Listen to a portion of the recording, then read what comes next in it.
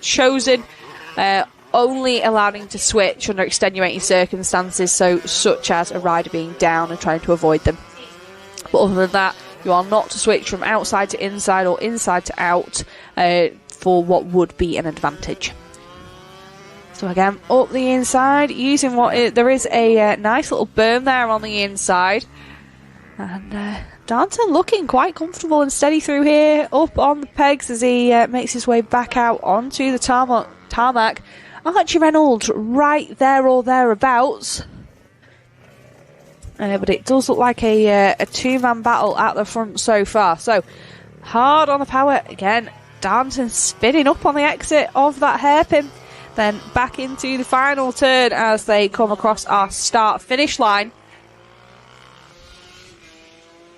Now, Darnton's been looking really smooth so far here today in qualifying. Byron Johnson was a little bit off the pace in qualifying with a 4th, which is a little bit uncharacteristic for him. So he started P4, but he's certainly made up for it so far in this one. And watching him through this off-road, these guys are both putting on a fantastic show for us here today. So if I was Byron Johnson, what I'd be thinking now is might be worth trying that alternative line. Whoa, big spin up there for Darnton, trying to get the power down on that 85 and spinning up with that dust. But it doesn't let it bother him. He's still trying to get the power down. So Johnson all over his back wheel. There we go. He's chosen the alternative line, so he's opted for the outside line. Is he able to carry enough speed? Not quite. He does go for the outside berm. Is he able to set him up? No, he hasn't lost any time. He's right on Edwards' back wheel there. And I think that was definitely the right thing to do, which was taking that alternate line. And it does show that these lines are incredibly close. So round this hairpin, we look to have a waved yellow here at the final corner. We've got a rider down, but back up. I think that's unfortunately the 108 of Casey Hillier that's had a little spill off down there. So hopefully she's up and okay. And Johnson there we go. He takes the inside line on this lap. So Darnton sticks to what he knows best. He's on the outside. Byron tries something new, goes for the inside, dragging that inside leg, trying to get as much speed as he can. Now, the benefit of this outside line, even though you are going further, it does set you up to sort of cut your opponent off on the exit of that off-road. Johnson really keeping the pressure on Darnton now at the front as they come through this off-road again. So Johnson again sticks to the inside line, following Darnton, just coming up on a back marker there as they exit the off-road section. So a blue flag wave, they move nicely out of the way, so really appreciative of that. It's a very tight area of the circuit. Back through this double apex corner, short straight, and then the final hairpin as you head back down towards big wheelie there from Darnton. See just how much he's trying to get the power on that. TM leads 85. And different circuit layout to what we used yesterday. So this corner wasn't in play yesterday. We were going a little bit further and then more of a tight corner to have a longer run down the straight. Both riders opting outside and not able to send it quite as far, just as they're coming up on a little bit of lap traffic. But both riders coming up on the same lap traffic here, so we've got battles happening all the way through the field. So Darnton making a nice clean pass there, just trying to find a way through, but he gets caught on Jackson Nuttall, and that's allowed Byron Johnson to nip through. So that was a bit of a difficult one there for Darnton, but that's demoted him now down to second. We saw Byron Johnson able to keep the pressure on, but is he able to now run away with it? Oh, a little bit sideways there over that second jump. Nearly losing the rear on the exit of the off-road as well, so he's really pushing now on board that Husqvarna to try and pull away from the 41. So back out onto the tarmac. Now with someone to chase, is Ed Darnton going to be able to try and keep with Johnson? Back around the final corner and across the start finish. This is Byron's opportunity to try and see if he can break away. It's a fairly lonely ride for Archie Reynolds, who currently sits in 3rd place, with Jackson Bennett a second or two back in 4th place. So the battle certainly one to be had at the front. And there you go, Byron Johnson opting for the outside line yet again, with Darnton chasing. And both riders looking incredibly fast and smooth around that off-road. And again, a huge big thanks to Blackwood Plant Hire for making that possible. So back into our second off-road. Both riders opting for the inside line, and Darnton looking like he's dropped back a few bike lengths now. Just losing a little bit of the toe there on Johnson. Not enough that he's getting away from him, but a little bit further away than I'm sure he'd like him to be. A little glance over the shoulder there from Johnson. Now, he's got the difficult task of being the leading rider that now has to try and find his way through on these back markers. So these back markers are all having their own race, all need to stay on their line and out there on their own journey. But we do have some blue flags in play here today, just to give those riders just a bit of warning that there's a faster rider coming up on them. Doesn't mean they have to do anything, doesn't mean they have to change their line or slow down. We don't encourage that. All we ask is that they continue and just be mindful that they may have another faster rider overtaking them. So it looks like we have a waved yellow in the off-road section. Not quite sure who that's for at this stage. Oh, there we go. Just a little rider down. Looks like, I think that's Oliver Hillary there that's taking a little bit of a spill, but he's up and looks to be okay. Maybe a little bit winded and out of breath, but good to see him up. So, in all motorsport, no overtaking under waved yellows. That took that opportunity away from Darnton, who really does seem to drop off ever so slightly through this second off-road. He does just allow a few bike lengths to open as they head back out onto the tarmac.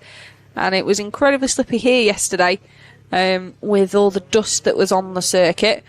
And we'll see, here's Byron Johnson in, we'll get the power down. Yep, no dramas there from Johnson, nice and smoothly does it, as they head round the final corner and across the start finish again. And last lap flag appears to be out, there we go. So this is the final opportunity if Edward Darnton wants to try and retake that lead. It's now or never for him. After a tough qualifying from Byron Johnson, he's had a fantastic ride to take the lead. Both these riders heading through the off-road. Darnton there looking like he got caught up on a little bit of a lap rider there. And next it's Byron's turn. Oh, Byron opting for inside to outside there with a back marker. Not quite sure that one's allowed. We'll have to see what race direction wants to say about that, but he did have plenty of time to get round that back marker, but opted to jump to the outside berm. Now, through into the final off-road section, he goes for the inside over the final two jumps and retakes back onto the tarmac. So he's really pushing on board that Husqvarna 85. A little glance over the shoulder. Darnton is still right there. And down the last straight. A little bit of a moment there for Darnton. And we come around the final corner. And it is a race win there for the number 37 of Byron Johnson. And it was a fantastic race. I know I feel like we couldn't take our eyes off those front two. But there was racing happening all the way throughout this grid, but Archie Reynolds finishes in 3rd place with Jackson Bennett in 4th. The next rider to come through in terms of grid position should be the 10 of Cole Reynolds, younger brother of Archie.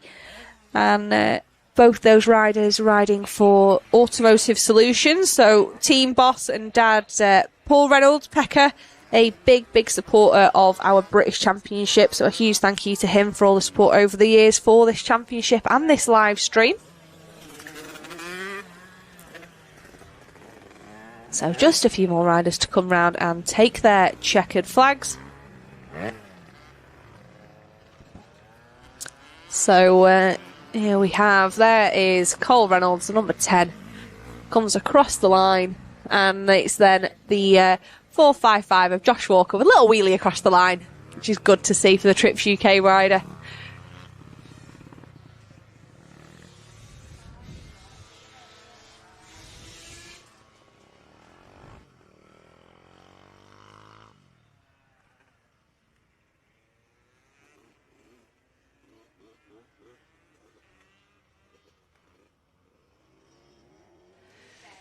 So that was our first race of the day, done and well and truly dusted here at Crail for round 4 of the British Supermoto Championship. And honestly, I cannot get over what a beautiful, beautiful circuit this is. It's in a fantastic part of the world. And although we're up in Scotland, we've even brought the weather with us. It's cracking the flags up here today. So you're looking out there over the sea. Even from the circuit, it is just a short walk down and you are right there on the coast. And last night we had some fantastic paddock action going on. So we had a lovely barbecue popped on by Fab Foods, and we also had a bit of a DJ set by Anne Savage, our resident DJ here, who's not only a competitor but also one of the officials for the Scottish Supermoto.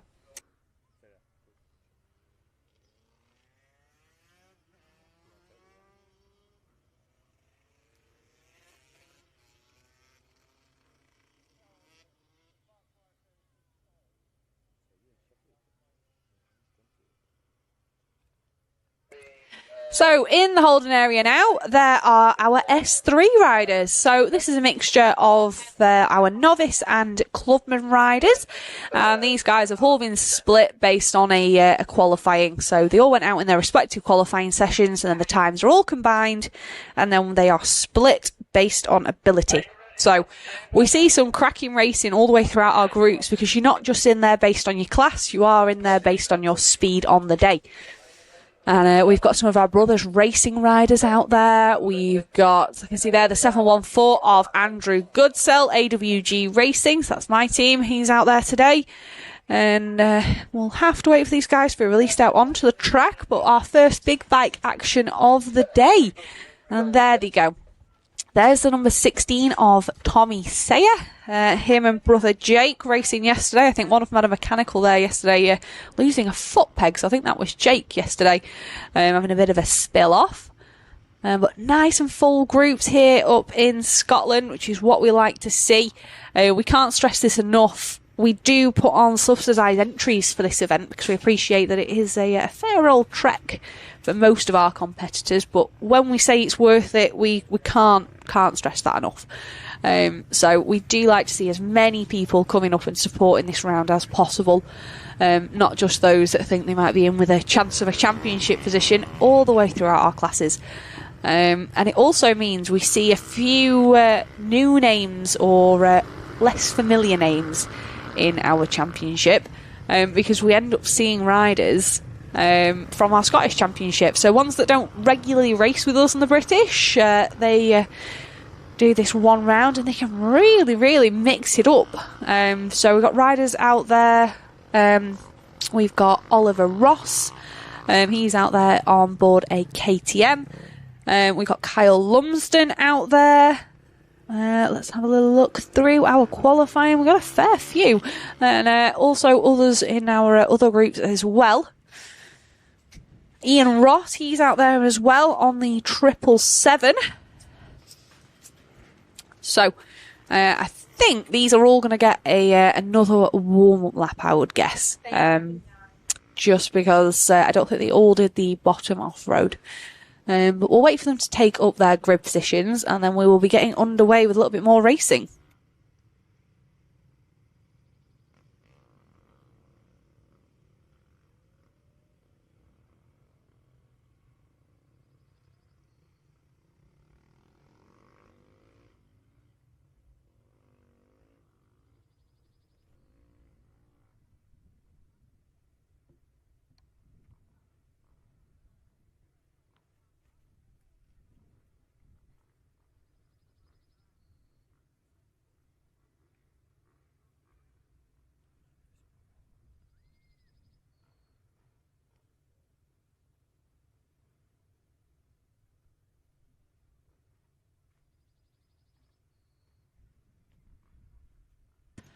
So on our grid, it looks like we're actually missing our pole sitter. So in second, we've got the number 44 of Jason Ramshaw, and the 16 of Tommy Sayer rounds out that front row. So it looks like we're missing Rich Jennings, the 276 off the front row. So whether he's had an issue or just not realised his group's out, he might be either missing this one or starting from the back of the grid. So we're not getting that second one. It looks like these riders all did get the opportunity to do the off-road. Oh, we've got a... we had a hand up at the front there, but we're all sorted. And it was a good start there from the front from Ramsbottom. And he does manage to hold on to that lead as they make their way into the off-road. Like an issue there for Andrew Goodsill going across the curve there on the 714, but all riders up and through the first corner safely. Now, into the off-road for the first time. Big sends there from the Brothers Racing rider, the number 44, and then we are... Big mix-up of lines through this off-road, but again, it shows how close these guys are and how close these lines are. So all through, back out onto the tarmac, and it's the 44 that leads us now down towards the second off-road section, closely followed by the number 303 of Sean Rogerson. So through, we've got an inside line there for both these riders out front. Inside and sticking to that line, and back out now on this really tricky transition section with all that dust. You can see it covering their tyres. And we're flat out now into this double apex and this next hairpin. I'm sure you'll see some spinning up there, trying to get the power down with all that dust. A little bit of a moment there for Rogerson. Then it's the 16 of Sayer who still sits in third place. So that is the first lap completed for Jason Ramshaw. Sean Rogerson second, Tommy Sayer third, Sean Jones fourth, Ollie Ross in fifth, Lily Rhodes up to sixth, with Stephen Haig down to seventh place. Yeah, big sends there for both these riders, and Rogerson looking to see if he can make that outside line work for him. They are neck and neck as they come round those berms and over that slight step down jump. Is Rogerson going to be able to block him off on the exit? He is. He comes out in front. So a change for the lead there for the 303 of Sean Rogerson.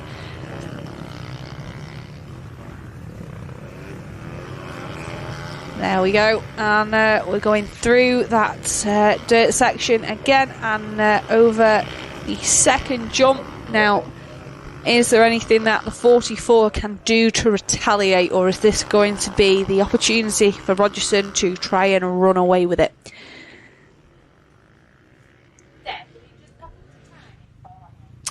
So, through round this next hairpin, and we've got battles going on all the way through this pack.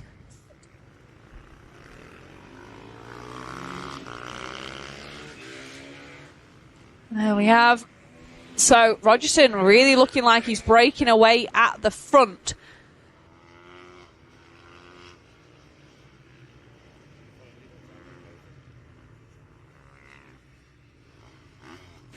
So, through the off-road goes Rogerson, opting for that outside line, and with clear track in front of him, this is opportunity to break away and try and settle into this race. And all the races yesterday felt super long.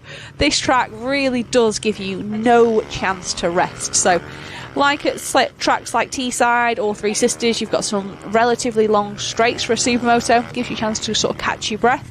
Here, there's none of that. You are hard either on the throttle or on the brakes here, and it's an incredibly physical track. We've got the number 38 there. I believe that is Dean Smith down on board the Husqvarna in the off-road section. He looks like he's had a little spill off, but he looks like he's up and okay, and maybe have a little bit of a mechanical issue. But good to see him making the trip up here with his son Charlie up to Scotland. Come and watch some of this racing. There's the 44. There's the 16 of Sayer. We've got Sean Jones there chasing down on the Cranked Up Racing KTM. Next rider, there is Lily Rhodes. So she's in a tough battle there with the number 77 Brothers Racing rider. She's managing to hold him off. So Lily won our women's class yesterday with 2 firsts and a second managing to take the two firsts and a third managing to take the overall yesterday. So she had a fantastic day and was looking super confident on board that RWJ Racing 250. So she goes inside. 77 of Stephen Haig opts for the outside line.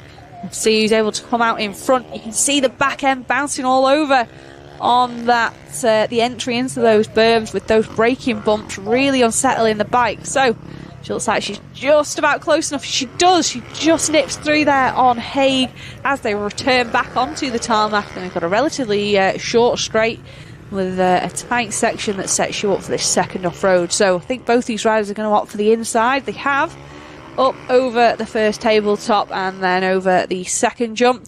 There's Dean Smith, who definitely seems to be having a mechanical, unfortunately.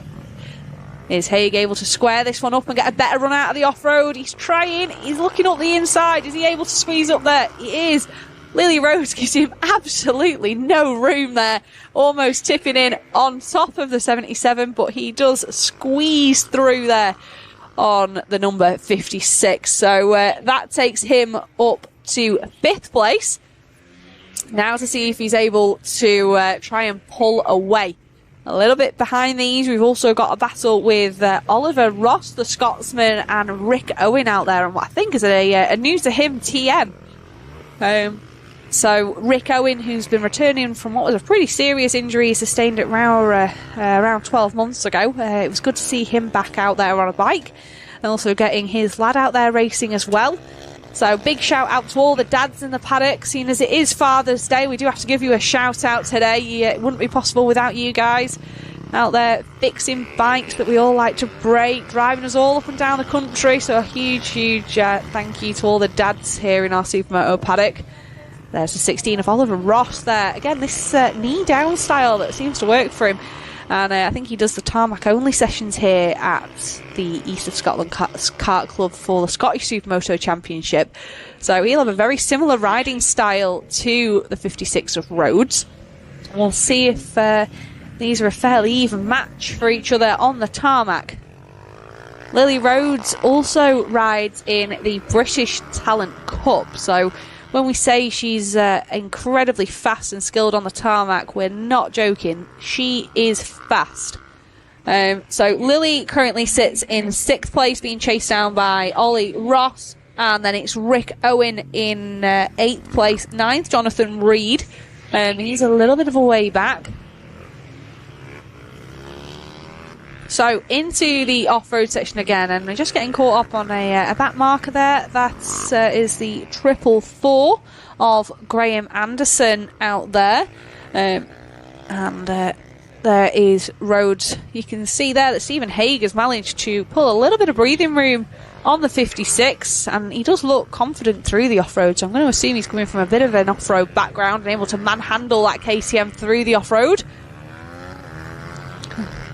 Down the straight, and as soon as you're at a one off-road, you are into our second. So when I said there's no chance for a breather around here, we weren't joking.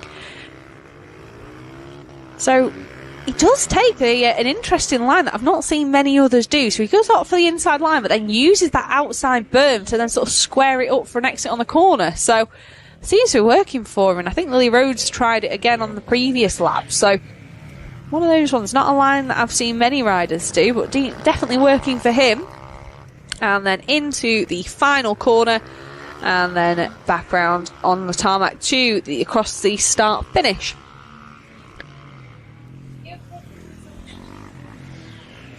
So the pack breaking up slightly now. We've got a few gaps as we look down the order. But it is still the 303 of Sean Rogerson that leads us out in front. So teammate to the number 77 of Haig, who is on screen now, coming up over that step up and round the outside berm. And as it was wet on Friday, we did actually see some sort of ruts forming through that off-road while it was still quite tacky. There's Lily Rhodes on board that KTM 250. So most of these riders out there on 450. She is on a 250, but that's definitely not bothering her this weekend. She had a little bit of a spill off there yesterday, but all good and back up and out there. There's the 16 on the board, but he is 161, I believe, this weekend of the young Scotsman Oliver Ross. And there is Rick Owen, the cranked up racing rider. So his teammate Sean Jones currently sits in 4th place on this one. And just having a little look at our timing screen, our top 2 riders in this one will move up to our B group for race 2. So that should be Sean Rogerson making the jump up there for the remainder of the day. So there is Ross into the off-road, up to the outside line using that really long berm up the top. Not quite clearing the tabletop, and then you do have a berm there on the outside, but a lot of riders just cutting across and using the flat over that final step up and over that kicker. You can see there just at the bottom of your screen when we're saying that we did have a few little ruts starting to form.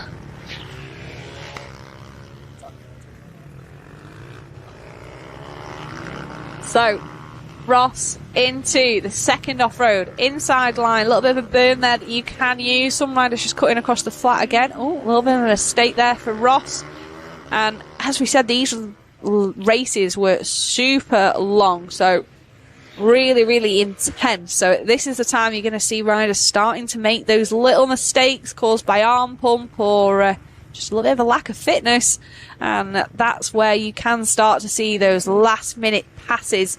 And the last lap flag is out, so if there are going to be any of those mistakes or those last minute passes, this is when you're going to see them.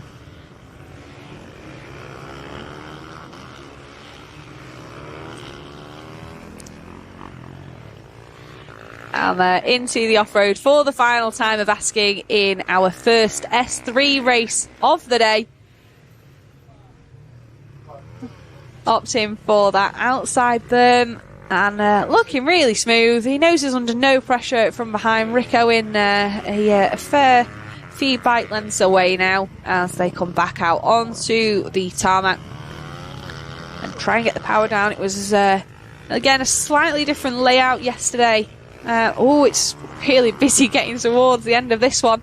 There's the 44 who currently still sits in second, and there's the checkered flag. So it was a race victory for Sean Rogerson, a second Ramshaw. So both those riders moving up to our Bs for race 2. And it will be the 164 of Sean Jones.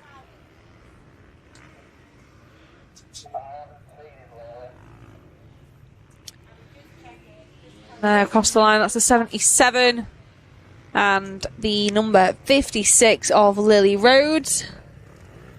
And then there is Oliver Ross, the Scotsman.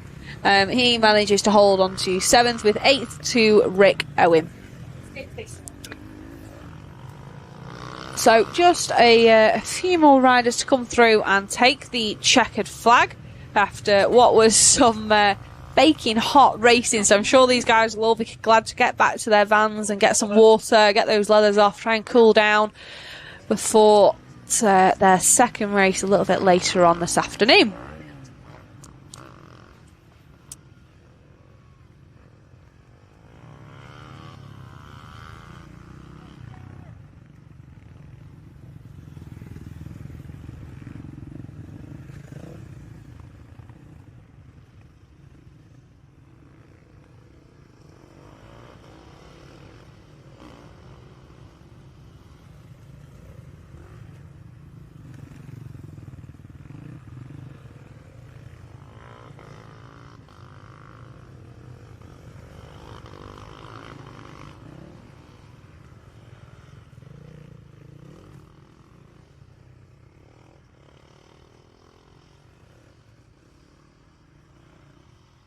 So, in the holding area now, we've got our S2 riders. So, our second group of our Supermotos ready to go out on circuit.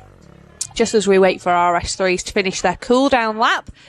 Down there in the bottom corner of your screen there, in the blue bib and hat, you've got Jeff Brooks, one of our championship photographers. So, Jeff and his wife Claire. We've also got Shooting It Photography Rob Collier here with us this weekend, all out on track, getting fantastic photos for us. So Jeff and Claire post theirs over on Flickr, where you can download those free of charge. Rob Collier has a website where he uploads his photos. He does come and do paid photos, and also does get a few, so you can buy those if you see some fantastic shots, which for some backdrops like this, of course, they're going to be great photos. So out there we've got, I can see the 138 of Paul Groom, and we've got both Archie Reynolds and Paul Reynolds in the same race. So our Automotive Solutions rider, there you can see that's Craig Forshaw on screen. But the number 5 of Archie Reynolds making his debut this weekend, racing on a 450. So making a big step up from the 85s that we saw in race earlier on in RS4s. He's out there on a 450, and not only that, he's faster than his dad. So how's that for a Father's Day present for him? So we've got both of the Reynolds out there today in the same class. So although he's probably getting a little bit annoyed at Archie being like, oh, coming out here beating me in races, I'm sure Paul Reynolds is incredibly proud of Archie being out there and definitely getting to grips with that 450. So all the riders finding their way through the off-road. Last opportunity to get a view for this off-road section before we get underway with racing. And any rider that does make that jump from the C's to the B's always comments on how they feel like the pace does increase, the level of the riding increases, and these guys don't mess about. They a little bit more argy-bargy, I think it's fair to say. Rubbing is racing, of course. Another rider out there making a debut on a 450, we've got Byron Johnson. He's out there. He's had special dispensation on his licence to be able to race here with us today on a 450 due to his age.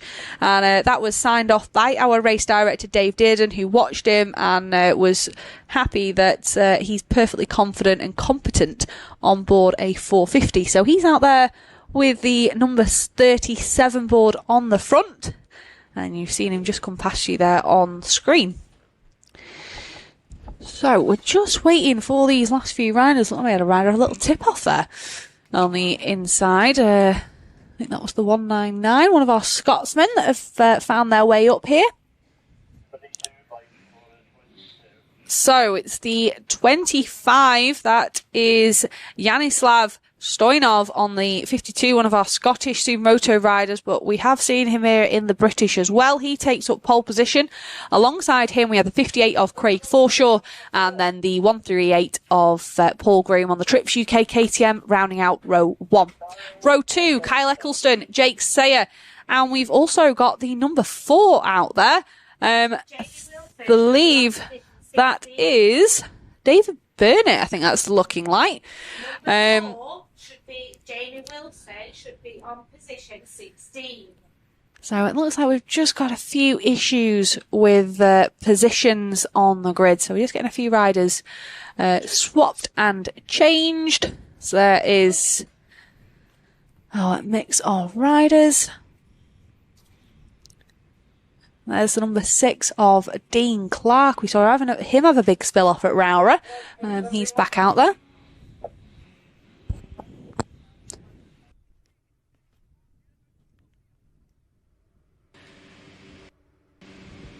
There we go.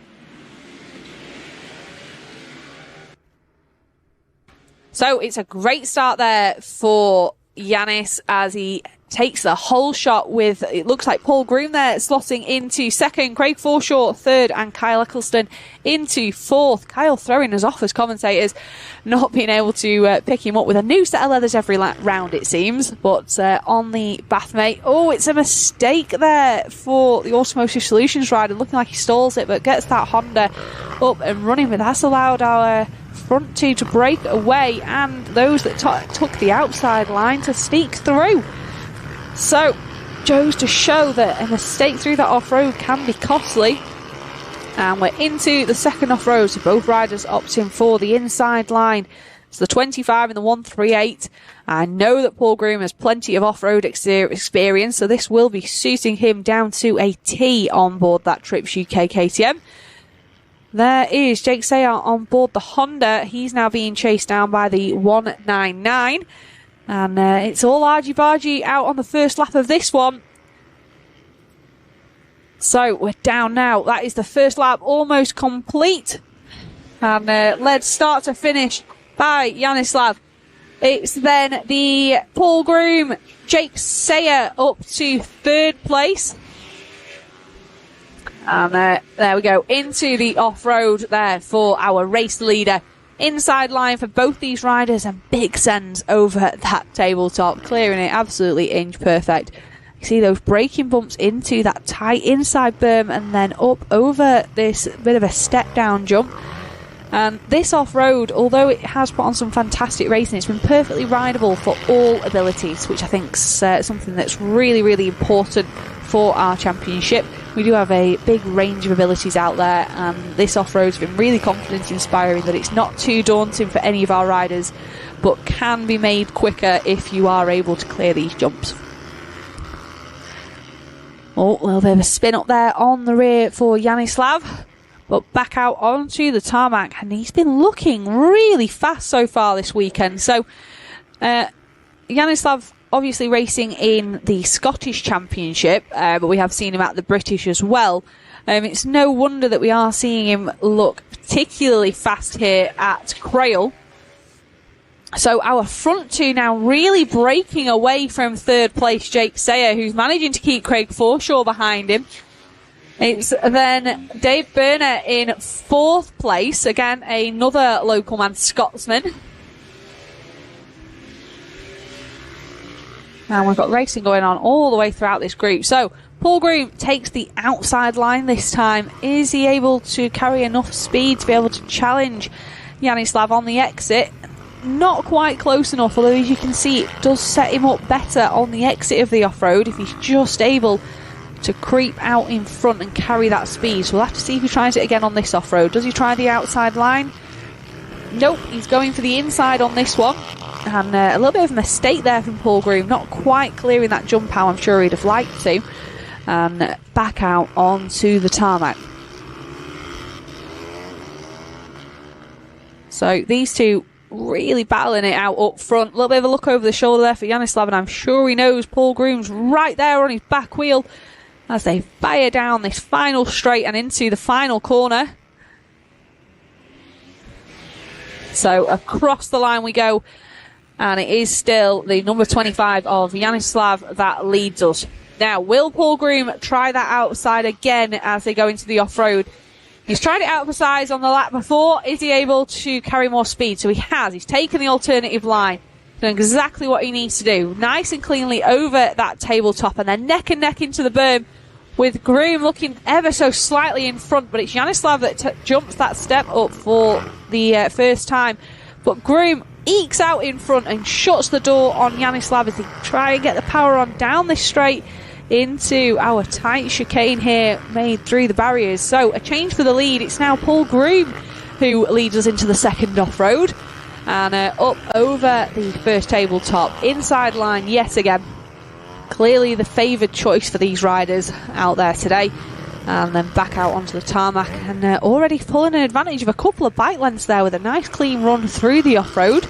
See if he's able to break away slightly.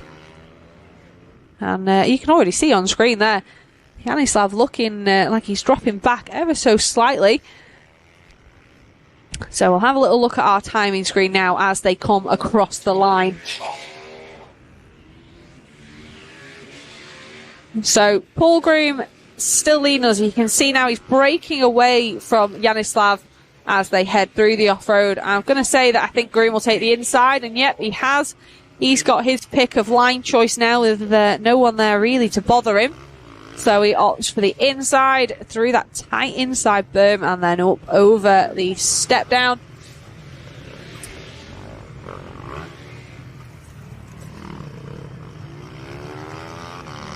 And there is Paul Groom making his way down that start finish, well, down the back straight before the second off-road. looks like we've had a change for third place as well. So that's a battle between Jake Sayer and Dave Burnett as well, the local man here. So it's all going on in the mid-pack as well. So there is that battle I was just mentioning, with Burnett coming out of the off-road in front there of the Honda rider of Jake Sayer. And then heading down towards this final corner, there's the 199, a fairly newcomer to our British Supermoto Championship, but a regular here up at the Scottish Supermoto.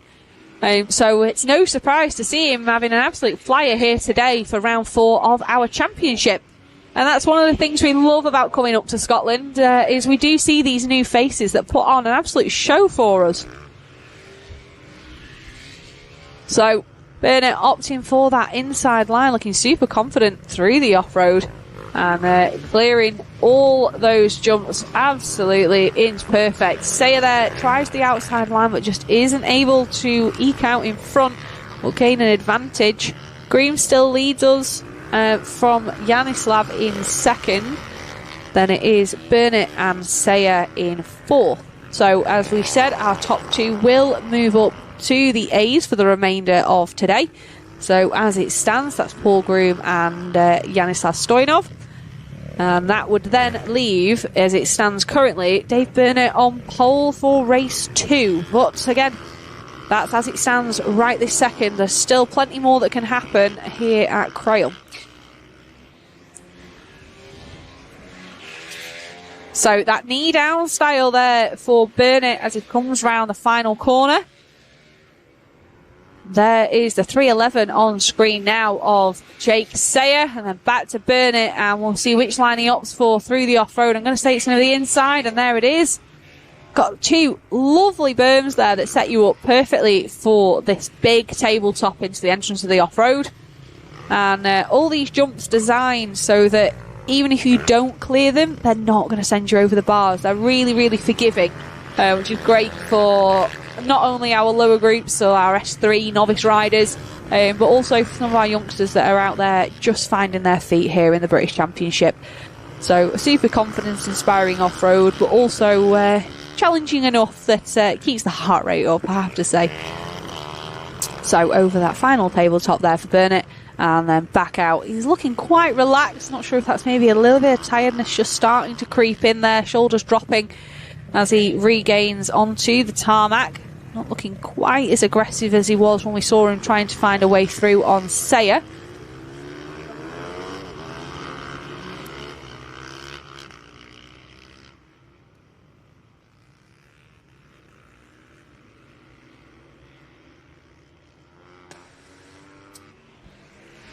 And there's Burnett. Another view there where you can see this, one of the longer straights here at Crail as they head towards the first off-road section. So one of your only opportunities to try and catch your breath before you know you're going to need it heading through the off-road. And Yanislav looking like he's closing the gap on Paul Groom up at the front as well. That gap's certainly not as big as we've seen on previous laps. But the 138 of Paul Groom on the Trips UK KTM managing to keep the local man at bay. There's the 58 on screen. That is Max Rhodes. We saw his sister out earlier on the 250. So Max there leading the 37 of Byron Johnson making his debut this weekend on the 450. You've then got, I believe that's Kyle Eccleston there on the 255. With one of our brothers racing riders there just behind him as well. So I think that's Dan Billum slotting in there as well. So you'll see Max there taking through this double apex. There's Byron. Both these riders looking like they're using more of a Supermoto style, whereas if you see them on their 825s, they're all about the knee out, which is definitely a challenging thing to do on a bike so big such as a 450. Byron Johnson not letting this one go. He's caught right up to the back wheel of Rhodes. And both of them, again, switching to the knee out style around that long, sweeping left-hander as they go into the off-road. Billum opts for the outside line to try and put a pass on Eccleston. And he's a couple of wheel lengths in front of him, and Johnson and Max are doing the same thing. So Byron Johnson opts for the outside line, but Max Rhodes already ekes out in front of him using the inside. So there's no advantage there for the number 37 on the exit, and back down this straight towards our second off-road. So both these riders opting for that inside line, and maybe a slight mistake there from Johnson, just not getting the drive up to the tabletop he would have liked. And it looks like Dan Billum did make the pass stick. So there he is, just out in front now of Kyle Eccleston. So that takes him up to 8th place on our timing screen. So Max Rhodes using all of the track there, nearly out to the curbs on board the RWJ Racing Husqvarna. And the last lap flag is out. So if Byron Johnson wants to be able to try and make a challenge for this position, he's going to have to do it on this lap. Now, heading into the first off-road section, taking the alternative line. So Max opts for the inside, Johnson on the outside, and they're almost neck and neck with Byron almost half a wheel in front as they came up. But it's Max over the step down first, and Johnson not able to make that stick. There's our race leader, the 138 of Paul Groom, already coming through that second off-road section. Definitely been kept under pressure from the number 25. And Dave Burnett getting in on the mix as well now in 3rd place. So he's closed the gap up in those last few laps to be able to challenge for that 2nd place. But with only a few corners remaining, he's going to have to really stick a move on if he wants to try it on this one. And he's not quite close enough on the run up to the final corner. But it's a well-deserved race win for the 138 of Paul Groom on the Trips UK KTM, taking 1st place, with 2nd place to Yanislav Stoyanov and 3rd place to Dave Burnett. And as they came across the line, it was Jake Sayer in 4th, Craig Forshaw 5th. Byron Johnson did manage to nip through on Max Rhodes up to 5th. And just these few more riders to get through. Archie Reynolds, I think that was there on screen, sneaking through on, I believe that was potentially Luke Armitage. So he was having a right good battle there on board the 450. And I think it's fair to say, I think he might have beaten his dad as well in that one. So fantastic racing there in our S2 class. And just a few more rides to come through. There's Duncan Wright, the 111 on board the TM. Scotsman that we do see regularly in the British Championship. We've then got James Wood and Dean Clark there also coming across the line. So these riders now just have a cool down lap to try and catch their breath and then make their way back to the paddock. And then coming up next, we will see our S1, our elite Supermoto riders taking to the grid. And a little bit earlier on, we did have Super Pole. And Super Pole is where the top 5 riders in our qualifying session get one last bite of the cherry and one last hot lap on their own to try and improve on their times. So a brief rundown on that. We did have Richard Blakeman head out first. He went out and unfortunately didn't improve on his time.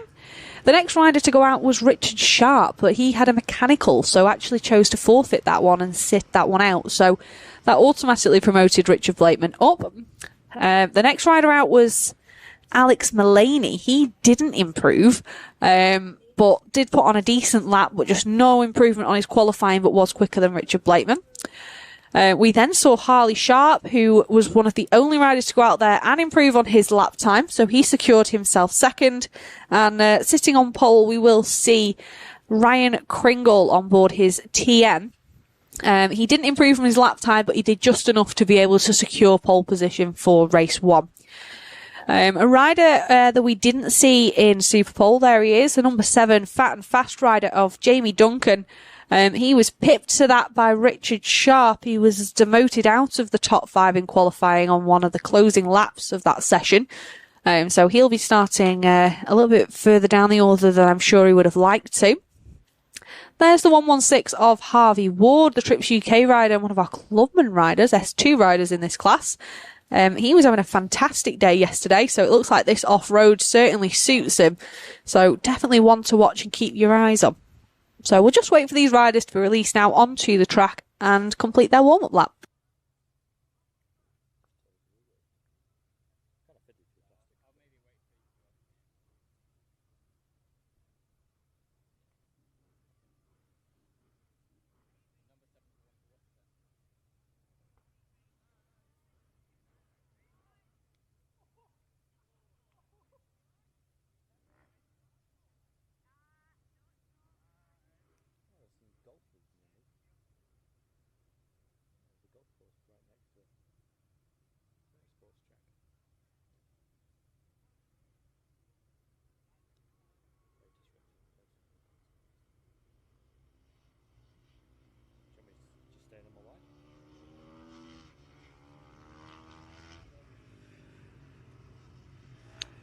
So there are riders being released out onto the circuit, and these boys put on some great racing for us yesterday.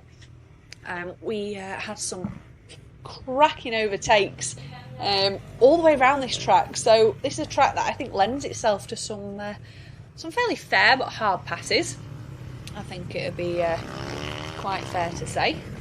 Alex Mullaney was a little bit off form yesterday. He definitely had the speed, there's no doubt about that, but being able to put it together into a race win, it wasn't really there for him.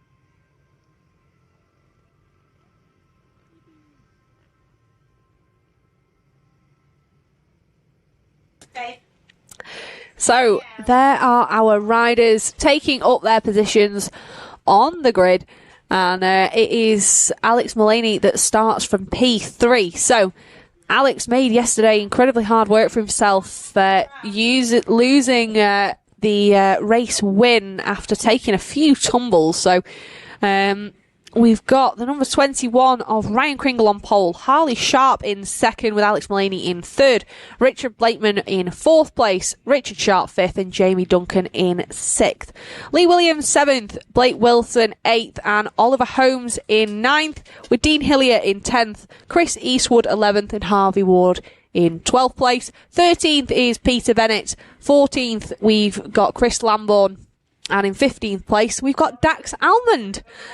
So I'm not sure if this is his debut making it into the A's from qualifying, but a fantastic ride for him to be able to be starting at the back of this grid, see where he can make his way up to. But it's lights out and they are away. And it looks like a really good start there for Ryan Kringle, just managing to eke out there in front of Richard Sharp, I believe that is, with Alex Mullaney looking super fast round the outside and sneaking back up to second before they've even made it into the first off-road. So our top 5 riders looking like they've all opted for the inside line, with Jamie Duncan looking to be the only rider to have taken the outside there. Is that going to be a choice he regrets, or is he going to be able to make it work for him? So there he is. He went in, I think, behind Richard Blakeman, so we'll see if he's able to have made that work for him. Alex Mullaney backing it in there on board the Automotive Solutions KTM in through that hairpin section. That should came before we go into our second off-road, and these riders all going for that inside line. You see the amount of dust there that's been brought out onto the track. Incredibly slippy. So all these riders doing a great job there to keep it on 2 wheels. But it's Ryan Kringle that leads us now, and I think it would be fair to say that these 2 riders do have a little bit of history, and there'll be no love lost between them 2 as we head into our second lap. So Alex Mullaney looking like he had the advantage there and closed up a few bike lengths just in that corner as they head towards to the first off-road. So both riders opting for the inside line. Alex Mullaney whipping it up there to not click the back wheel of Ryan Kringle. And then there we are over that step down and into the final berm and out over the kicker.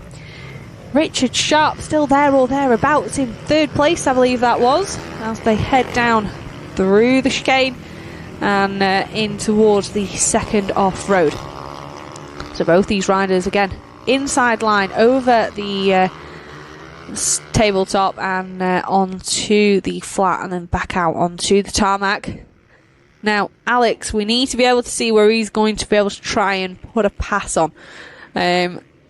Ooh, a big moment there for Kringle, spinning up and losing the rear on board that TM. Is that going to be something that Mulaney can capitalise on into the final corner? And he's all over his back wheel. So, can Alex do the move that he did on Sharpie into turn 2? So he goes right up the inside, and there he is. He has made the pass for the lead. And it's actually Harley Sharp that sits in third place, being chased down by dad Richard Sharp. So again, another good Father's Day present there, with Harley beating his dad at the moment.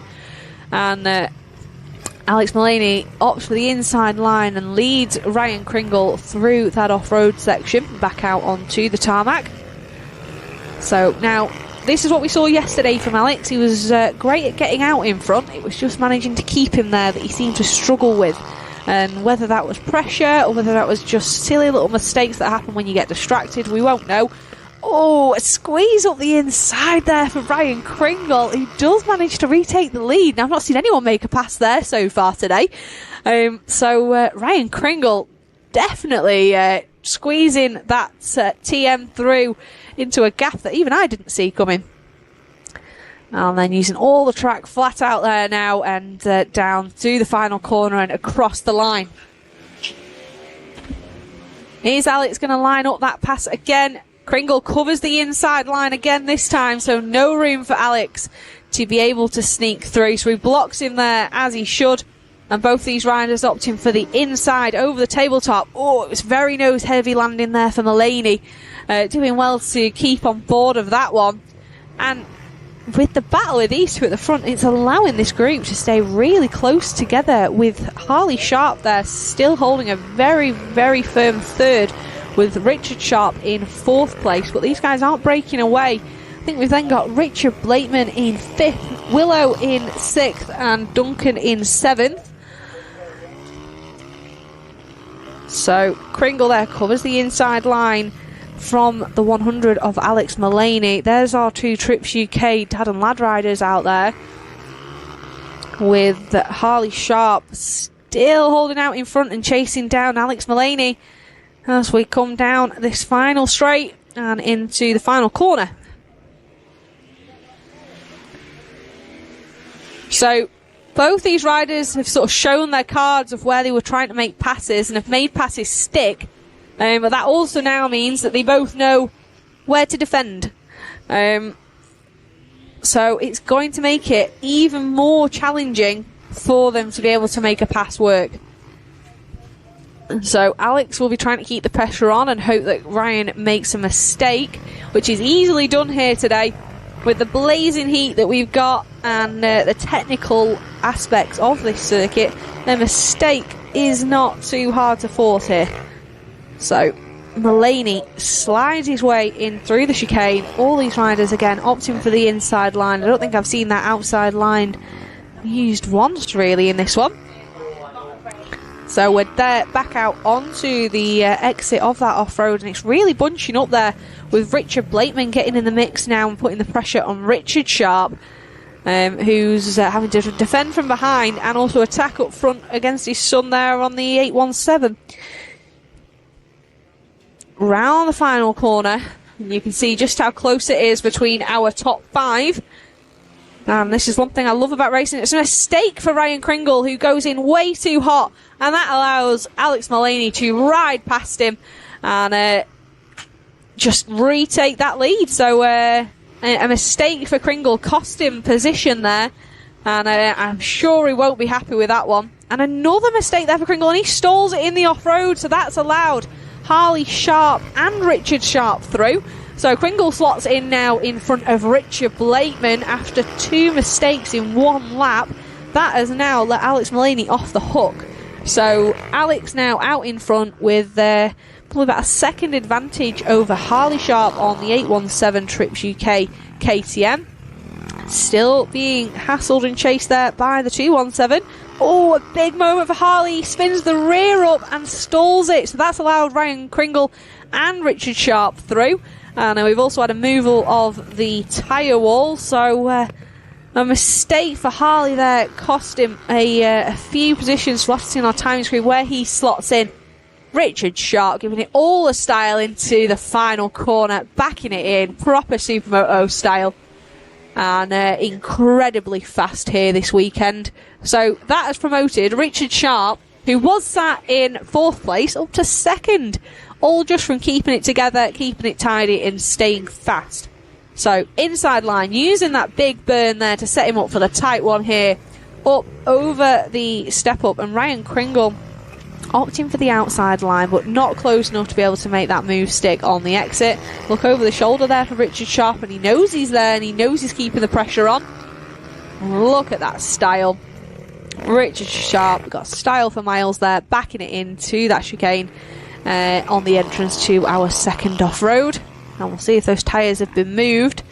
And they have back in position. We've got one there just on the exit of that off-road that's hopefully not causing these guys any trouble, and hopefully a Marshall can move that when it's safe to do so. And then we are back round down to that final straight.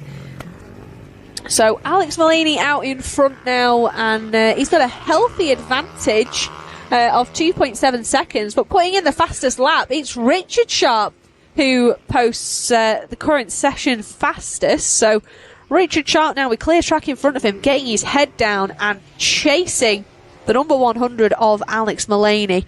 And best thing he can do is try and ride ahead of him and not ride behind him, thinking about what Kringle is doing there. He just needs to ride his own race now. And you can see there Alex Mullaney on the exit of the off-road. Kringle locked in for the same line, but again not close enough to be able to challenge for a pass.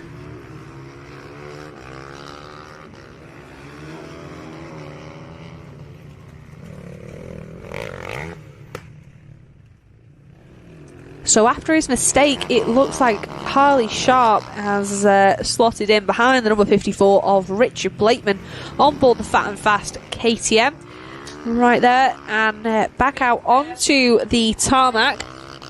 So Richard Blakeman currently sitting in 4th place on board that Fat and Fast KTM there, being chased down by Harley Sharp, who I'm sure the red mist will have descended on after that mistake that has cost him. But he just needs to try and chase down the TM UK rider of Ryan Kringle. So there they go through the off-road.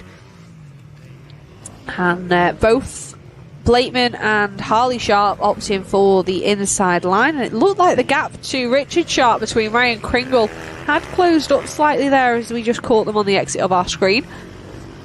And there we are, Kringle all over the back wheel of Richard Sharp as they go into the second off-road. Up over the tabletop and then over this final jump. Now, it'd be interesting to see if Kringle is able to line up the move that he did on Alex on the exit of the off-road, managing to sneak through up the inside. Because let's not forget, he used that move on Alex Mullaney. Richard Sharp won't be expecting that. I know for a fact I wasn't. But keeping it nice and tight. Richard Sharp backing it into that final corner, but enough to keep Kringle behind him. And this is where we saw Ryan Kringle make a mistake to lose the lead. And he doesn't do it again on this one, but he does carry an insane amount of corner speed. But there's just nowhere for him to put it. It's all well and good being faster, but if you've got a rider in front of you and nowhere to go, you can only go as fast as them. So Ryan Kringle really got his work cut out if he wants to try and find a way through on Richard Sharp. And that would be a pass for second, which with us being almost halfway through our British Championship, these passes are what matter. Points do make prizes here, and it's these types of passes and overalls that will all count towards our championship standings at the end of the season in October. So I don't think Kringle could be any more on the back wheel there, and again clipping the tyres on the exit of the off-road.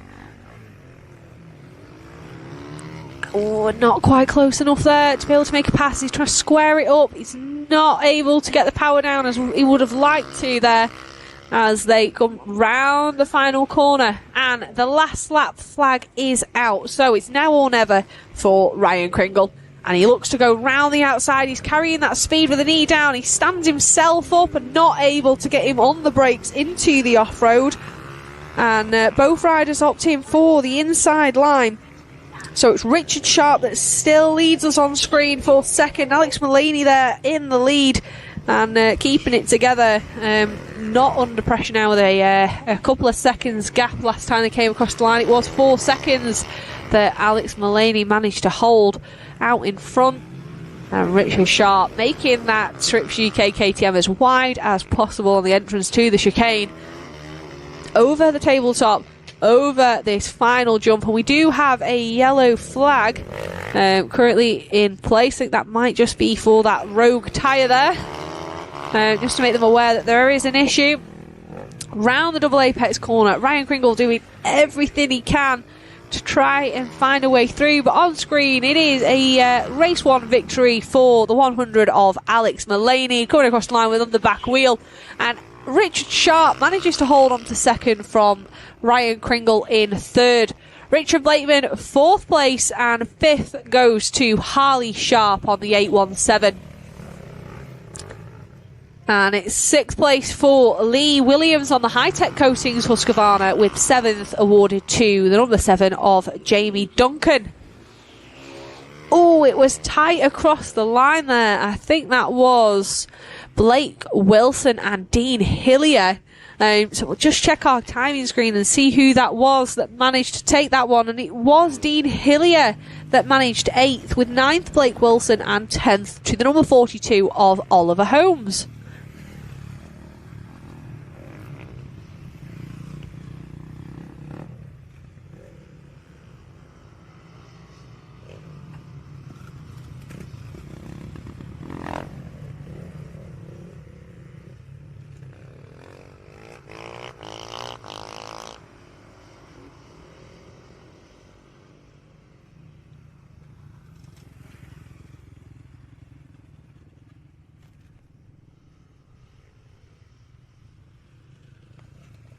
So, as we just wait for our riders to finish their cool-down lap and make their way back to the paddock, that was a fantastic race win for Alex Mullaney, who managed to capitalise on that mistake made from Ryan Kringle to take a race victory. And Richard Sharp doing well to go from 4th up to 2nd, again after capitalising on a couple of mistakes. So, just goes to show that even the best in our sport are definitely not exempt from making a few of those. Now, we're just waiting for these riders to make their way off the circuit, and then up next we will see our non-championship minibike riders. So, as we have no Superlights here with us this weekend, it does give us the opportunity for a little bit more track time. So we thought we'd use that to give our minibike riders some more racing and more track time here. Even if it doesn't go towards a championship, it's still great fun. And Crail's one of those tracks that it lends itself to our mini bikes. It's relatively tight and twisty. That's not saying it doesn't lend itself to a 450, but our mini bikes aren't at as much of a disadvantage as they would be at some of our faster circuits. So we'll just wait for those guys to get themselves sorted in the holding area. You can see a few of them there on the screen now. While we have a little bit of a moment for them to get sorted, again, if you're not already, make sure you are following us on all the socials. So if you're not already, follow us over on Facebook. It's the British Supermoto Championship. We've then also got our Instagram, and our YouTube is all over on TNL Sports. So TNL Sports. Make sure you go and subscribe over there to be able to watch not only the live racing that we've got on at the moment, but also all the races for the last few seasons. So you can keep up to date with all the action here from the British Supermoto and Superlight Championship.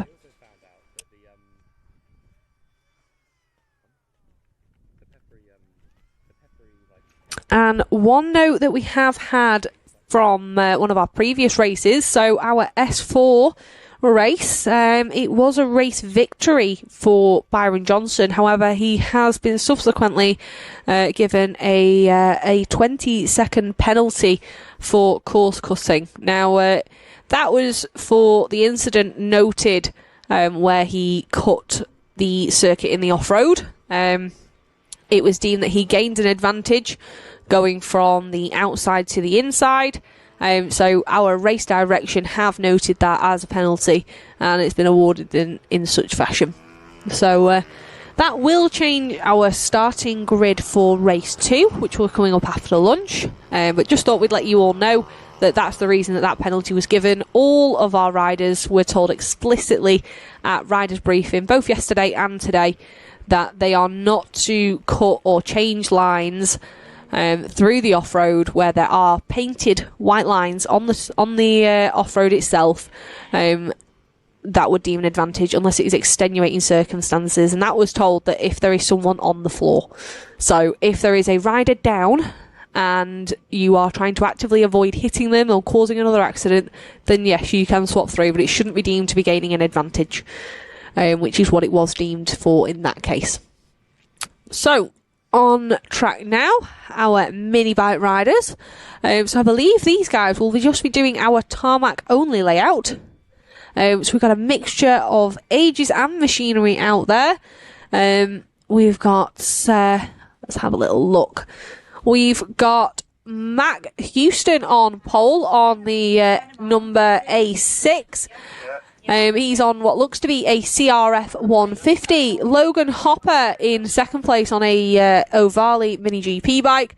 And third, it's Aidan Spink on, again, another CRF 150. And it's lights out and away they go. And into turn 1, it looks like Mac Houston making the whole shot work for him there. A little bit of a wider line there through turn 1. And as they make their way down round this roundabout corner, a corner that lends itself to that knee down riding style, which you'll see a lot of in this class, through this chicane section, and back out what would be the exit of our second off-road, and this double apex corner, which can catch a few riders out. If you've never raced here before, the corner just does seem to just keep on going.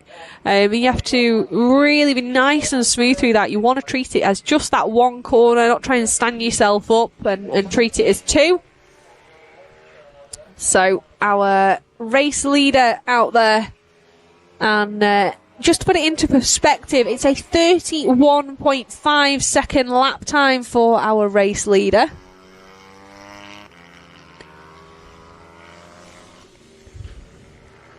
And there he is through that chicane section, and that knee down style on the CRF 150. These bikes were hugely popular in our British Championship a few years back.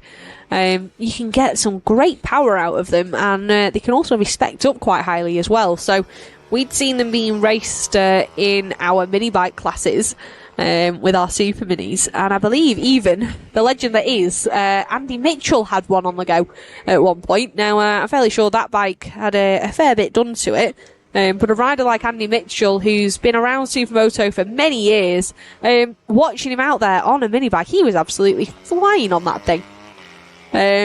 Andy, unfortunately not with us this weekend, currently suffering from a back injury, so he was absent from Rowra as well. So wishing him well this weekend, if he is sat at home watching on the sofa with a cuppa. Hopefully he'll be back soon for the British Championship. He's one of those riders put on Styles Miles, and a vet of this championship that's regularly in the A's. And I remember him being here a few years ago and actually taking a win in our S1 class as it is today. So a fantastic rider. On track there, we've got a battle between Craig Louth and I think that might be Aidan Spink on the number 15. So Craig Louth on the number P74, the pit bike. I have to say, trying to get Craig there to make the switch from a mini bike to a big bike, but it can't be, nothing can be held against him. He does make that pit bike fly. And if there's anything that you need to know about getting into racing pit bikes, Craig is definitely one of those guys to chat with. He's made wheel spacers, he's made all sorts of adaptations to these bikes to make them competitive, both in things like setup and tuning. So one of those guys in the paddock that's a super friendly face and always there to try and help. It looks like Spink there looking for a move up the inside, but not close enough, and Louth shutting the door on him. But that power to rate ratio there for the CRF 150 just out dragging him towards that sweeping left. So that promotes Spink up to 4th place. And there he goes, round the roundabout corner, down the bottom end. And Louth trying to close it in on the tight and twisties as they come round this corner, back heading towards that double apex.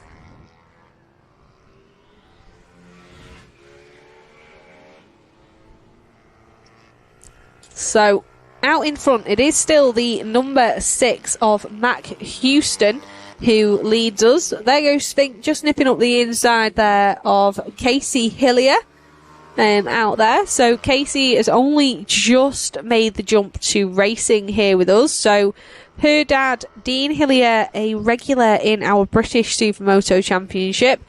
He has been racing with us for quite a few years. And not just racing here in the UK, has had plenty of success over in Belgium and Europe too. And he's in the Steve Hillier Racing Company, so that's the next generation of Hilliers. Dad Steve Hillier, so you've got granddad, dad and granddaughter all out that have raced Supermoto. So Casey, the youngest of the Hilliers that have been racing with us. And it's great to see her out there. I believe she's on a 65, getting to grips with changing gears and race etiquette and doing a fantastic job. So it's great to see more girls getting into motorsport. And I think mini bike racing and pit bikes here in the Supermoto Championship are a great way of doing that. So it looks like Aidan Spink now coming under pressure. He's managed to find a way through on Adam Hilton, but Hilton not letting it go. He's right there all over his back wheel as they head back towards us here. So commentary this weekend is up in our timing tower, so not only do I get a great view of the way racing watching on screen, but I can also have a little peek out the window as well, which is nice. So Aidan Spink on that lap, managing to find his way up to 3rd, demoting Hilton to 4th, with Craig Louth remaining in 5th place.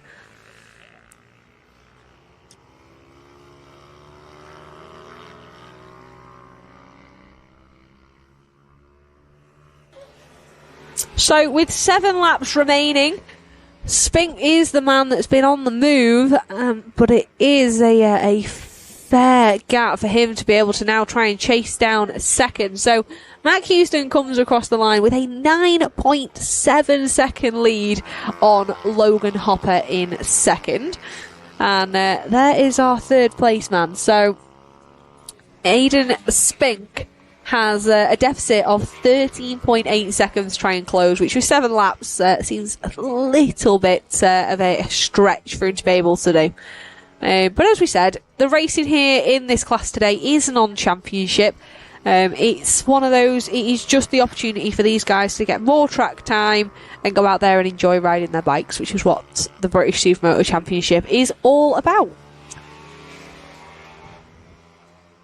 And it's great to be able to see riders on screen that we wouldn't normally see racing in this championship. We get to see some of our Scottish contingency out there making a bit of a name for themselves, and it's great to see. There's the number 33 of Adam Hilton, who currently sits in 4th place. Hard to miss on the bright green pit bike with the fluorescent leathers, so making a commentator's job nice and easy for him to be able to spot and pick him out, which is nice of him. Down towards this roundabout corner. and knee down the whole way around. And again, it's one of those that's deceptively long. Again, there's Casey Hillier on the 108, looking nice and smooth into the chicane. Hilton really getting that knee down style there and managing to manhandle that mini bike.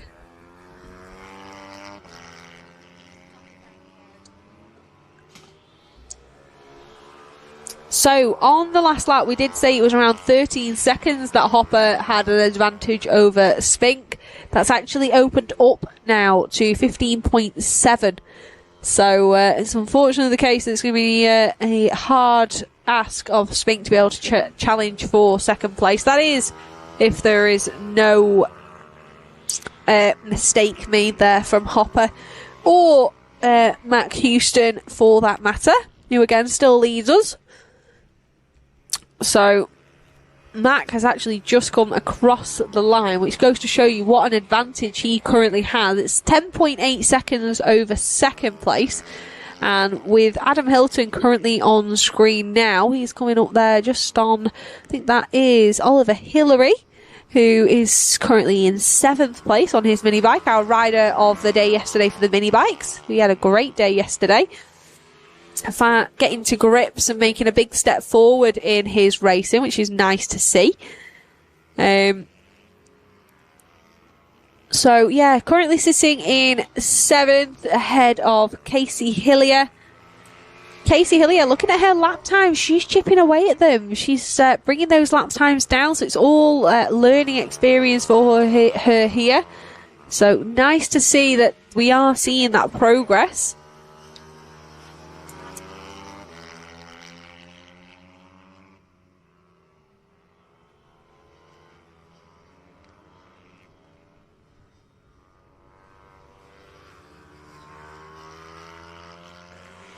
So there goes Aidan Spink across the line, currently sitting in 3rd place. But that is a relatively lonely 3rd now, with it being 18.6 seconds ahead of him and about 4 that he's managed to pull on Adam Hilton, who is in 4th. So the last lap flag is now out. And Matt Houston has already come through and taken the last lap flag. And there he is on screen now. So this is the final passing for him as he makes his way back down towards us, down that far end of the circuit. On board the CRF 150. And looking super relaxed as he comes round the double apex corner, back towards this final left-hand hairpin and down the straight. A little bit of a wheelie there as he gets on the power out of the corner. And he comes across the line to take the checkered flag in our mini bike all-comers for their non-championship race. A little wheelie across the line there for Craig Louth, who finishes in 5th. Logan Hopper crosses the line in 2nd place on his Mini GP Ovale.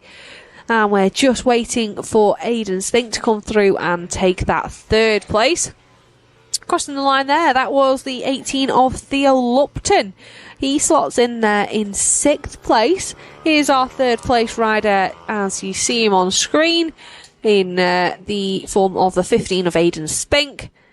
Adam Hilton takes 4th place. And final rider to take the checker flag, it is the 108 of Casey Hillier.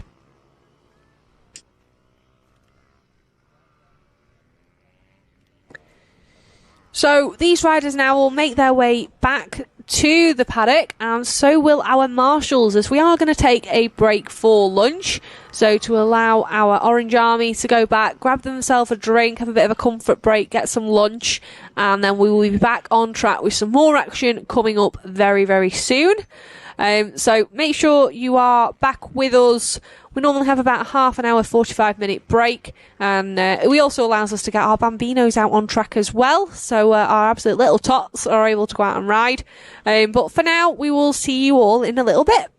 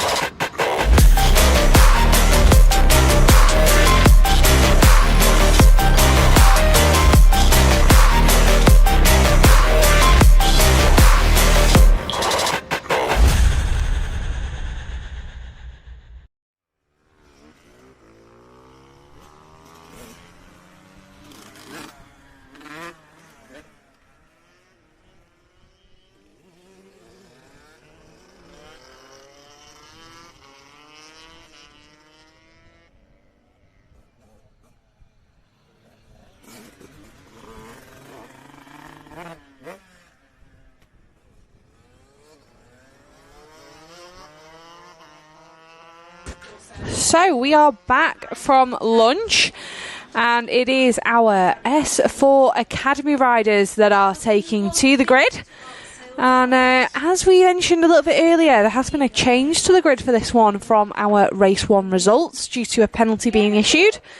And it was actually a 40-second penalty issued to Byron Johnson for course cutting on 2 occasions through the bottom off-road. So that will see Edward Darnton starting from pole position on board the number 41. Alongside him, Archie Reynolds, and that promotes Jackson Bennett to the front row in 3rd. So we are just waiting for these last few riders to take their position on the grid, and I'm sure they will put on some more fantastic racing for us.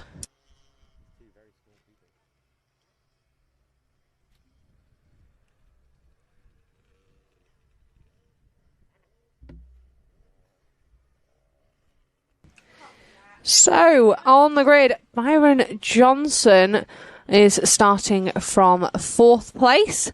So I'm just nipping through there and taking up that position. So we'll just wait for these riders. We just got a last couple, a few little stragglers that are coming to the grid. We've got the 143 of, I believe that is, who's that? 143. And we've also got Jackson Nuttall coming round to see us as well. So wait for these riders to take up their positions on the grid. And I have to say, I am feeling for all these guys today out there in full race leathers and helmets. It's absolutely sweltering down there. We do have a nice bit of a breeze coming off the North Sea, but this sun is certainly warm. So, there we go. We're just getting ready. So we're just waiting for our starters orders. We've just got a couple of bikes again and a couple more coming through. We've got Casey Hillier and Lucy Craig also just making their way round to us. So it's really good to see that we've got such full grids here in our academy class. And it goes to show that this class works for nurturing our future talent. Just look at our front row, well, nearly our front two. These riders all making that switch from two-stroke 85s up to 250s and 450s and racing competitively in our British Championship. So we're almost ready to get under starters orders. There's the green flag at the back of the grid and all lights on those lights and out they go. And it was a difficult start for Lucy Craig there, not getting off the line unfortunately. So we'll just wait for her to make her way. But a fantastic start for Edward Darnton, who takes the whole shot up to first. And Byron Johnson wasting no time messing around to try and battle for that position. So he's opted for the inside line and looks like he's carrying the pace over the step down. And is he going to be able to come out in front? And it looks like he is. He squeezes past and takes the lead down the straight. But Edward Darnton now, the 41, leading us into the chicane and into our second off-road section for the first time of asking. All riders opting for the inside line up over the tabletop. Green flags are showing. It's a big mistake for Edward Darnton, who takes a face full of barrier there. So hopefully he can get up nice and quick. Just losing the rear. And he is back up and on the bike, but a big mistake there from Darnton that I'm sure will have knocked him. He's now got all the work to do to try and come back through the field. So, Byron Johnson from penalties in race 1 to leading race 2. And here's that battle for second. It's Jackson Bennett that's holding off Archie Reynolds on the number 5, but not for long. Reynolds nipping up the inside and just managing to eke by Jackson Bennett flat out now as they head around the first corner down the straight towards our first off-road section.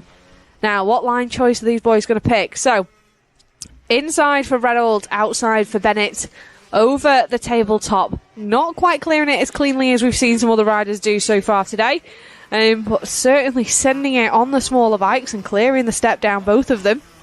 But it is number 5 of Archie Reynolds that manages to come out in front from that inside line choice into the off-road. Then we are down this straight into the tight twisty chicane towards the second off-road, and I think they will both take the inside and then up over the tabletop.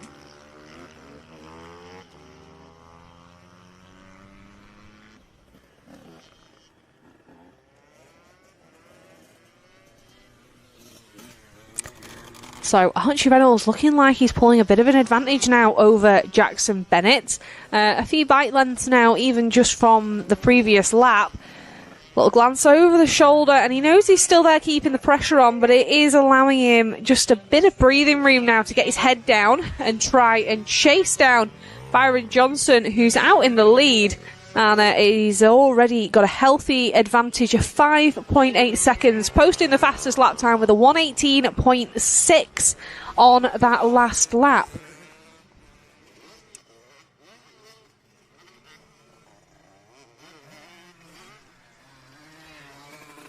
So through the off-road, there is Archie over the step down. And there is Bennett looking a little bit closer through the off-road than on the previous lap. So he's not off the hook just yet.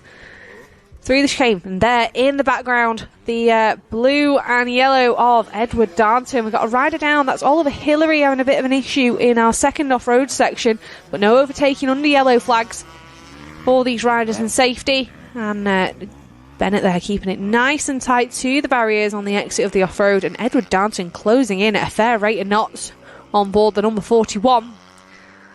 There are two girls out there racing together on track. We've got Casey Hillier and Lucy Craig, and it's neck and neck across the line. Hillier just closes the door on Craig as he comes across the line. There goes our race leader, Byron Johnson. But nothing taken away from the battle there on track between our two girls' super minis. And there they are into the off-road. So these are two riders who are in their first year of racing with us in this championship. So Archie Reynolds just sneaking through the middle there of both these riders and just giving a little bit of a nudge there, and it was a mistake for Jackson Bennett. So Casey Hillier managing to stay upright, but a mistake for Jackson Bennett means he stalls it, and that's allowed Edward Darnton through, and a big gap now to Archie Reynolds. And there is Darnton. He's now chasing down the number 5. So Darnton up to 3rd place, and Reynolds currently there in 2nd. But the gap out to our race leader has really opened up on this one. So Byron Johnson out into the lead of 8.3 seconds on that last lap. And Archie Reynolds, I'm sure we're starting to hear the 2-stroke of Edward Darnton very soon.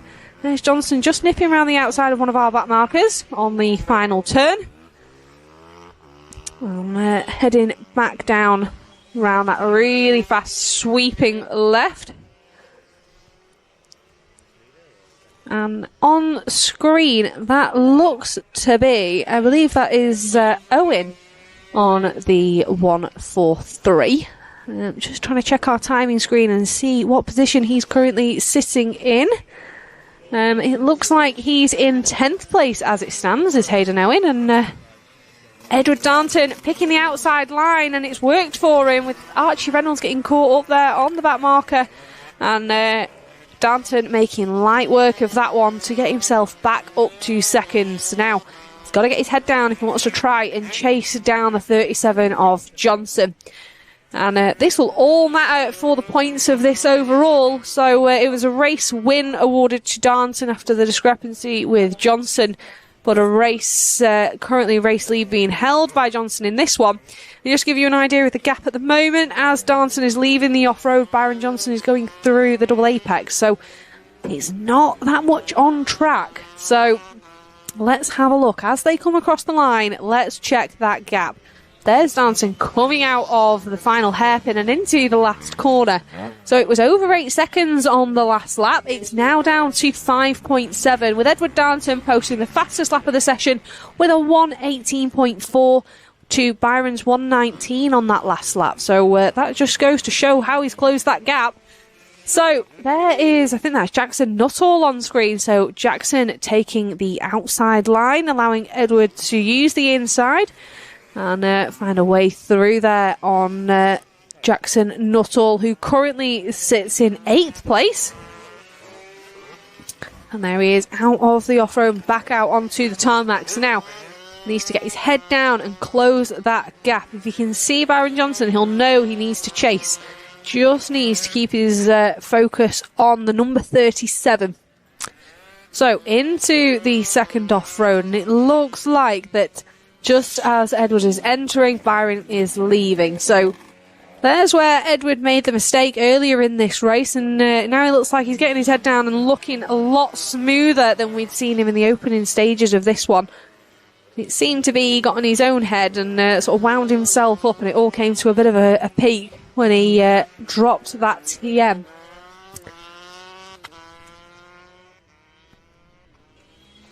So slide in the rear there from Darnton. Byron Johnson's retaliated with a 1:17.5, which has allowed the gap now to extend back out to 7.4 seconds. And we are getting towards the closing stages of this race. And just there coming up again, I think that was Casey Hillier there on the inside. Darnton opting for the outside line on this lap. And looking super racy through the off-road there, standing up through the off-road.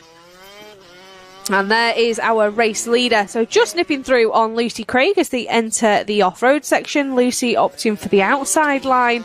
And we do have a blue flag. I'm sure she knows. But yeah, there's just another rider there on the outside of Johnson. I think that was Aidan Spink on the CRF 150 as we just saw him earlier in our non-championship mini-bikes class. Well, here he comes. So round that final hairpin and down the last straight here at this picturesque circuit here in Crail. And he'll come round now to see the last lap flag being shown. And looking at our timing screen, it's a 6.8 second advantage he currently holds on Edward Darnton. And you just have to think it would have been nice to see these two lads battle it out for a little bit longer in this one. It's a shame about that mistake made in the earlier stages of this race by the 41 of Edward Darnton. It would have been nice to see how that one would have panned out with those two battling it out on track. But here he is, inside line there for Darnton, standing up all the way through, looking super relaxed now. And there is our race leader on screen now for you. And this is his last time through the second off-road section.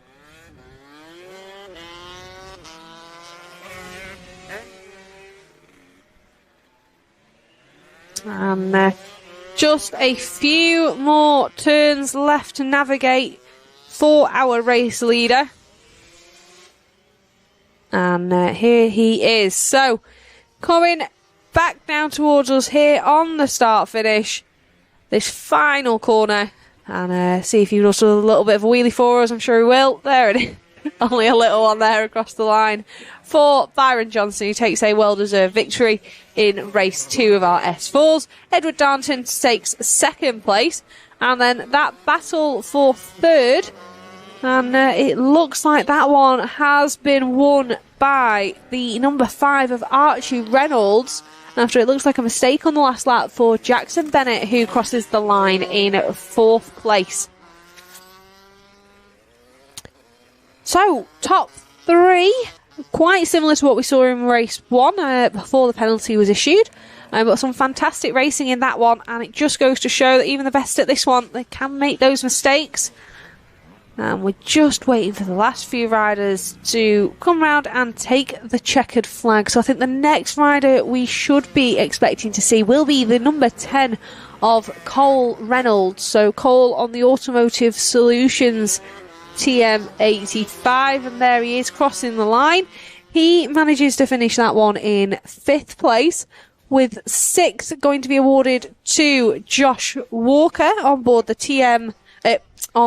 Trips UK KTM. And then it is 6th Matt Houston, and 7th was, let's have a little look at our timing.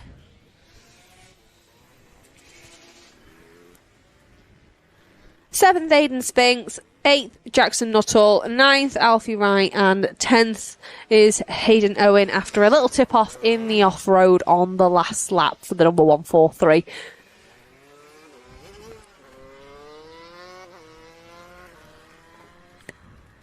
So we've got absolutely glorious weather here at Crail for the remainder of the afternoon, it seems. And as I said, if you are sat at home watching while we get ready for our next group of riders to come out on track, if you're not already, make sure you are following us on all the socials. So our Facebook page, the British Super Moto Championship, and the same over on Instagram, where you can keep up to date with all the racing and all the action in our championship, as well as over on YouTube at TNL Sports. Make sure you subscribe over there, and you can see all the racing that's been on that channel for the last few years. That's been live stream coverage. You can probably actually go back a couple of years and see some of our academy riders when they were just starting out. So it just goes to show how great this championship is as a bit of a breeding ground for our talent. So, coming up next, it is our S3 class that will be taking to the grid very, very shortly. You can see them all there in the holding area. There's the 108 of Casey Hillier. After a little tussle and bars there with Jackson Bennett, and there was Alfie Wright. Thank you. So, looking at the front there, we've got Lily Rhodes on the number 56. She had a good ride in the last one. Just getting pipped by the Brothers Racing Stephen Haig. We've got the 164 of Sean Jones, who was up there, just not able to make a challenge for our top 2 promotion positions in this class.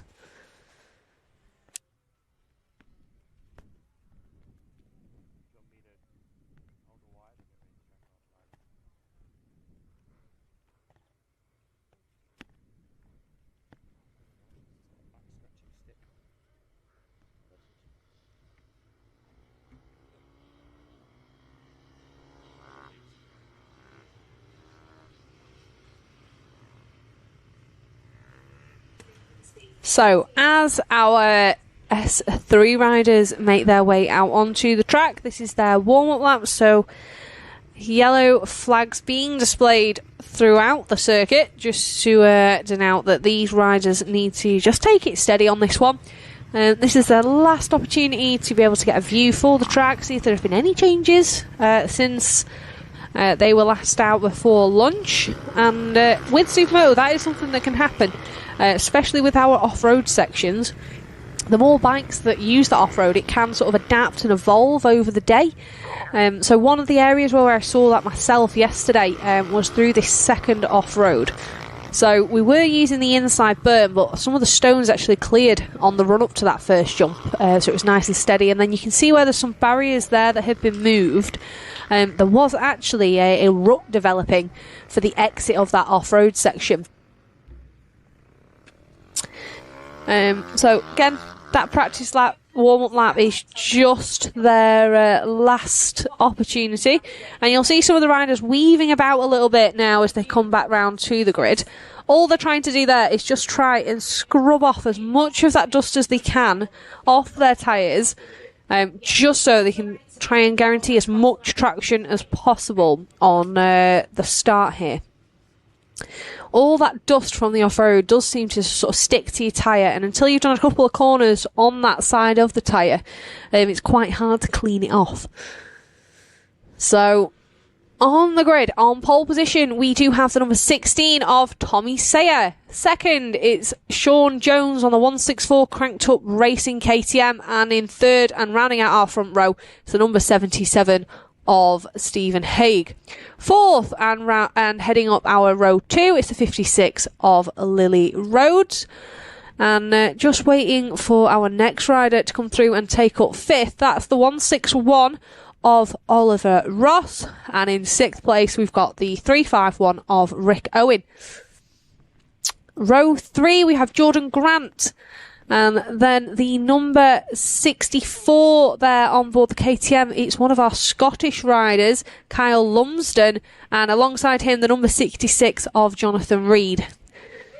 So just waiting for the green flag from the back of the grid of this one, and we will be underway. So all eyes on the lights on the gantry, and it is lights out and away we go. No jump starts to be seen here as we look up towards turn 1, and it looks like it's Tommy Sayer that's got a cracking start on board the number 16 on the KTM.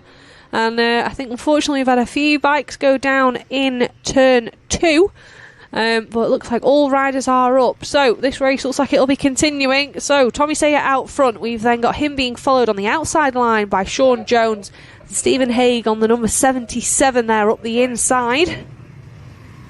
Lily Rhodes also taking the outside, Oliver Ross inside, and you can see the dust just being kicked up here, so all these riders just taking it probably a little bit steadier than they normally would through on the opening lap. And it looks like these are a few of the riders that got tangled up on that start line crash, so Andrew Goodsell dropping down the order there as well, unfortunately.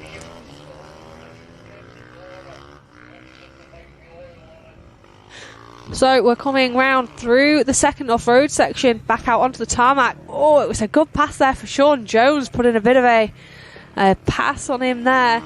And we are then back out through to the final hairpin. And Sayer managing to hold off to Sean Jones as they come back down towards us on the start-finish. And it's still Tommy Sayer that's holding off from Sean Jones and Stephen Haig in third. So those riders that were caught up on that start line crash, it looks like we have got a waved yellow heading into turn 1, just due to a potential issue on the circuit itself. So we are just getting that all checked out. So Haig trying the inside line, but not able to come out ahead of Jones. Oh, they're all bunched up now as they go into the second off-road. And Haig doing the right thing there, trying alternative line. So he knows that Sean Jones can only go as fast as Tommy Sayer in front of him. So it looks like he's actually been held up slightly through the off-road as Sean Jones. So Tommy Sayer with no one in front to chase. He's got the hard job of trying to set the pace of this one, but he doesn't seem to be running away with it, as I'm sure he would have liked to. So all the pressure on now into turn 1. Around that final corner, down past the start finish. And Sayer looking like he is nice and smooth through this section of the circuit, this fast and flowing section seemingly suiting him. So he takes the outside line and nicely does it over the tabletop. He gets a fair amount of air as he jumps the tabletop. With him and Jones opting for outside line, with Haig taking the inside. But both these two riders just managing to make that line work. We've seen it in other classes where it was the inside that's been favoured by our front runners, but clearly not in this one. So, Sayer not got a little bit more breathing room into the off-road than we saw on the previous lap.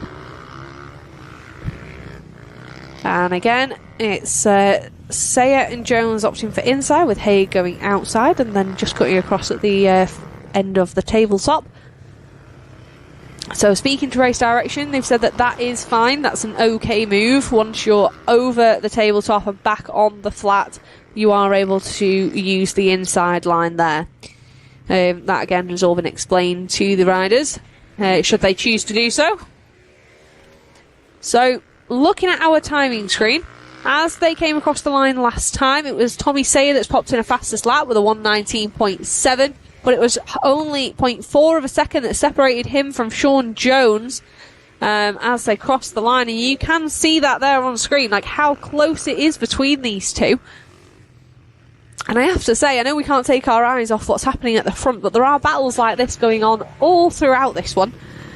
So looking a little bit further down the order, there's about a 6-rider battle happening with some of our riders that got caught up on that start crash. So if you were here watching live, I have to say the view and racing is always better than being able to watch at home. This is always a little bit of a supplementary adage to our racing, but there's nothing better than being live at a motorsport event. The live stream is fantastic, I have to say. I'd be rude not to, but there's nothing better than actually being here and seeing the action in person. So if you are watching Supermoto and you've never been to one of our rounds before, we would really, really encourage you to come and have a go, even if it's just a case of coming and being one of our spectators. It's absolutely brilliant. And these guys out in front are showing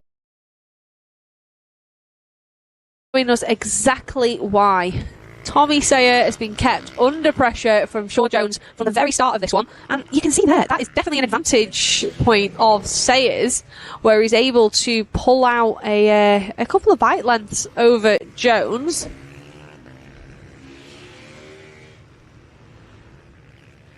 So not sure if there was a lane change there, potentially, as they came up over the tabletop. Stephen Haig manages to find his way through on the back marker and comes out almost on the back wheel of Sean Jones, but Jones getting a better drive out of the corner as they make their way down the final straight.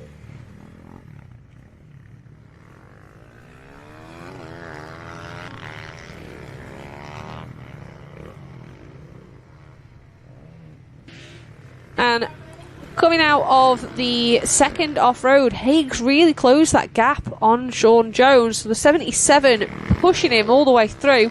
Looks like we've had a few fallers in this one as well. So we've had an off for James Wallace-Moores in the off-road, which is a shame. He was going really well. But our top three, you can throw a blanket over them at the moment, round the final corner. And currently sitting in a fairly lonely fourth place at the moment. It is the 56 of Lily Rhodes on board the KTM 250.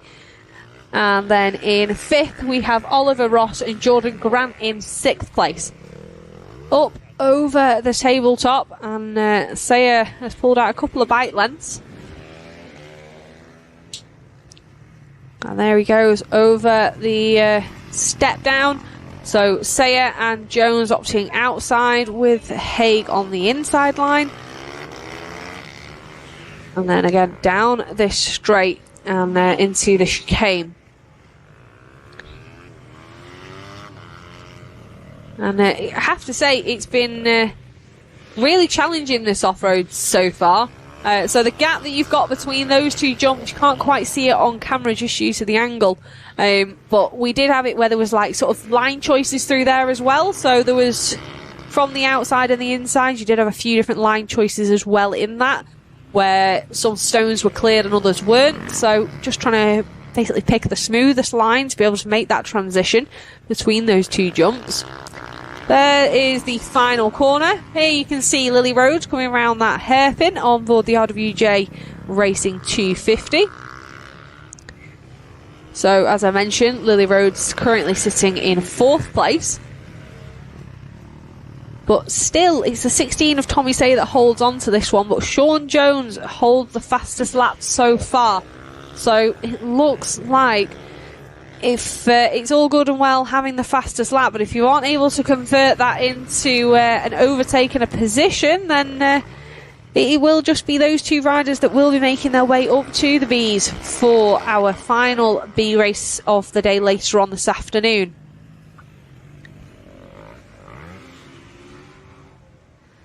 So, coming through into the final off-road. Oh, a bit of a mistake there from Jones. So, doesn't get the drive up that first tabletop that he would have liked and spins up on the top. But he's not really lost too much time as they come out of the off-road back towards that double apex corner.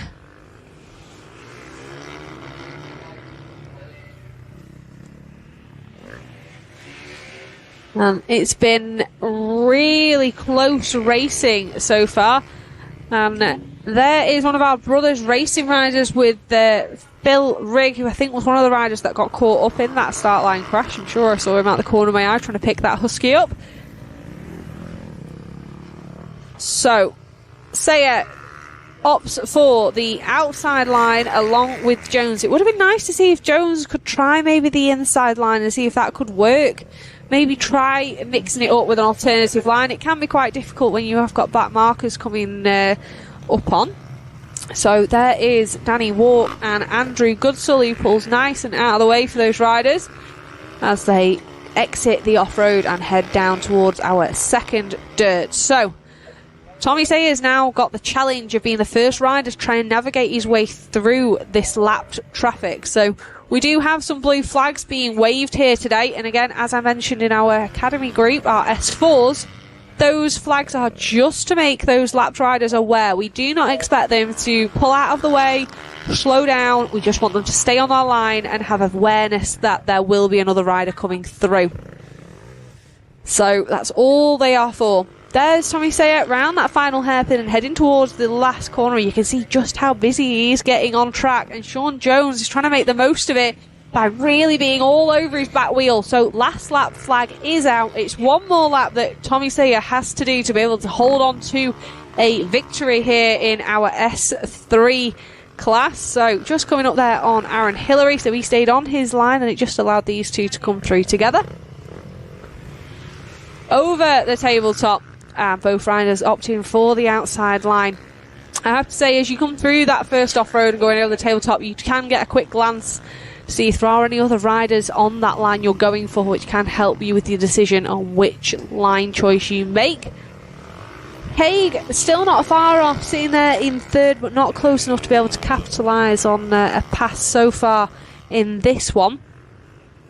Coming up through into the second off-road section.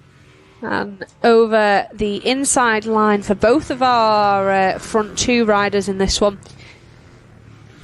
Sayer will know he just needs to keep covering the inside now, and he's just coming up on another lapped rider there. So he does just get out of the way ever so slightly just to allow these two to come through, and Jones tries to get the drive on him out of the final hairpin, but it's not enough to be able to make a dive on the brakes. A bit of a Hail Mary. So it's a race win there for the 16 of Tommy Sayer. Second place is awarded to Sean Jones and third to Stephen Haig. So our top two will be moving up to the Bs for the final race of the day and starting from the back of the grid. And that also moves everyone else up in this one up a couple of positions. But what a fantastic race. Just goes to show how busy these grids are and how much back markers can play a part in this one. Oliver Ross coming across the line looking incredibly pleased with himself on that one. So he's definitely been trying. So local lad here in Scotland. So we'll just wait for the final few riders to come through and take the checkered flag.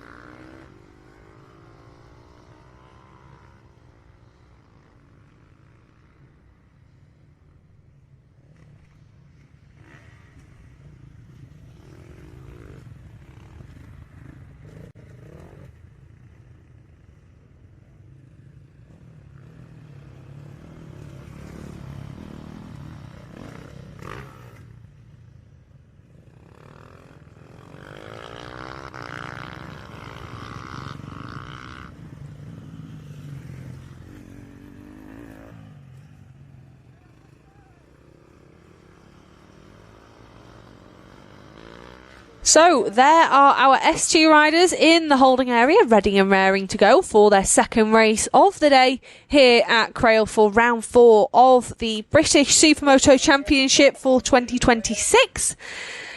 And as I said earlier, this class always puts on some great, really close racing.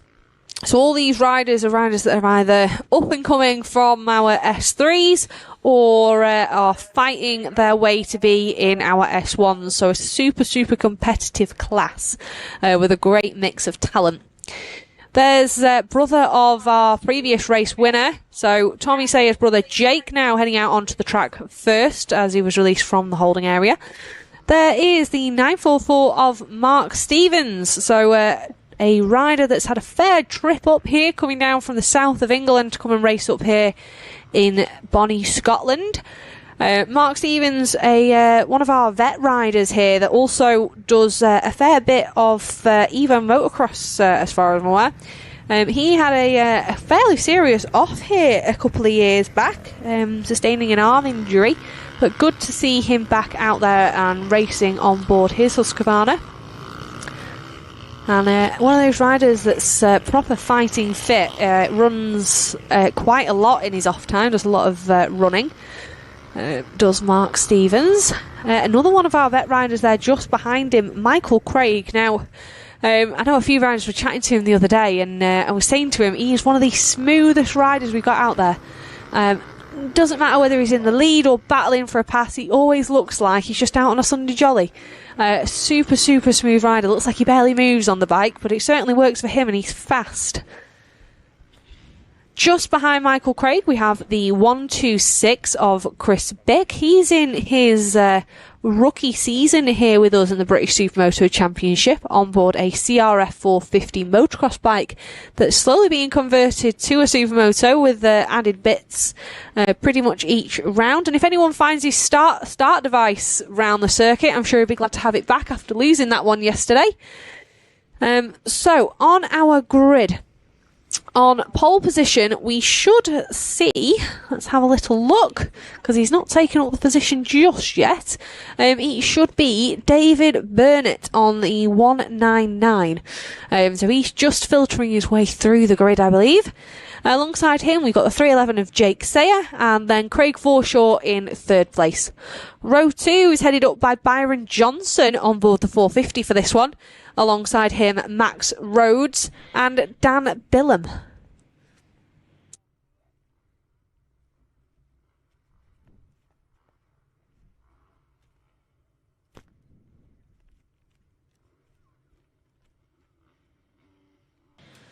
So we're just waiting to become under starters' orders, and all the heads go down as they look towards the start gantry lights, and away they go. So it looks like it will be a hole shot. There it is for David Burnett on the 199, the local man here to Crail. He's already managing to pull a few bike lengths on Jake Sayer. Opts for the inside line with Sayer going outside. Forshaw inside as well with Max Rhodes on the outside. And was that a rider down? Not quite sure if we could see that there. Just with the dust being kicked up. Hopefully that's not the case. Burnett there coming out in front there of Sayer, back out onto the tarmac as they head down that straight towards the chicane. Burnett nice and easy to see there with that fluorescent flame designed Arai helmet on. Nice and easy for me as a commentator to be able to spot him out there today. So up over the tabletop and over the final jump through the off-road, and then nice and tight to those barriers as they head out back onto the tarmac. Wheel spin there for Craig Forshaw as he tries to get the power down on that Automotive Solutions Honda, and the back wheel just spinning up on all that dust. And it's really hard on the brakes through this section after that double apex corner and into the hairpin. So he's managing to hold off Max Rhodes there in fourth place as they come across the line for the first time. So Forshaw all over the back wheel there of Jake Sayer on board the 311. And it looks like all riders up and through on the first lap. We got synchronised tabletop jumping there from Forshaw and Sayer, with Sayer taking the outside. And it looks like a mistake for Burnett has allowed Forshaw to nip through. So Burnett, who was leading this race, now down to fifth, with Max Rhodes, who took the outside line, sneaking up to second. So it all happened in the off-road on that lap, and it was all caused by a mistake from Burnett that's just had to make a switch around for them. So into that second off-road, Burnett, who was leading us, now slotted in behind Craig Forshaw in fourth place. He's giving himself a challenge now to try and find a way back through if he wants the opportunity of racing in the A's with us in the S1 class later on today.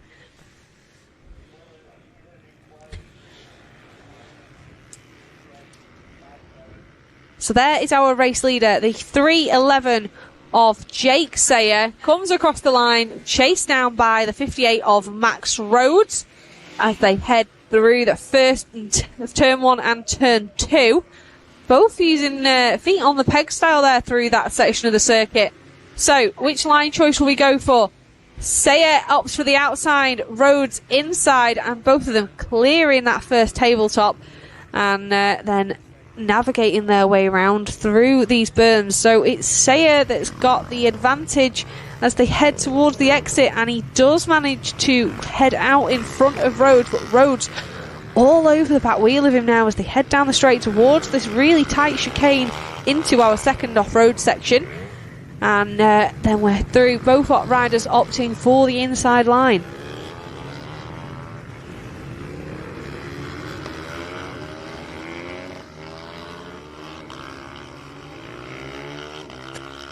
So back out onto the tarmac, and Rhodes is the one that's putting all the pressure on. As it stands at the moment, it would be these twos that would progress up to our A group, but there's plenty more laps to go before we start talking about that one. So across the line, it is Jake Sayer from Max Rhodes, with Craig Forshaw in third, Dave Burnett in fourth. It's then a bit of a gap back to Byron Johnson, who's being chased down by Dan Billam.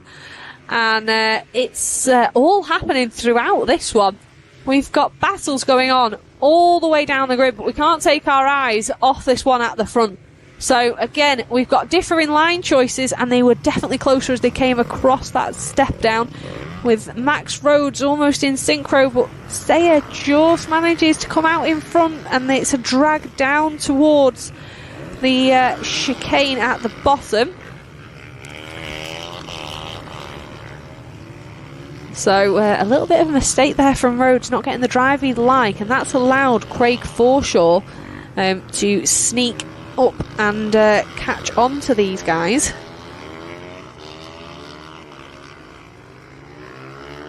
And back through round that double apex corner, and smoothly does it there. A little bit of a mistake from Rhodes as he's chasing down.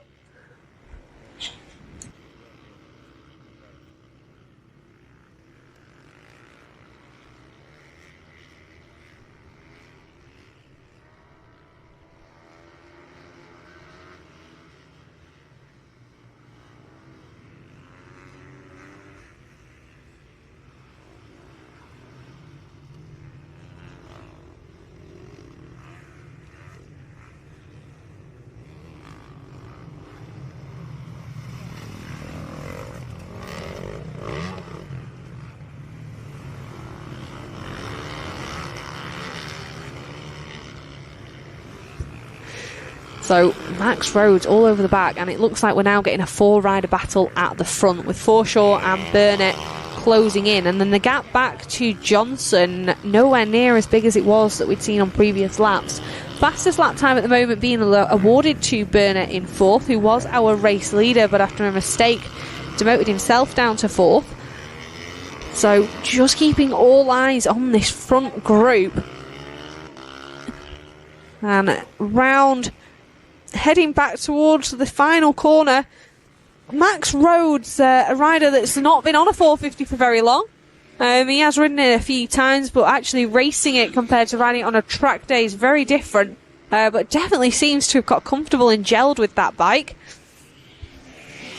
So another rider out there that has a lot to thank for on Father's Day. He's out there riding his dad's 450. So Dad Paul Rhodes currently in the pits this weekend, and he's had the fun job of keeping both him and Lily out on track. So definitely two kids that are keeping their dad busy this weekend. And I'm sure he'll be stood on the sidelines watching this one, and just willing a pass on from Max to try and take a victory and promote himself up to the A's. So Burnett there has found a way through on Forshaw, so he's moved himself back up to third place as we head out back onto the tarmac and round this double apex corner.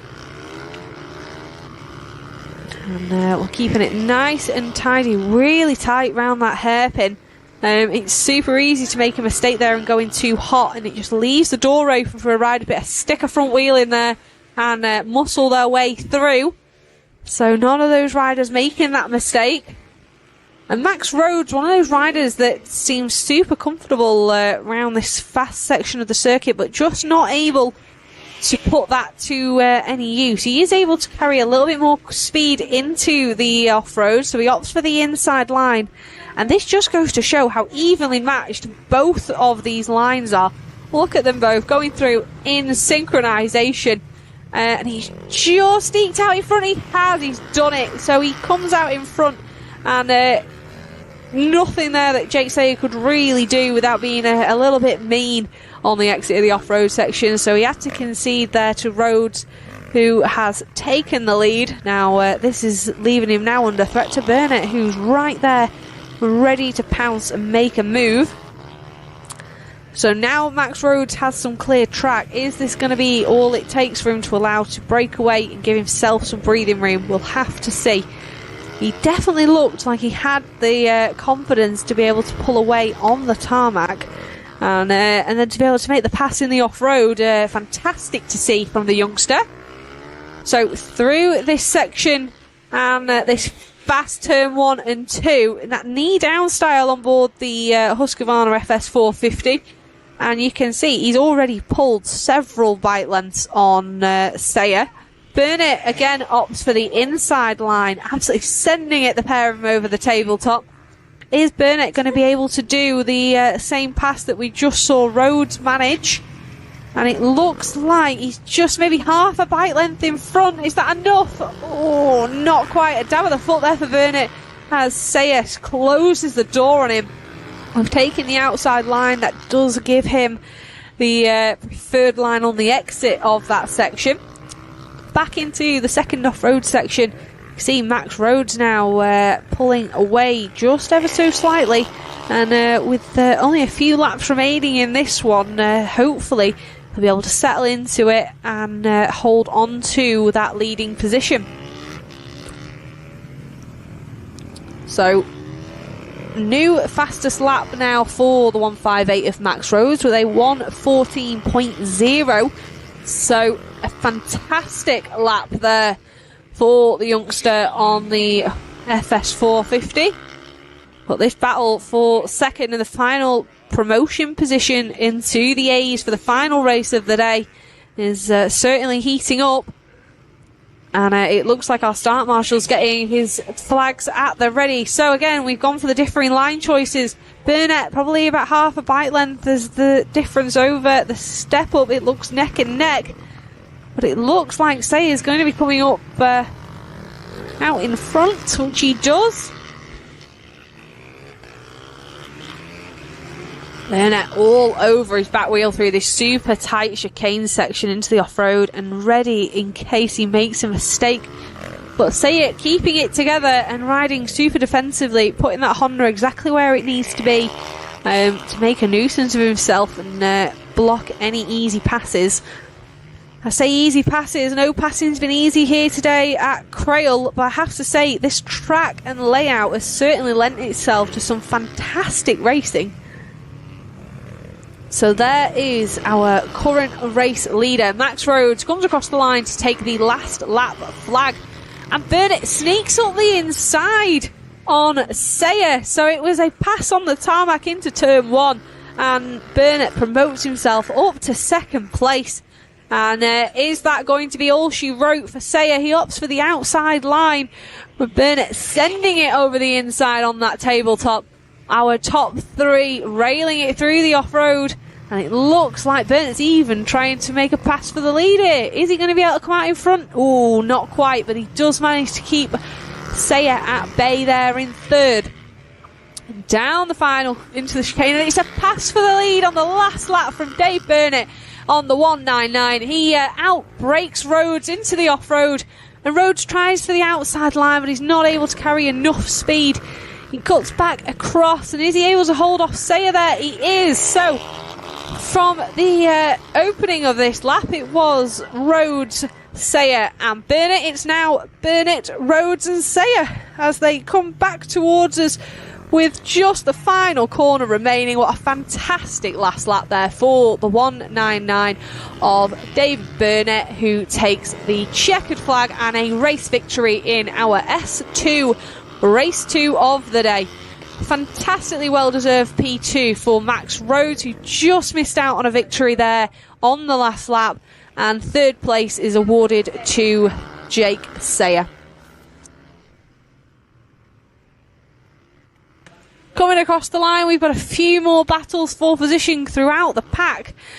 Byron Johnson finishes in 4th, Craig Forshaw 5th, Dan Billum in 6th, Kyle Eccleston 7th. And it was this man there on your screen now, the local man, the 199 of Dave Burnett. Cracking wheelie, well-deserved race win there for him. What a final lap. And that is what Supermoto is all about. We said that it's hard to make passes on here, and I haven't seen a pass into that chicane so far today. So just goes to show it might be a tight and twisty track, but there's some definite fantastic overtaking opportunities here. Oh, I feel like I need a little bit of a breather after that one. That was fantastic racing. So we'll just wait for our riders to make their way back to the paddock, and let's have a little look down through our order, shall we? So for race 2, our top 10 will recap. It was a race win for Dave Burnett. 158 of Max Rhodes second, and Jake Sayer in third, Byron Johnson fourth, Craig Forshaw fifth. In sixth, it was Dan Billum. Seventh, Kyle Eccleston. And in eighth, Jamie Wilson. Ninth, it's Archie Reynolds breaking into the top 10 on his debut on a 450. Fantastic stuff. And 10th place was rounded out by the newcomer, the 126 of Chris Bick. So he did say he was having some good battles with Michael Craig in race 1, who finished in 11th. So he obviously bested him on that one. On screen there, you can see our spectators lining the banking here today, and I'm sure they'll all be catching some of that sun. And I have to say, so that was a 22 rider grid, and the racing that we saw throughout that one was fantastic. So I think that is probably just a little bit of a precursor to our second S1 race of the day that's coming up very, very shortly. So our S1 riders should already be in the holding area and ready to go. And it was a fantastic race 1 that we saw a little bit earlier, and that was taking a victory by the 100 of Alex Mullaney, who crossed the line almost 4 seconds ahead of Richard Sharp in second place, who capitalised on mistakes of others.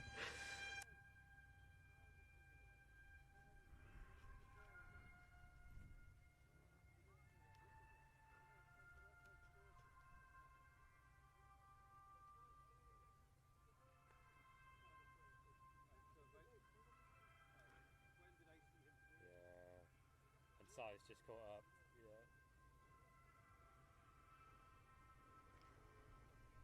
Is there any chance I could have some?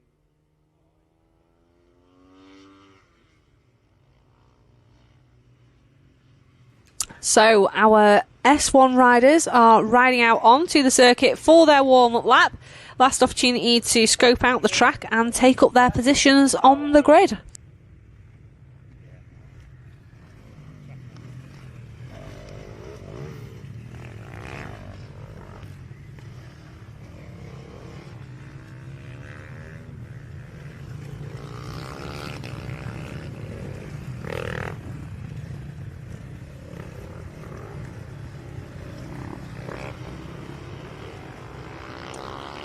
So there are our S1 riders. There's the number 7 of Jamie Duncan.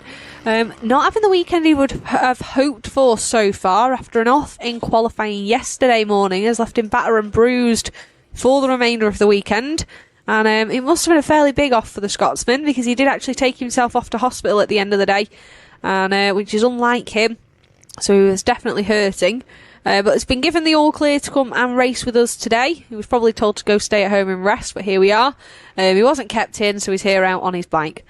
There's the 217 of Richard Sharp. So Sharpie took the overall victory in yesterday's racing here for our national championship. He had a really good ride. And that's in comparison to Alex Mullaney, who we've seen put on some absolutely show-stopping racing. But unfortunately, he's given us all the trials and tribulations with his dramatic offs. So hopefully we don't see any more of that today. We want to see the number 100 show us exactly what we know he's capable of doing. And he did that in race 1, so he does sit on pole position here at the moment. Second, Richard Sharp, and rounding out row 1, it's the 21 of Ryan Kringle. Row 2 headed up by the number 54 Fat and Fast rider of Richard Blakeman, alongside him the 817 of Harley Sharp, and High Tech Coatings rider Lee Willow Williams in 6th place. Row 3 headed up by the 7 of Jamie Duncan, alongside him Dean Hillier, and the number 8 of Blake Wilson. Row 4, Oliver Holmes, Chris Eastwood and Harvey Ward. Row 6, we've got Chris Lambourne, Peter Bennett and Dax Almond. So it is green flag at the rear, lights are out, and all our riders are away. And it looks like it'll be a whole shot there for the 100 of Alex Mullaney as we go through turn 1 and 2. Super fast. And you can see just how much speed he's able to carry on the Automotive Solutions KTM and pull a gap already there on Richard Sharp. Just that little bit of breathing room as they head into the off-road section for the first time of asking. All that dust being kicked up as all these riders opt for their different lines. So most riders opting for the inside there, with a few opting to take the outside. And already exiting the off-road and down towards the chicane, it's Alex Mullaney sliding that KTM about into our second off-road. So it's still Mullaney, Sharp and Kringle, with Blakeman there in 4th place. And we're back out onto the tarmac as quickly as we're into the off-road and round this double apex. So Mullaney back in that KTM in that knee-down style through this tight and twisty section of the circuit. Just getting the power down and using all the track almost on the grass there for Alex Mullaney. He goes that wide trying to get the power down. And Richard Sharp not letting this one go. He's chasing him down now. And we also had a pass for 4th as they came across the line. That was Lee Williams diving up the inside of Richard Blakeman. So Lee Williams, showing on your timing screen as 5th, actually nipped himself up to 4th on that last lap. And through the off-road, all 3 of these riders opting for the inside line. And looking nice and smooth back out onto the tarmac and flat out down that back straight. The only bit of breathing room you get. There's the 94 of Lee Williams, as I said, now up to 4th, with Richard Blakeman in 5th and Harley Sharp in 6th, and a bit of a bunch there with Blake Wilson 7th and Dean Hillier in 8th. That has also demoted again the Scotsman, the number 7 of Jamie Duncan, down the order a few points as well. So there's Lee Williams there on the high-tech coatings Husqvarna, looking very dapper in those new race leathers. And there we are, back out down this straight into the final corner. And Lee Williams, one of our race winners from Teesside earlier in the year. He's had a fantastic year so far and just chipping away at this one. And there he is, down at Lee Williams has had great success not only in Supermoto but also racing at a national level in British Superbikes in one of the stock classes, I believe. So he's also got exceptional racing qualities on the tarmac, which definitely translates here. Also to be mentioned, Alex Mullaney's been having some great success so far this season on board I think it's a 600. An R6 that he's been racing at club level as well. So all these things translating into fast Supermoto riders, and it just goes to show that Supermoto is one of those disciplines where it really does translate across a lot. So you've got road races, you've got motocross, you've got flat track, grass track.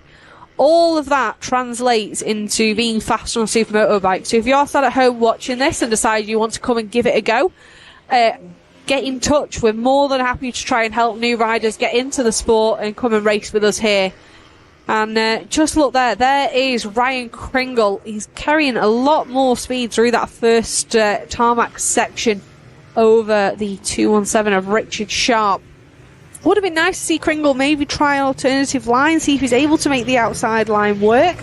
We've seen it working in other classes.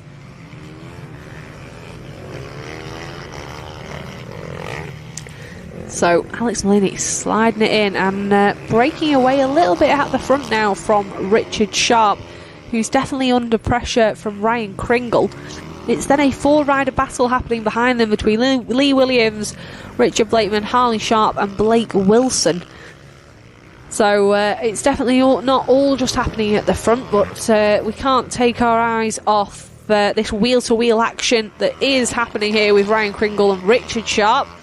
These riders do have very different riding styles. So Kringle all the way out there, kicking up the dust on the exit of that corner on the grass. It goes to show just how much he's pushing on board that 450 TM as he chases down the Trips UK KTM of Sharp. Both riders opting inside line there and over the tabletop. And kicking up plenty of dust through that berm.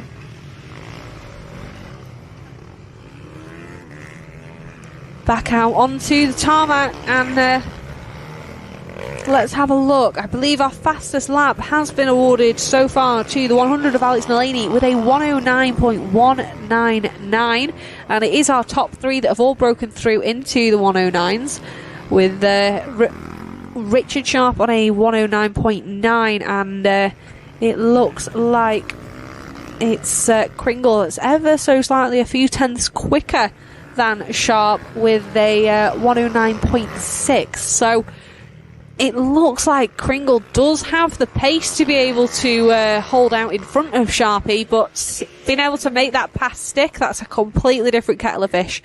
It's all well and good being faster, but if you can't find a way through, that's completely different, and it's definitely one of the biggest challenges racing here in Supermoto. So again, both riders opting for the inside line, and it does feel a little bit like follow the leader through this first off-road. Would be nice to try and at least see if Kringle could even make an attempt on that one, even if he lost a tenth or two. At least he's given himself the opportunity. Richard Sharp there backing it into that chicane, and you can pretty much throw a blanket over these two as they come through the second off-road. So it looks like Kringle there looking up that inside line that we saw him make the pass on Alex Mullaney in race one, but there wasn't enough room at the inn for him there with Richard Sharp closing that door, but he has dived up the inside on the double apex. Does he make it stick? He does! So it was a fantastic pass there for Ryan Kringle, and it felt like he was getting almost a little bit frustrated, and he knew he had to do it somewhere. So a dive up the inside it was, and he's made it stick. Now, can he pull away and chase down the 100 of Alex Mullaney?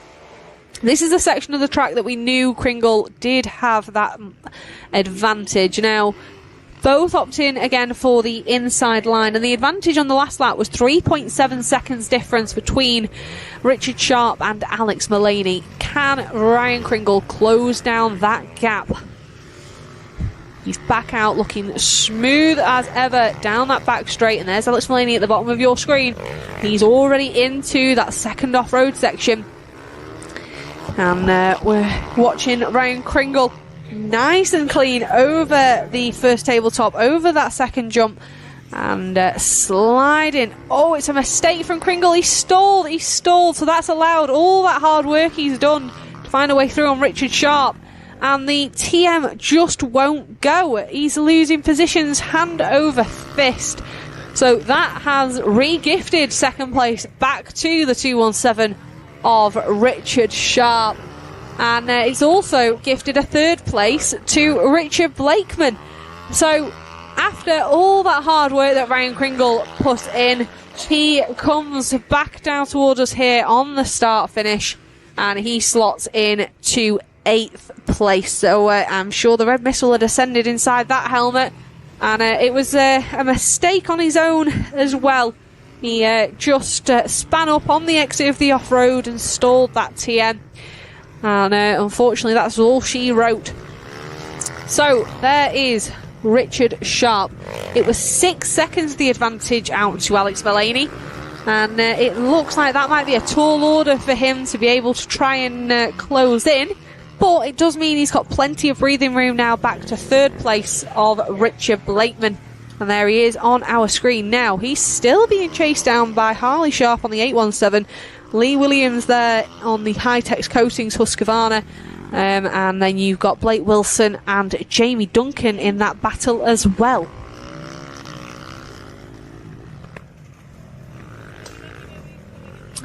There's Lee Williams back out onto the tarmac, chasing down Harley Sharp. Lee Williams had a good day yesterday, and he was having some great battles throughout the day. Notably with Blake Wilson, who he managed to pass on the last lap of one of our races yesterday. So there goes Lee Williams over the first tabletop. There's Blake Wilson behind him. And with Blake's riding style being very much knee down, he does look like he is all arms and legs when he comes through this off-road section. And back out onto the tarmac. So Wilson out there on the Cove 450, so the first Chinese manufacturer in our British Supermoto Championship. That is obviously excluding all the pit bikes, but first Chinese manufacturer here. So through that tight chicane, back out onto the tarmac, and Jamie Duncan still keeping the pressure on. And if we look a little bit further back, we'll also see Ryan Kringle trying to redeem himself there from 8th place and see if he can chip off any positions after bundling it up there just a few laps ago. So Williams comes across the line and navigates turn 1 and 2. He doesn't look close enough to Richard Blakeman there as Blakeman hops over the tabletop and uses that really big and super helpful berm there on the outside. And over the step up there's Harley Sharp there looking pretty smooth. And Richard Blakeman there heading back down the back straight. There is the number 8 of Blake Wilson. So legs out all over the shop there for Wilson with that knee down style as he goes through the chicane over the tabletop nice and cleanly, I have to say. And one of these riders that's definitely been up and coming in our S1 class. He's been absolutely flying. There's our race leader, Alex Mullaney. He comes across the line to take the last lap flag. So he's only got one more passing of this one to hold on. And he will have done 2 from 2. So there it is. All eyes on our race leader. And nice and cleanly over the tabletop, and he is looking relaxed now. He knows he's under no pressure. It was a 6.7 second lead he had on Richard Sharp on that last lap, so he'll know that he's under no threat there from second place, and these will be great points there for his championship challenge for 2026. Through the chicane and into the final off-road section, using that inside burner nice and cleanly over the tabletop, and it looks like he may actually be coming up on a back marker in this one. Just saw the flash of a white helmet, not quite sure who that was.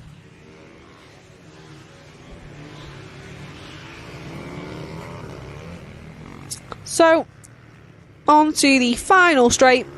A lovely wheelie there from the 100 of Alex Mullaney as he takes the final turn and crosses the line to take the checkered flag on the back wheel.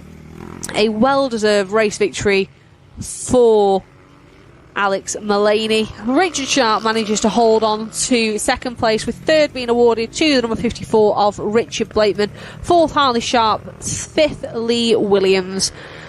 And I think that was a fantastic ride so far in that one. Alex Mullaney putting those demons to bed for him yesterday and managing a fantastic ride in that one. So just wait for our last few riders to come round and take the checkered flag. Just got a few more to head towards us. So the next rider to come through, it should be the 116 of Harvey Ward. The Trips UK rider on board the KTM. He is one of those riders that's made the switch to Supermoto from, I believe, racing both motocross and jet skis. So this hot sunny weather won't be doing him any favours. He'd be loving it if it was absolutely bucketing it down, I'm sure.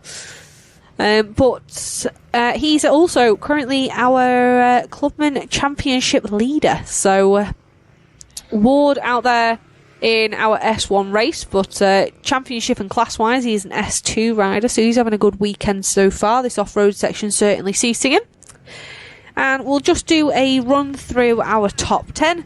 So, as said, it was a best time and a race victory for the number 100 of Alex Mullaney, setting a 109.199. Second, it's Richard Sharp. Third, Richard Blakeman. Fourth, Harley Sharp. And in fifth, it was Lee Williams. Sixth place, Blake Wilson, with seventh, Jamie Duncan. Eighth, Ryan Kringle after that mistake. 9th, Oliver Holmes, and rounding out that top 10, it is the number 108 of Dean Hillier. So we will just wait for these riders to return back to the paddock, and then coming up very shortly, it will be our all-comers mini bikes non-championship race. So a good mix in that one. So we'll just wait for those guys to make their way to the holding area, and they will be out on track very shortly.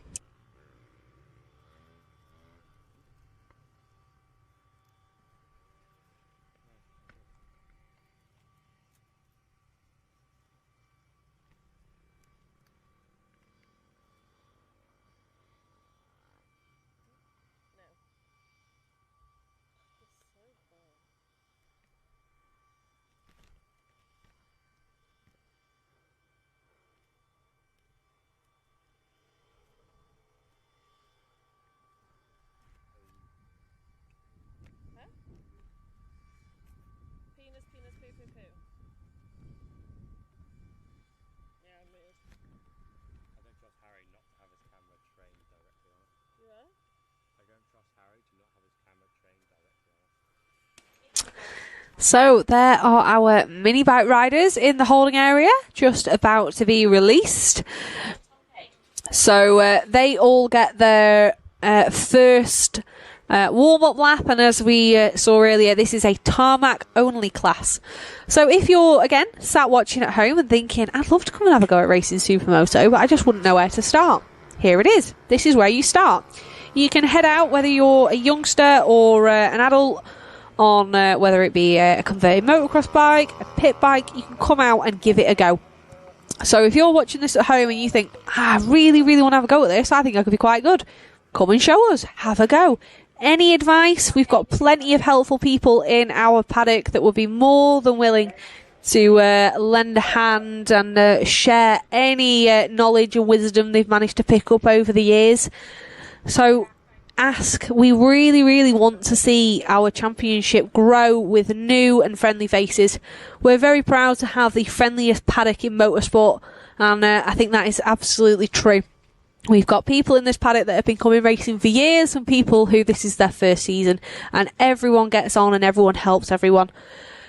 So if you have, say, a YZ85, a KTM SX 150, you've got a CRF 450, you've got an old Husqvarna 510, whatever you've got sat in your garage at home or you spot on Facebook Marketplace, you can get it, you can stick a set of wheels in it and a brake, and you can come and have a go at racing. There's people in this paddock, and I'd like to hope I'm one of them, that are super, super passionate about racing Supermoto and how fantastic of a sport it is. And we do think more and more people should know about it. But let's get on with that racing, and there it is. Lights out and away these riders go. So a big mix in this one. But it was Mac Houston who took the victory in race 1 of our non-championship mini bikes.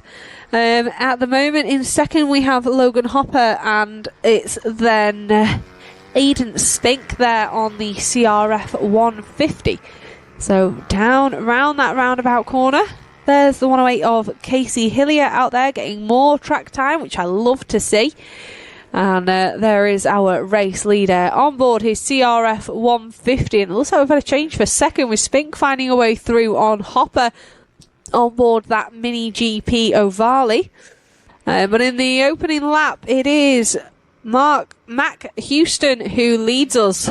And Hopper retaking that second place there from Spink as he heads down towards turn 1. And looking incredibly racy on these Ovales. These are fantastic bits of kit there for those riders that are looking to go down the road racing route.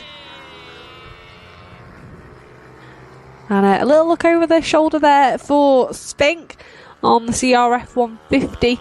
But that corner speed that Hopper seems to have on the Ovale, he looks super quick there as they head round this double apex corner and make it look so smooth. The corner speed these guys can carry on these smaller bikes is absolutely unbelievable, and what they lack for in straight line speed is certainly made up for it.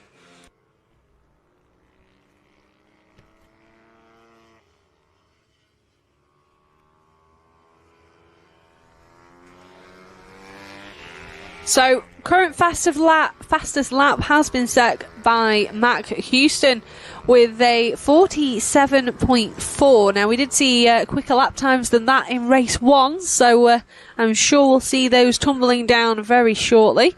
There goes Spink on your screen, and now on the CRF 150. And looking super smooth there with that knee down style. And it's good to see that some of these local lads, names that we don't usually see in our British Championship, out there racing, and a lot of these guys also doing 2 classes. So not only racing in the mini bikes, but also out there in our S3 class as well, and mixing it up. There was the 33 of Adam Hilton on board his pit bike, and nice and easy to spot with the fluorescent leathers and helmet, which is nice of him. But there is our man who currently sits in 3rd place. So Spink on that 150, that lovely knee down style. And he has been looking really fast. There's Hopper in 2nd as he comes round the final turn. There's the 33 of Adam Hilton. And then just behind him, you've got the 74 of Craig Louth.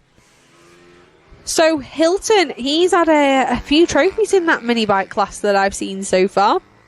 So a rider that I'm not super familiar with on his background in racing. But so far in this championship, he's been having some good success on the mini bike and managing to find some good speed out of it. And you can see him there, just coming up on the back marker there. That is Casey Hillier on the number 108. It looks like we've had a couple of retirements on this one as well, unfortunately. So we're now missing Oliver Hillary and Luke Wright as well, also not showing on our timing screen either. So again, there's Hilton on screen now, taking that final turn and making his way across the start-finish line on board that pit bike. Just coming up on one of our back markers, I believe that is the 52 of Harry Page out there. Now, I saw Harry have a little bit of an off earlier on, but back up and out there, which is what we love to see. Round that roundabout corner, down at the far end, and heading back in towards the super tight chicane. Now, with this being the mini bikes all-comers, there is a very distinct difference in horsepower and speed between these machines, so this is why we're not overly surprised to see this group breaking up quite as much as it has done.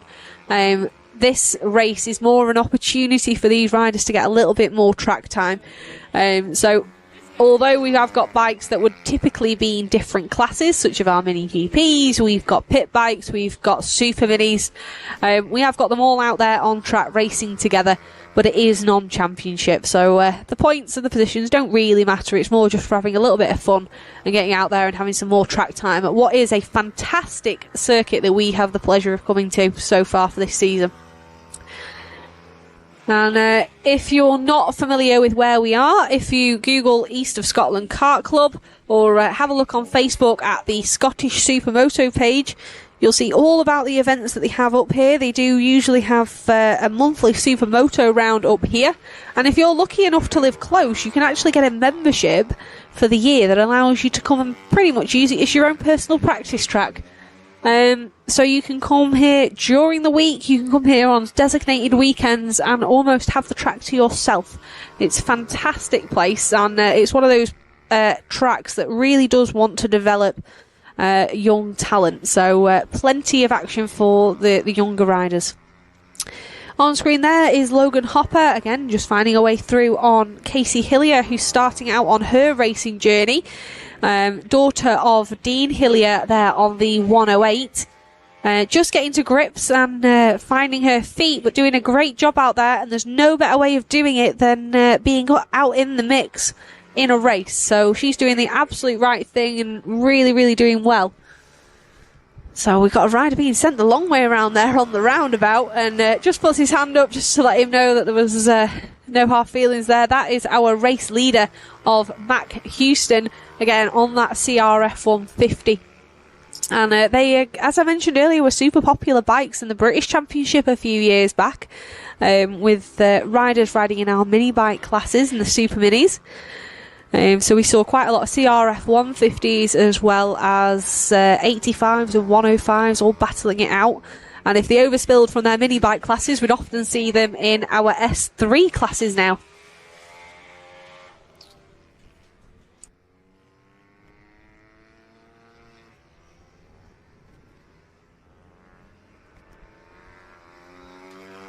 So there is our race leader. He currently has a 10.7 second advantage now over Hopper, who sits in second, and pretty much matching our race 1 grid. It is Aidan Spenk who currently holds third, Adam Hilton fourth, and Craig Louth in fifth. But as I said, with the mixture of classes we've got out there today and machinery, that's not really a surprise. There's Mac Houston taking a super wide line there as he came out of that hairpin and headed back towards the start finish. And there's the 108 of Casey Hillier. Absolutely love to see the girls out there. So we've seen Casey Hillier out there in both our mini bike all-comers and also in our S4 Academy. We've got Lucy Craig, who's been out in our S4 Academy. We've got Lily Rhodes, who's out there battling it out at the front of our S3. So we've got women all the way through this championship, and that's what we like to see. So the more the merrier. On a Saturday, we do actually have an ACU recognised women's championship that we run. So there is, I think there was a few of us in that yesterday. I think we had 4 in that one, so a few more than we can see here today. And again, if you're sat at home and say you race motocross and you think I'd like to have a go at racing Supermoto, or say you've raced pit bikes in the past, or maybe done a little bit of road racing at club level, and you fancy coming and having a go, feel free to message us on Instagram, on Facebook, and we'd be more than helpful to point you in the right direction of coming and having a go at racing. And we'd like to say we're super competitive, but we're also super friendly. We're happy to be bashing bars on track, but we also really want to see more people coming and having a go. So it looks like we are getting ready for the checkered flag, and there it is. Mac Houston comes across the line to take a relatively easy race victory, I would say, for him. And it should be Logan Hopper that we come through to take second on board his Mini GP O'Varley. And there he is, right on cue.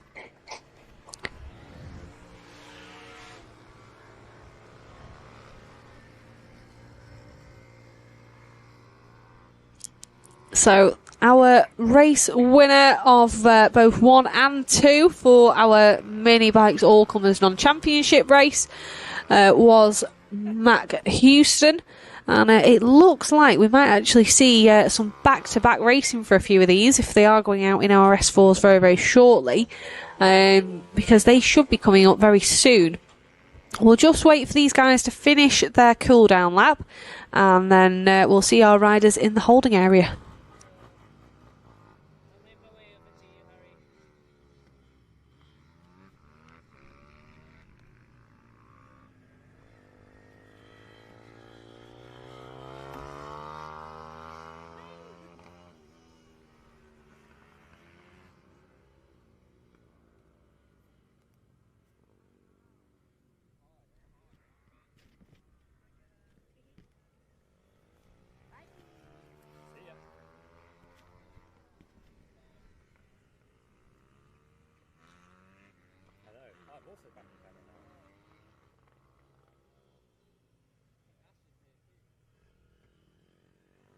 Oh, I'm alive. Sorry. Yeah, I just crazy zoomed. Sorry, that was like a reflex. Apologies. Sorry.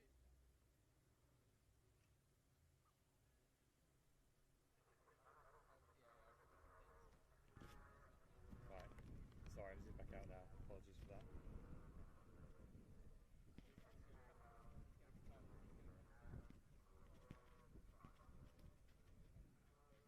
That's what he gets for barging you over.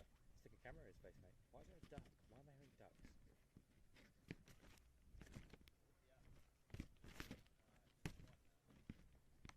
You can get Alice walking towards you.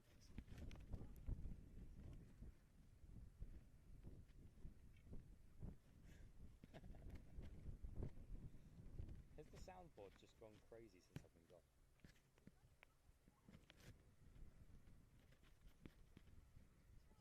I stopped the show.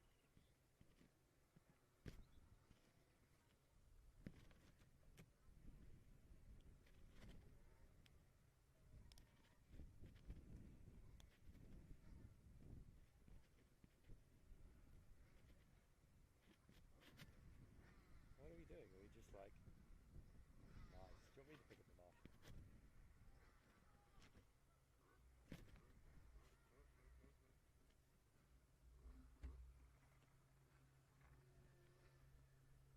I've got these two guys I'm going to chat.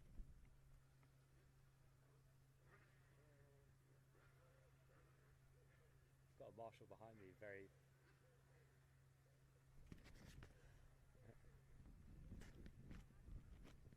I've got a marshal very pensively clapping at a bird in a tree.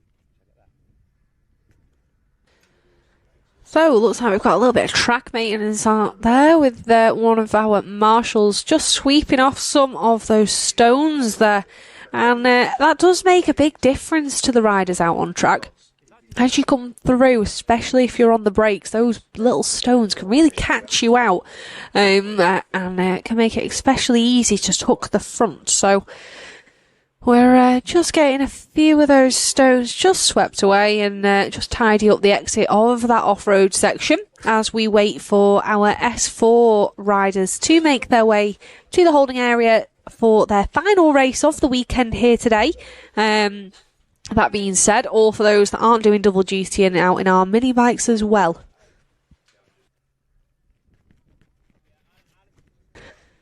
And a few more of our marshals, and I think they may have a bit of a dusty tan after this weekend, with our flag bearers practicing their golfing skills by the looks of it. We are on the Gulf Coast of Scotland here, just over the back of our second off-road section. If you do manage to take a detour off the line, you do end up in a golf course. So, in the holding area, there are our S4 riders. And there's Edward Darnton nipping out onto track first, but it will be Byron Johnson that should take up pole position in this one after a very well-deserved and clean race for him in race 2. So let's have a little look. There is Edward Darnton, Byron Johnson, Archie Reynolds, Jackson Bennett. All these riders, great friends off the track, I have to say. You always see them cutting about together in the paddock, always, I wouldn't say up to no good, but up to less good, shall we say, in the evenings here at the tracks. And there they are, going into the off-road section. Edward Darnton's also been making his debut in the European classes for the 85 machines for Supermoto. He was racing recently out there as well, and I believe he came away with a 5th off the top of my head, I believe it was. So fantastic to see our British talent out there, showing the Europeans that we are breeding great Supermoto racers over here and encouraging them. I know when you look at the world stage, so if you look at, say, Moto 3, Moto 2, MotoGP, World Superbikes, when you look up there and look at the nationalities in those championships, they are dominated by the Spanish, the French, the Italians, a lot of European countries, and to see a few of our Brits making that breakthrough, it's fantastic to see. So riders like Tom Booth Amos, who's currently racing in Moto 2, I believe it is, on board the Triumph and the Triumph Racing team. He's a rider that if you look back through the British Supermoto YouTube, you can actually find interviews and videos with Tom Booth Amos talking about his experience in racing with us. So one of those riders that's really come up through the ranks and gone on to great successes. And No doubt if you've been following the championship, you know about our riders in BSB. We've got Christian Idden, Storm, Stacey, who looks like he's having a great weekend at Knock Hill, who I think he topped time free practice 2 on Friday in the wet. You've also got Davey Todd, Isle of Man TT race winner. All these fantastic names that have all got a background racing here with us in Supermoto. And all you have to do is look through our very colourful history and you'll see those names and those faces.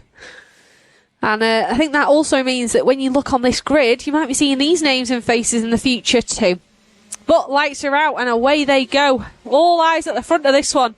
Can Byron Johnson make it a whole shot in this? It looks like Edward Darnton's trying to have a sneak up the inside, but Johnson shuts the door on him as they make their way down towards the first off-road. So both riders railing that outside berm. Archie Reynolds opting for the inside, but not clearing it from the inside. And it just costs him a tenth or two, with Jackson Bennett following him on the inside. There's Cole Reynolds, Josh Walker, and there's Spink there, who's doing double duty back to back. So definitely some level of fitness there for the youngster on the CRF 150. Into the off-road for the second time, both using the inside line, with Byron Johnson already eking out some good advantage of Darnton, who made a mistake here on the last lap. Cole Reynolds opting for that outside line and using the berm, cutting back across the front of Josh Walker and not giving him the opportunity to be able to nip through. So these two riders that you can see now on your screen, you've got Josh Walker and Cole Reynolds. Cole Reynolds actually playing his Joker yesterday and racing in our S3 group. He was flying yesterday, and this certainly is a track that suits his riding style. And Josh Walker is another one of those riders that's come on leaps and bounds this season. His dad, Chris Walker, who races in our S1 class and also in our over 45 championship, definitely being kept busy between his own races, making sure that the Trips UK 85 of Josh is at peak performance. Byron Johnson takes a look over the shoulder to see where the 41 of Edward Darnton is on board that TM. And he's very much still in pouncing distance. He just needs to try and tag on to the back of Johnson in this one. So we're over the 2 jumps there through the second off-road, back out onto the tarmac. And we're heading towards that sneakily deceptive double apex corner. Again, another look over the shoulder there for Johnson, just losing the rear ever so slightly and spinning up. But no dramas there as he heads down the final straight, then around this last corner and across the start-finish line. So it looks like Byron Johnson might have the upper hand in this one. Edward Darnton, no excuses on chasing here, but just not able to catch a toe and sort of grab the bull by the horns, metaphorically speaking, with it being Byron Johnson. Johnson just bouncing off the end of that tabletop and opting for the outside line here. But as we've seen in the earlier races, it's definitely not over until the fat lady sings. And that can definitely be said when it comes to back markers in the later stages of this race. So there is Edward Darnton. He's looking nice and relaxed. A quick glance over the shoulder to see where Archie Reynolds is. And he's looking nice and smooth.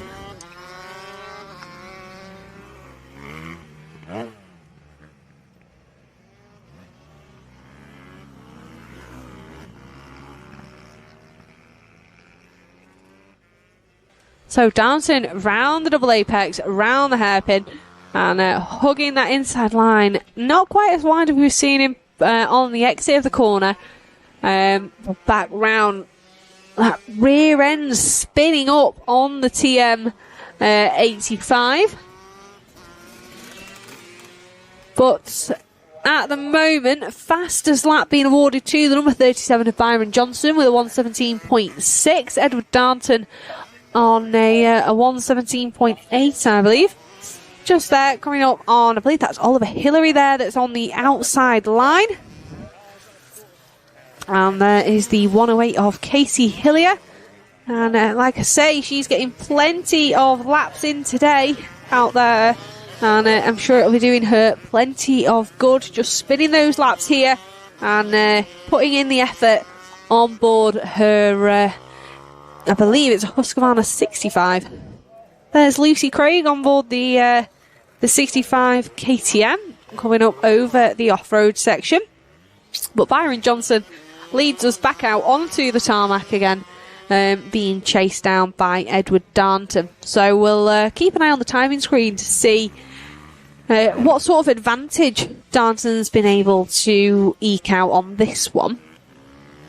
So there's Darnton on screen now. There's Archie Reynolds just losing the rear slightly on the exit. Same for Jackson Bennett as he comes through. Josh Walker's made a pass on Cole Reynolds. So that has brought him up to 5th place. Little pop of the front wheel there for Josh Walker on board the 85. And Cole Reynolds there right behind him, chasing him down. And as we watch them through turn 1 and 2, looks like we did have a waved yellow, so we'll just keep an eye on that one. Potentially got a rider down as we go into the off-road. Yeah, there it is. So that looks to be Hayden Owen there that's just remounting. So Walker and Cole both opting for the inside line over the tabletop. And around that inside berm and over that little kicker back out onto the concrete and out onto the tarmac remainder of the circuit. And there's the 15 of Lucy Craig, one of our girls' super minis. And it looks like Craig there going for the outside line, not wanting to get involved in this battle between Walker and Reynolds.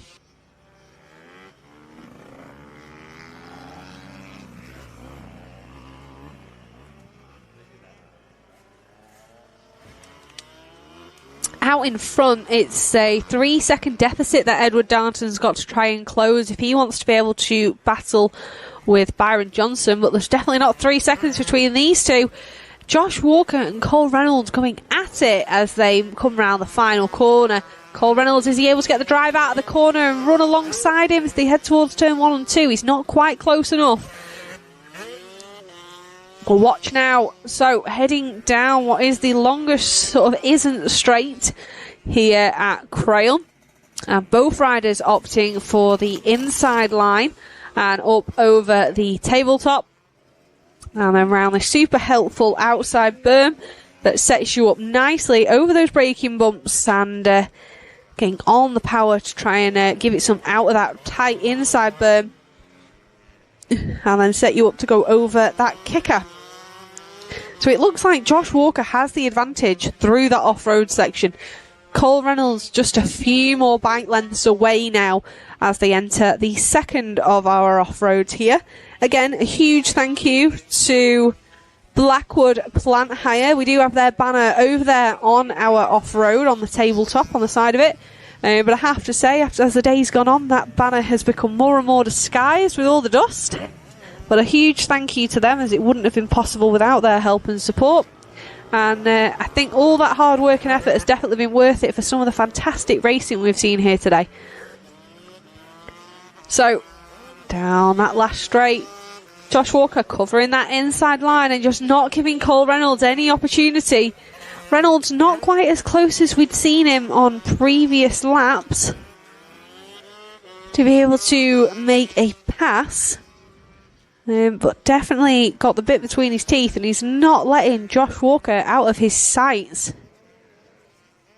So again, just coming up on a back marker, we've gone outside and inside for our Walker and Reynolds.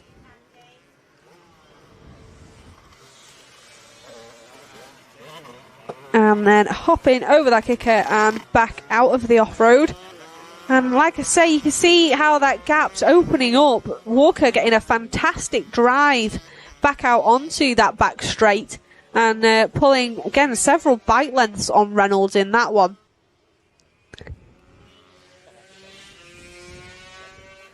Over that final jump, and then nicely does it, gain on the power nice and smoothly as they return back to the tarmac. And as I said earlier, one thing these guys have to try and contend with is the dust that is sticking to these tyres from our off-road. So although they've already done 2 turns, this is the first on that side of the tyre as they do that left-hander, which is why you do see them spinning up the rear as they try and get on the gas as early as possible.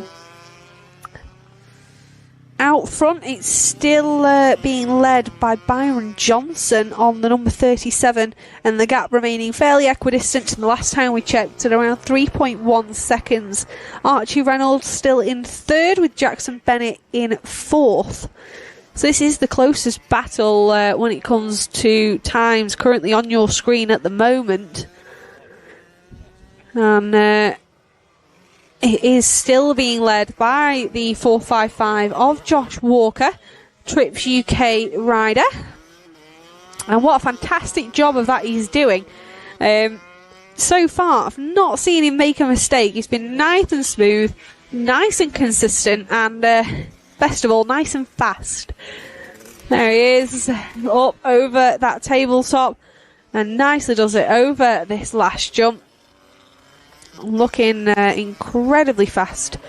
And like I say, with us having TNL Sports with us for the last few seasons, it gives us a nice opportunity where you can actually go back and see where these riders started. Have a look and see how far these guys have come.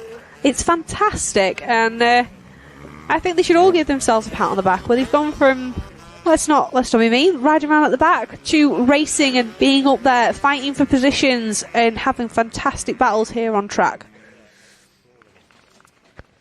So coming up over the tabletop, we've got Aaron Hillary there on the outside, with Casey Hillier opting for the inside line. And we've also got Hayden Owen there, who we saw have a bit of an issue earlier on in this one. There's Edward Darnton, currently in second. There's the 444 of Alfie Wright on board his TM85. His dad, Duncan Wright, also out there racing with us today, the 111. There's Darnton making his way towards the off-road section. And let's see, he goes for the outside line. And not quite clearing the tabletop like we had seen him do earlier today, but definitely getting some serious air. There is Byron Johnson. Look over the shoulder again on the exit of the off-road just to see whereabout Darnton is. And through that chicane, there won't be many laps remaining in this one, I'm sure. We'll just keep a very close eye on it. We have said that these back markings can make or break your race, and it's all about your strategy and getting through them as well.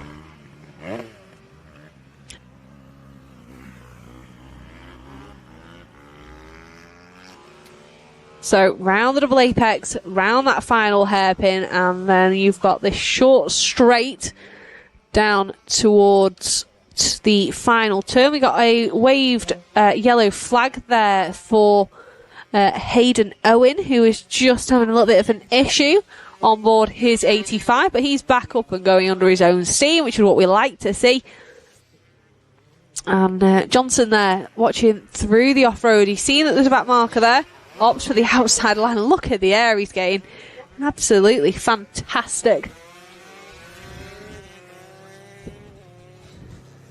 Over the step up, just coming up on the back marker there, that is Oliver Hillary. Oh, very close there as he jumped past him on that kicker.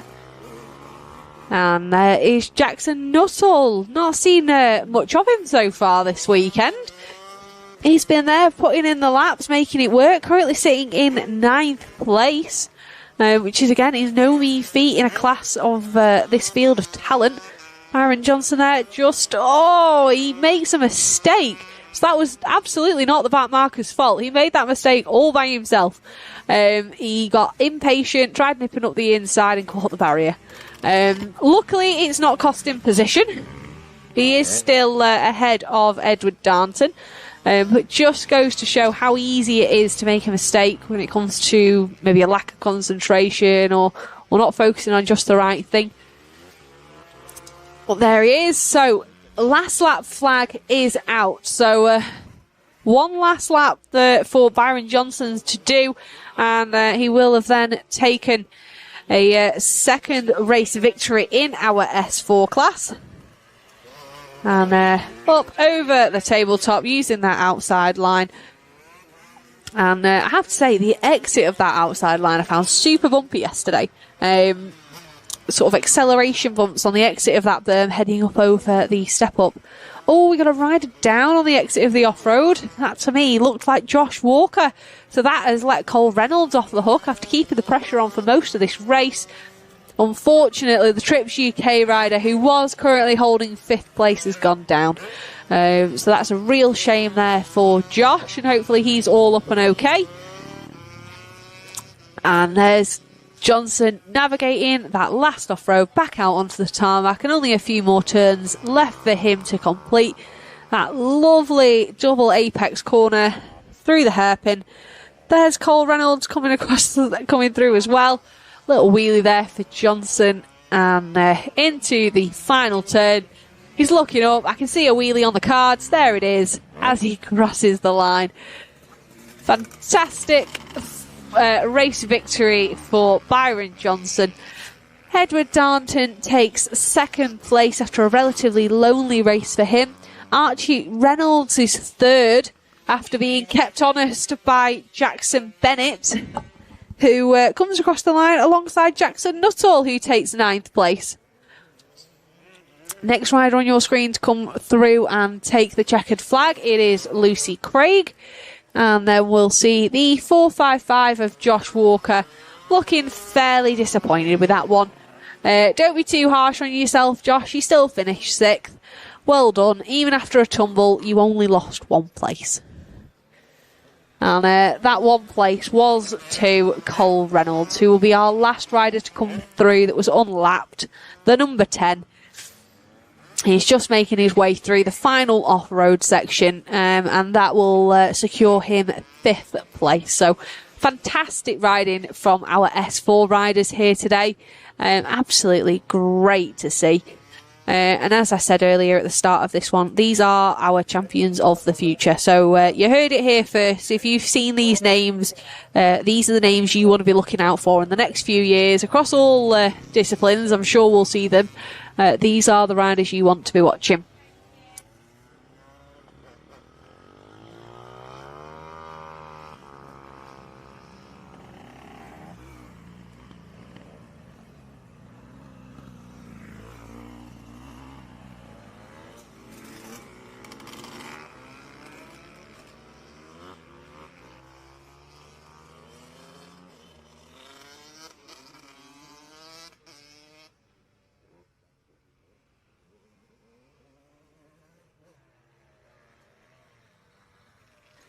There's Lucy Craig, the number 15, just coming down now to exit the circuit.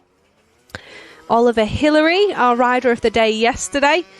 Good to see him getting plenty of laps in. Josh Walker, looking fairly solemn as he heads towards our Cameron circuit. And, a little wheelie there from Spink. Casey Hillier, the 108.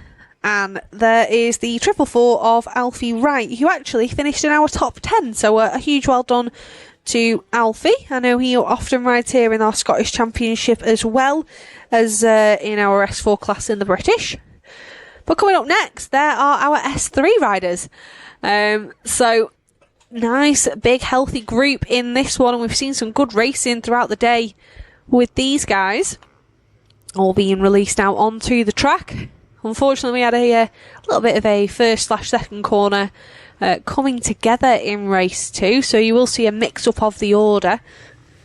But let's just keep an eye on this. This is their final opportunity to scope out the track, see if there have been any changes since the last time they were out just after lunch. And a couple of our brothers racing riders in their distinctive blue and orange leathers that are nice and easy to spot. There's Grant and Haig. And it looks like we've also got Lumsden there, the number 64, the Scotsman.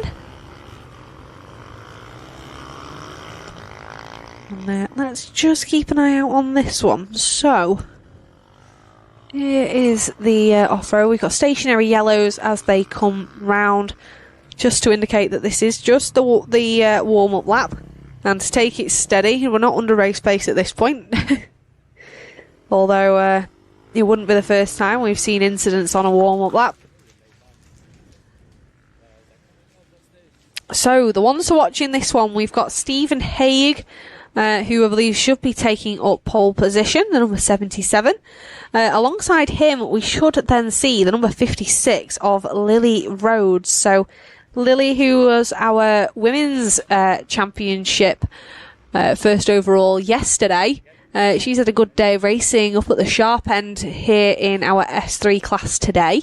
And then rounding out row 1 is Ollie Ross on the 161. It looks like a 16 on the bike that I think he normally runs. But 161 here in our British Championship.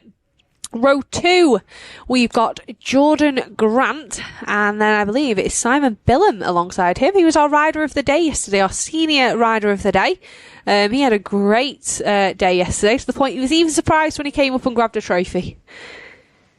And then we've got the 777. That's Ian Ross, another one of the Scotsmen. They're rounding out row 2. So this grid looking a little bit depleted. We're seeing a few riders that may have called it a day after incidents earlier on. But hopefully all is well. And we're just waiting for these riders to get under starters' orders. And just double checking. It looks like we may have a little bit of a delay. Not quite sure why that is. Let's have a little look. So, green flag at the rear. So all riders now looking up towards that gantry, lights are out and away they go. And it looks like a good start for Haig, but Lily Rhodes muscling her way in there on the 250. And we know she's got some great speed through the tarmac. And she's just chasing down the number 77. So it's Haig, Rhodes, Ross are our top 3 as we go into the off-road. Rhodes opting for the outside line in comparison to that inside taken by Haig and Ross. And we'll see, is she able to challenge for the position on this lap? All riders looking like they're making their way through the off-road section. We've still got green flags, which is nice to see. All riders getting through as they should. Plenty of dust being kicked up as well. So, already down to the second off-road section. We're being led by the number 77 Brothers Racing rider of Stephen Haig. It's then 56 Lily Rhodes, but she's coming under pressure from Ollie Ross on board that KTM. And it's actually Ollie Ross's first year on a 450 after racing in the Super Minis in the Scottish Supermoto Championship. So certainly getting to grips with that KTM 450. And I know I had some good battles with him yesterday as well. And he's only just turned 15. So one of our youngsters out there, and him and Lily Rhodes, very similar in age. She's also racing in the British Talent Cup. We've had a change for position. Kyle Lumsden's found a way through on Ross now. He's one putting the pressure on Rhodes. So Rhodes opts for the inside line on this lap. Not quite clearing the tabletop, but enough that she's still holding on a slight advantage there. A little bit slower through that inside berm, and they're almost in sync as they head up over that step up. But it looks like Lumsden's done what it takes to be able to nip out in front, and he does. He exits the off-road in front of Lily Rhodes, and that is a pass for second place. So Kyle Lumsden is one of those riders that does normally suit the tar only, but out here using the whole off-road section, he's absolutely flying. That was a cracking pass using the option lane in our second off-road. So that means he's now currently in a second position, demoting Lily Rhodes down to third, and she's under pressure from Ollie Ross. So these Scots lads are certainly mixing it up in our S3 race. So out in front, it is still Haig who has a advantage, and a fair few seconds over Kyle Lumsden in second. Lily Rhodes third, Ollie Ross fourth. It's then Ian Ross in fifth, and Rick Owen sixth, Jordan Grant seventh. And let's have a little bit of a look here. So, Kyle Lumsden is gone for the outside line. Lily Rhodes inside. Ollie Ross looking like he might have the advantage, maybe nip out in front, and he does. So that's unfortunately 2 places lost in 2 laps there for Lily Rhodes, both using the same method of that switch lane in our off-road section. So a tough one for Rhodes to be able to try and fight back with. The only way she's going to do that is if she can maybe try and return the favour using that outside line on the next lap.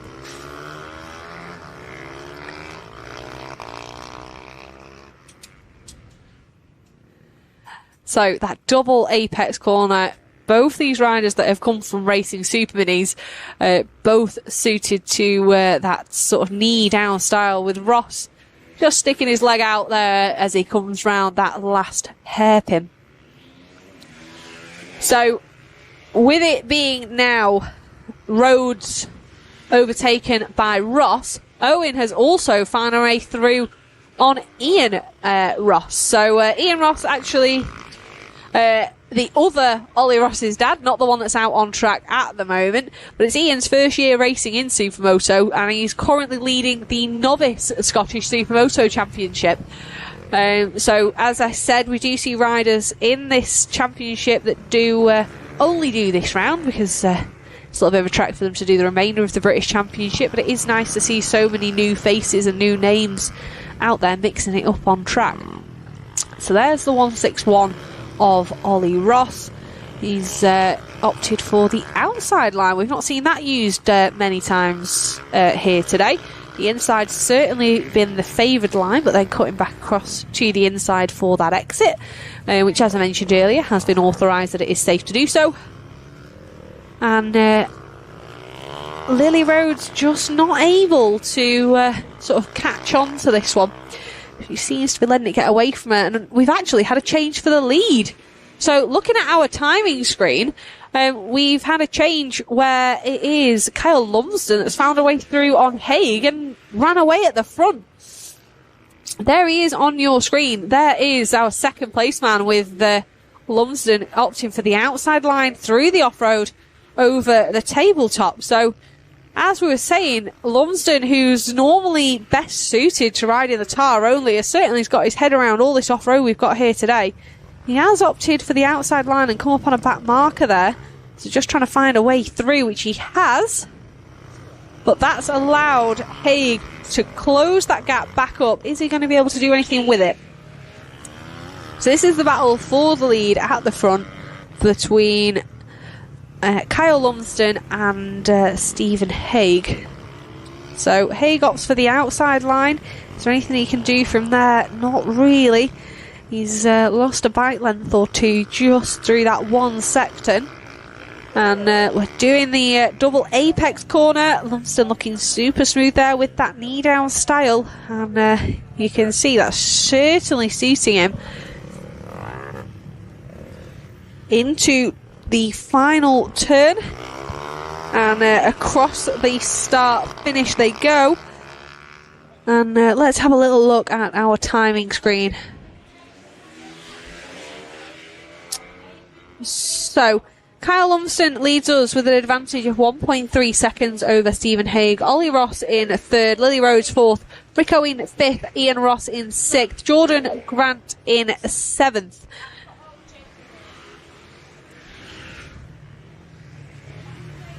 So Lumsden again opting for that outside line and looking incredibly smooth as he goes through. Back out onto the tarmac, and you can see now that gap's extended from what we saw on the last lap through to Stephen Haig.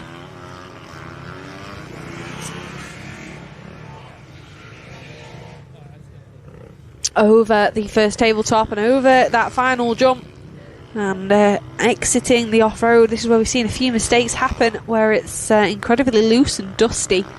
Back out onto the tarmac.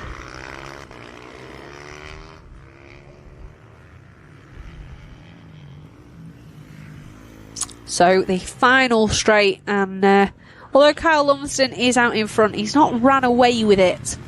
You can spot him there out on track with these holographic graphics on that KTM, which is the sun we've got here today. Look absolutely fantastic. The battle for third is still not over, with Lily Rhodes still chasing down Ollie Ross. So she's not let that one go. It's then Rick Owen, Ian Ross, Jordan Grant and Dean Smith. Further back in the order, you've also got battles between James Wallace-Moores. You've got one of the Rogerson brothers out there as well. You've also got Steve Smith, one of our vets that's come up from down south, so a good old trek up for him to come race with us here in Crail. But there's our battle for the lead. Kyle Lumsden there picking his leg up over that last barrier to not clip it, and again Haig right there.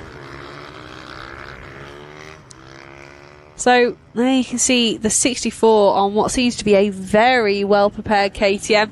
It's like it's got Olin suspension, you've got uprated triple clamps on that machine as well.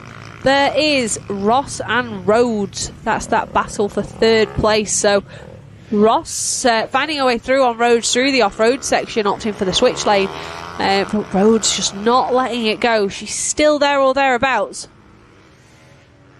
There's the battle for our leaders through the off-road. A bit of a different view for you there, trying to give you a bit of a idea of the perspective of what this off-road is really like.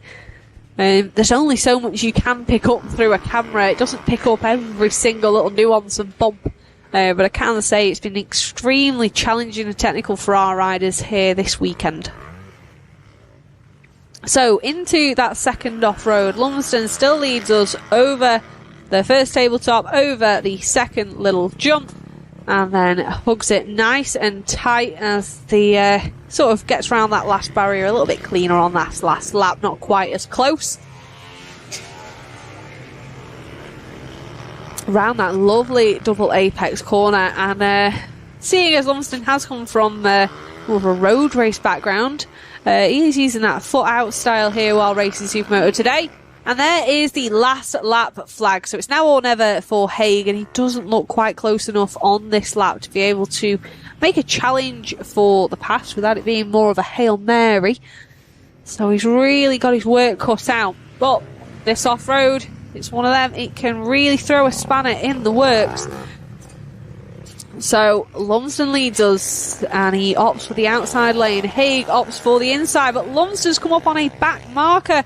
And is that going to be all she wrote? Is that going to be enough for Haig to come out in front? And it is! Oh, it's so tricky. But it was Haig that capitalised there, and it was all down to line choice.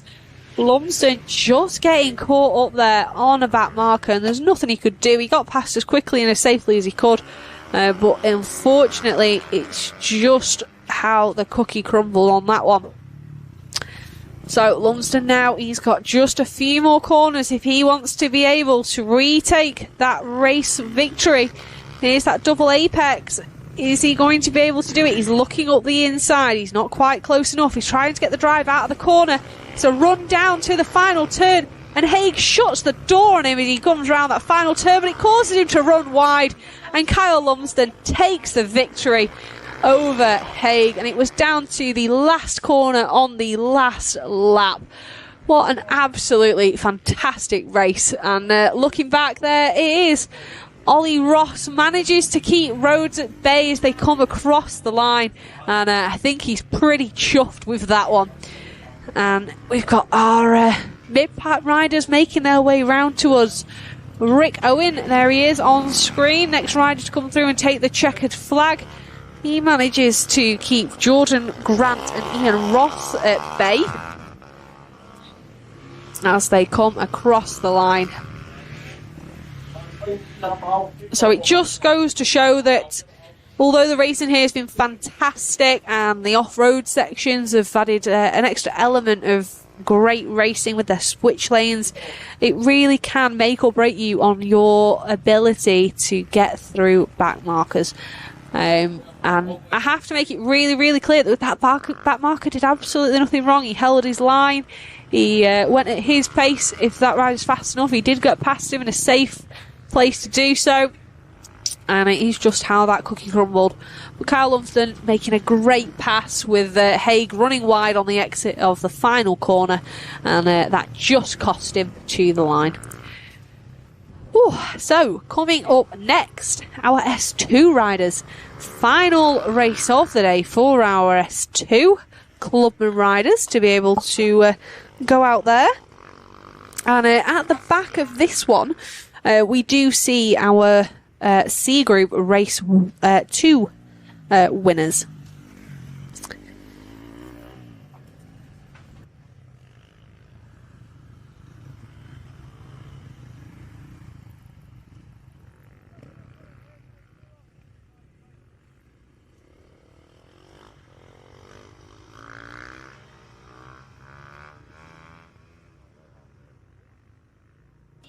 So, in the holding area, there are our S2 Clubman riders getting ready to go.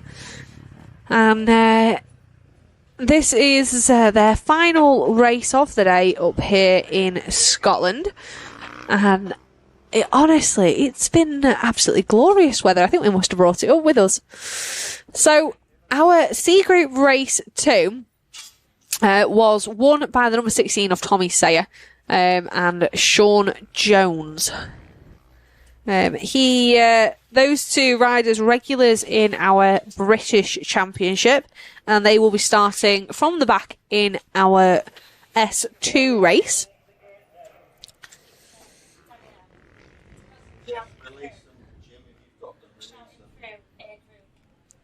And just looking over to the holding area, just waiting for these guys to be released out onto the track, and here they go. Get them out on track, and they will now head round for their warm-up lap. There is Jake Sayer. He had a tough race too, missing out, unfortunately, on a promotion position, unfortunately. So he'll be looking to try and take a victory in this final race of the day. So it'll be all eyes on our front row for this one. So we'll see Jake Sayer with Byron Johnson and Craig Forshaw on row 1. Row 2, it will be Dan Billum, Kyle Eccleston and Jamie Wilson, the number 4. Row 3, we have Archie Reynolds, Chris Bick and Michael Craig. Row 4, Luke Armitage, Oliver Ross and Paul Reynolds. And then in 15th we have Dean Clark, James Wood and Sean Rogerson. Then we see Jamie Wrigglesworth, Duncan Wright and Mark Stevens. And then we have Kevin Kay, Jason Ramshaw, and also our promotees from our C group, as I mentioned. So there they are, just making their way round to us, and they will take up their grid positions.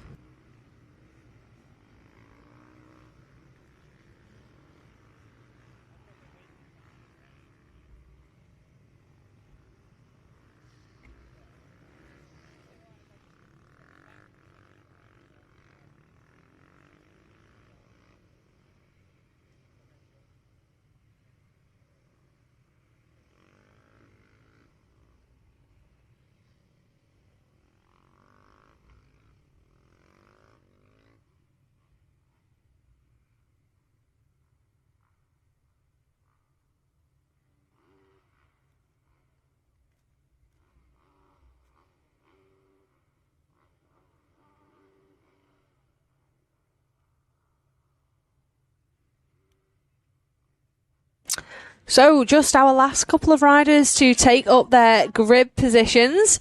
And that looks to be the 98 of Jamie Wrigglesworth there. And again, All these riders looking up towards the gantry. Green flag at the back of the grid, so under starters orders, and away they go. And it looks like we had a potential jump start. We've had a bit of argy-bargy on turn 1 as well. So there's Byron Johnson taking a detour through the grass there on turn 2. But all riders safely through. So it looks like Dan Billum taking a inside line there with Kyle Eccleston. Jake Sayer on the outside line, flying round. Is he going to be able to come out in front of Eccleston? He does. And we're nice and smooth through there. So, firing through at the front. Billum, he opts for the inside line. All these top 3 on the inside over that first tabletop. And then over the second, nice and smoothly does it. And then on the exit there, where we found a few mistakes being made on the spinning up on that dust. Through the double apex corner, and then we've got Sayer and Eccleston holding firm in third. We got any Hail Marys as we come down to the final corner? No, they've all slotted in nicely. We're taking it relatively steady, I must say, in our S2 final race of the weekend. So, looking at our timing screen, it's... let's have a little look. It is showing Sayer out in front. So I've had an issue for Sean Jones, who's now chasing Mark Stevens towards the back of the grid on this one. And I think the rider that went across the grass was Byron Johnson on board that 450. Sayer trying to make that outside line work, but not close enough to Billum to be able to stick a pass on him. Eccleston right there though, on board the 255. And again, mixing it up with those leathers this season, making it incredibly difficult for me to keep up with what's going on. And just trying to see who that is there in 4th place. That's Craig Forshaw on the Automotive Solutions Honda, and another Honda chasing him down. It's the 126 of Chris Bick, a rider that's come from a motocross background. He was looking incredibly racy through the off-road, and to see him up there in 5th place in our S2 race here today in his novice season, he's having a cracking ride. Byron Johnson in 6th place, and it looks like Wilson in 7th, being chased down by Reynolds in 8th. Michael Craig's found a way through on Paul Reynolds, and then it's James Wood, Luke Armitage, and it appears to be Dean Clark out there on the number 6. So through the off-road, there's Dan Billum over the step up, and is Sayer able to make this move stick? He does! Oh, it's tight, but he leaves him enough room there. It just means Billum doesn't get the drive out onto the straight he would have liked, and that allows Kyle Eccleston to close in. That's a change for the lead. It's now Jake Sayer who leads us through the second off-road over that tabletop, under pressure from the big lad of 58, Dan Billum. So we're back out onto the tarmac. Here's that double apex corner. Sayer back in that Honda in, and nice and cleanly through this back and forth section, down that straight and towards the final turn. Now, can Eccleston repeat what Sayer has just managed and find a way through on Billum as they head down towards the first off-road section? Looking further back, it looks like Chris Bick has dropped off that group ever so slightly on the tarmac, but I'm sure he'll be using the off-road to try and make up for that. So, Sayer goes outside, Billum inside. Sayer looking like it's a really good drive around that outside berm. And is he able to use it to come out in front? He does. And Eccleston following Billum, not able to make a challenge for a lead. There we go, into our second off-road. Still Sayer that leads us, Billum and Eccleston, with Forshaw there or thereabouts. And all that time lost on the tarmac, Chris Bick has made up, and he's right on the back wheel again of Craig Forshaw. Round that double apex, and then through this tight hairpin Not as wide as we've seen some people there, almost out on the grass. There's Dan Billum. He's looking really comfortable on this tarmac section, but is he able to use that to his advantage to be able to try and stick a pass? It doesn't look like he's able to on that lap. So there we go. Sayer to the outside. Billum and Eccleston inside. Over the step down, almost neck and neck between Sayer and Billum, but Sayer just having the advantage to be able to come out in front of Billum on that one. Now into this tight chicane, we've seen no other passes other than David Burnett into that corner so far today, which, as I said, that's not a usual passing place here at Crail. Nobody certainly made it stick in race 2. So back out onto the tarmac. You could pretty much throw a blanket over these guys. They're that close together, all battling for a race victory. And although this doesn't come with a promotion position, it does come with a serious amount of bragging rights. Down that last straight and into the final corner, and Billum takes a look over his shoulder.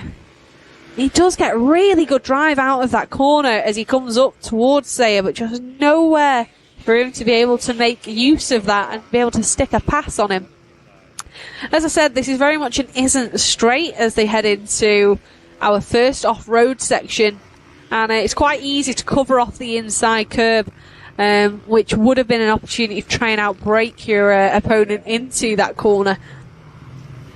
And it looks like those guys have got that covered. Sayer again manages to come out in front. If anything, Billum looking ever so slightly closer on the exit of our first off-road section. With an into the second. All riders opting for that inside line, so clearly the favoured line that we've seen here today. And it also means it's been a little bit more challenging for passes through that section without a mistake made by the rider in front. Interesting to see Sayer using a little bit of that knee down and keeping the feet on the peg style as he does that at double apex corner, especially as I know that he does come from a family of off-road experience. And there's that drive out of turn 1, out of the final corner for Dan Billum. He gets the run on Sayer into turn 1, and that is all she wrote. So nothing Sayer could do to retaliate there. Is he able to maybe try and pop a pass on him through the off-road? So Billum clearly out in front as he headed over the first tabletop. It looks like it's neck and neck round that berm, but Billum still leading over the step down. And a little bit of a mistake made there for Eccleston as he drops back a bike length or two, exiting the first off-road. But Billum manages to hold on to it, and that is holding on for first place in our final S2 race of the day, over the tabletop and over that final jump, and then hugging the inside. And Billum there, a rider that came from racing mini bikes with us a few years back, and as soon as he jumped onto a big bike, he really has come on absolutely leaps and bounds. And his riding style's also improved when it comes to, he was more of that knee down road racing style. He doesn't just ride that way, but you can see he does keep his feet on the pegs quite considerably in comparison to some of our other riders. He's also a rider with a dad out there as well, so for a Father's Day gift he's got his dad Steve Billum out there, who was our senior rider of the day yesterday as well. So it looks like son is also trying to get in on the action for a trophy hopefully this weekend. It's still Billum that leads as they head through the off-road, with Kyle Eccleston again still opting for that inside line and being chased down by Craig Forshaw. Chris Bick there right on the back of this group as they exited the off-road, but does just seem to just lose those bike lengths on the tarmac and not able to make a pass stick so far on the off-road. So there he is, there's Sayer, Eccleston, Forshaw and Bick exiting the off-road back out onto the tarmac. And you've got a short straight, then it's hard on the brakes into that double apex. Again, another bit of a squirt of the throttle into that final hairpin, and then you're down the straight and trying to carry as much speed as you can around this final corner before you come across the start finish. And it's a good drive out of the corner there for Craig Forshaw, who makes a pass on Kyle Eccleston. And what a fantastic move there for the number 58 Automotive Solutions rider. And that promotes him up to, I believe that is showing a second place. It looks like we've lost Dan Billum. So Dan Billum not showing on our timing screen. He's dropped right off. Oh, is that a mistake there for Forshaw? It was, and that's allowed Eccleston back through. So after that fantastic pass and praising him for it, he's gone and thrown it away. Oh. So down that back straight, it's now Sayer, Eccleston, Forshaw and Bick. Dan Billum will have to look on our timing screen, but he's now showing in 6th place. So he's dropped right down the order after an incident, which is a shame to see, but hopefully he's all okay.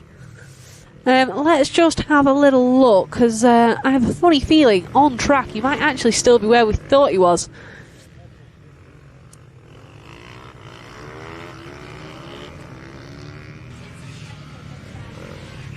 So, just speaking to race control, it isn't an incident for Dan Billum that's caused it. It's unfortunately a 10-second penalty that's been given to him. So he is still leading us out on track. However, on our timing screen, he is showing down in 6th due to an unfortunate 10-second penalty for a jump start that was noted. So unfortunate for him, he won't know that yet. So he'll just know he just needs to keep riding and keep staying out in front. But that's unfortunately for him. He's currently showing us in 6th place on our timing. So there he goes through that chicane and into the off-road section, and this is the last lap. So he's just got to keep it nice and tidy and together, but at the moment it will be a race win for Jake Sayer, who currently sits in 2nd in position on the circuit. And it looks like Chris Bick's made a pass as well on Craig Forshaw. So there is our race leader who will take the checkered flag. That is Dan Billum. So round the final corner and across the line to take the checkered flag, but with a 10-second penalty that has knocked him down the order. It's 2nd place for Sayer, 3rd Eccleston, and 4th is to Chris Bick, who after this being his novice season was a fantastic ride for him on what is essentially a converted motocross bike. So if you're out there thinking, I've got one of those at home, come and give it a go. There's the checkered flag being waved for our final riders to make their way round to us here. So Michael Craig, Luke Armitage, Paul Reynolds, all having a fantastic battle out on track. Next rider across, that is the 82 of James Wood. And we've then got the Rogerson brothers. We've also got the other Ollie Ross, with having 2 of those out there. This Ollie Ross actually out there on a converted gas MX bike. Now, I saw that bike being built up in the paddock with a set of motocross wheels on it on Friday, and he's out there and put it in RS2 class. So fantastic ride there from the local Scotsman. So that looks to be pretty much all of our riders having come through and taken the checkered flag just on their remaining cooldown lap and making their way back to the holding area. But what a fantastic race. Now, it's unfortunate for Dan Billum that he was unfortunately given that 10-second jump start penalty, but the rules are the rules. And it doesn't help that the timing tower is directly over the start line and there's a big glass box, so you can't really get away with anything. So it was quite clear that's what had happened. And I'm sure our live stream would actually come in handy to be able to look back and review that footage if he's got any doubts. So, fastest lap of the race was actually awarded to Byron Johnson. So, Byron, who finished in, I believe it was 5th place, came through with the fastest lap. With Byron, this being his first ever race weekend out there on a 450. That's fantastic to see. So, Byron was chasing down that group that we were watching, but was was sort of had that clear track in front of him, was sort of the perfect mix for him to be able to put in some fast laps. So great to see him out there really getting to grips with the 450. And then coming up next, we do have our final S1 race of the day. And we'll just keep an eye there. They all are ready and raring to go. And now if you've watched the British Supermoto Championship live stream before, you'll know what's coming up next. We have a reverse grid. Now, either love it or hate it, we run a reverse grid for our final S1 race of the weekend. And what that means is our top 8 riders are switched on their head. So no matter where you finished in race 2, our top 8 from race 2 are then switched around on the grid. So that will change who is on the front row for this one from who we'd expect.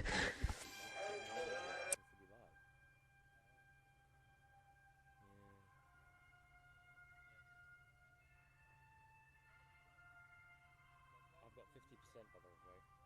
They are. They've been doing that all day.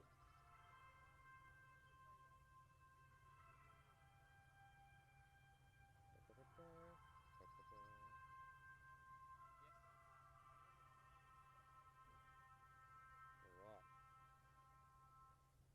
Absolutely not. So let's have a look.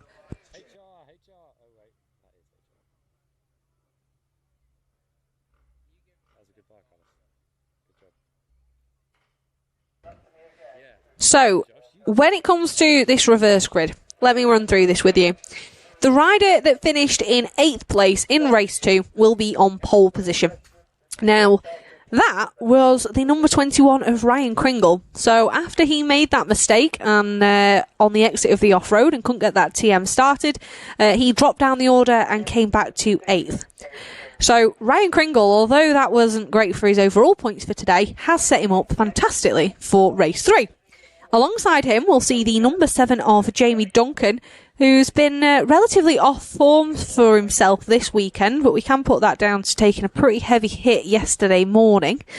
And then alongside on the front row, we will see the number 8 of Blake Wilson. Row 2, we have the 94 High-Tech Coatings rider of Lee Williams on the number 94. He'll then be alongside the 87 of Harley Sharp, and the 54 of Richard Blakeman will round out row 2. And then our final riders on row 3, it will be the 217 of Richard Sharp, and Alex Mullaney will then be alongside Oliver Holmes, who finished in 9th. So it sort of turns our front 3 rows on their head. Now, we've seen some fantastic racing come from our reverse grid, and I think one of the riders that always seems to do really well from it is Richard Sharp. He puts on some fantastic racing and has had some great results with our reverse grid. But the key to it is it's all about making those passes early on in the race to try and make your life as easy as possible. What you want to do is have a great start. So if you are starting from row 2, row 3, you really need to put in a fantastic start and get those passes done early. Otherwise, you're going to have a struggle getting through the pack. And it's a really great way of showing how competitive this field is. That you could have someone that finished a race in 8th or 7th, having the opportunity to start from the front, and then those riders that finished in front of them on the last race really struggling to find a way through. Being faster than someone is great, but overtaking someone is a completely different matter. So here are our riders just coming round to the start line.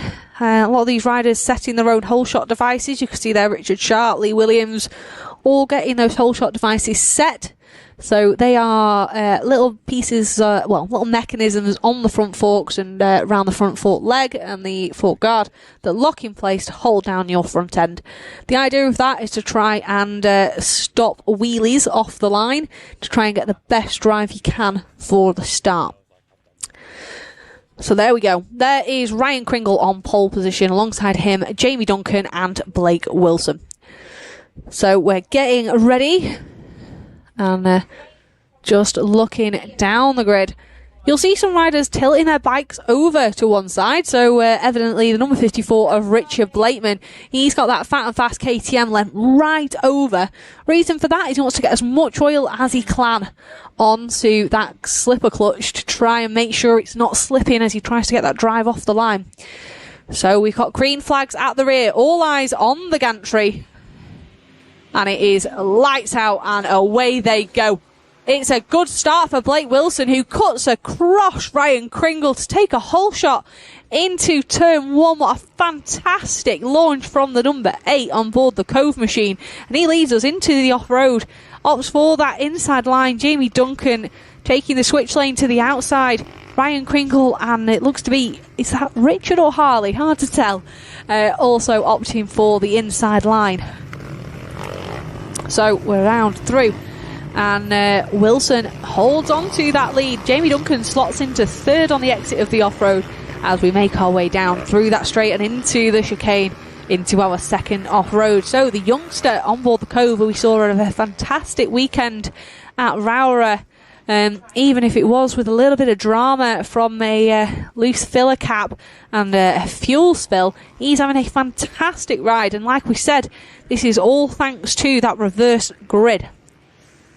So it is Wilson, Kringle, and I believe that is Jamie Duncan there in third. We've then got Harley Sharp being chased down by Richard Blakeman, Lee Williams, Alex Mullaney getting buried back there just a little bit. There he is. Blake Wilson with that knee down style, looking all arms and legs as he makes his way into the bottom off-road section. Loads of style as he comes up over that tabletop, being bounced around with those braking bumps, which have certainly got worse since I rode them yesterday.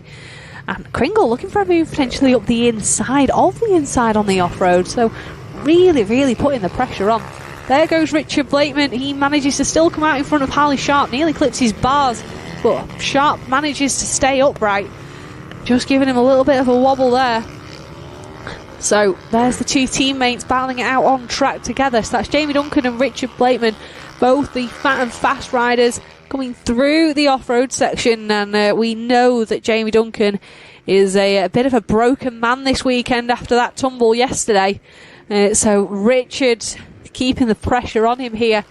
But with this being his home track, he'll be no mean feat trying to find a way through on the Scotsman.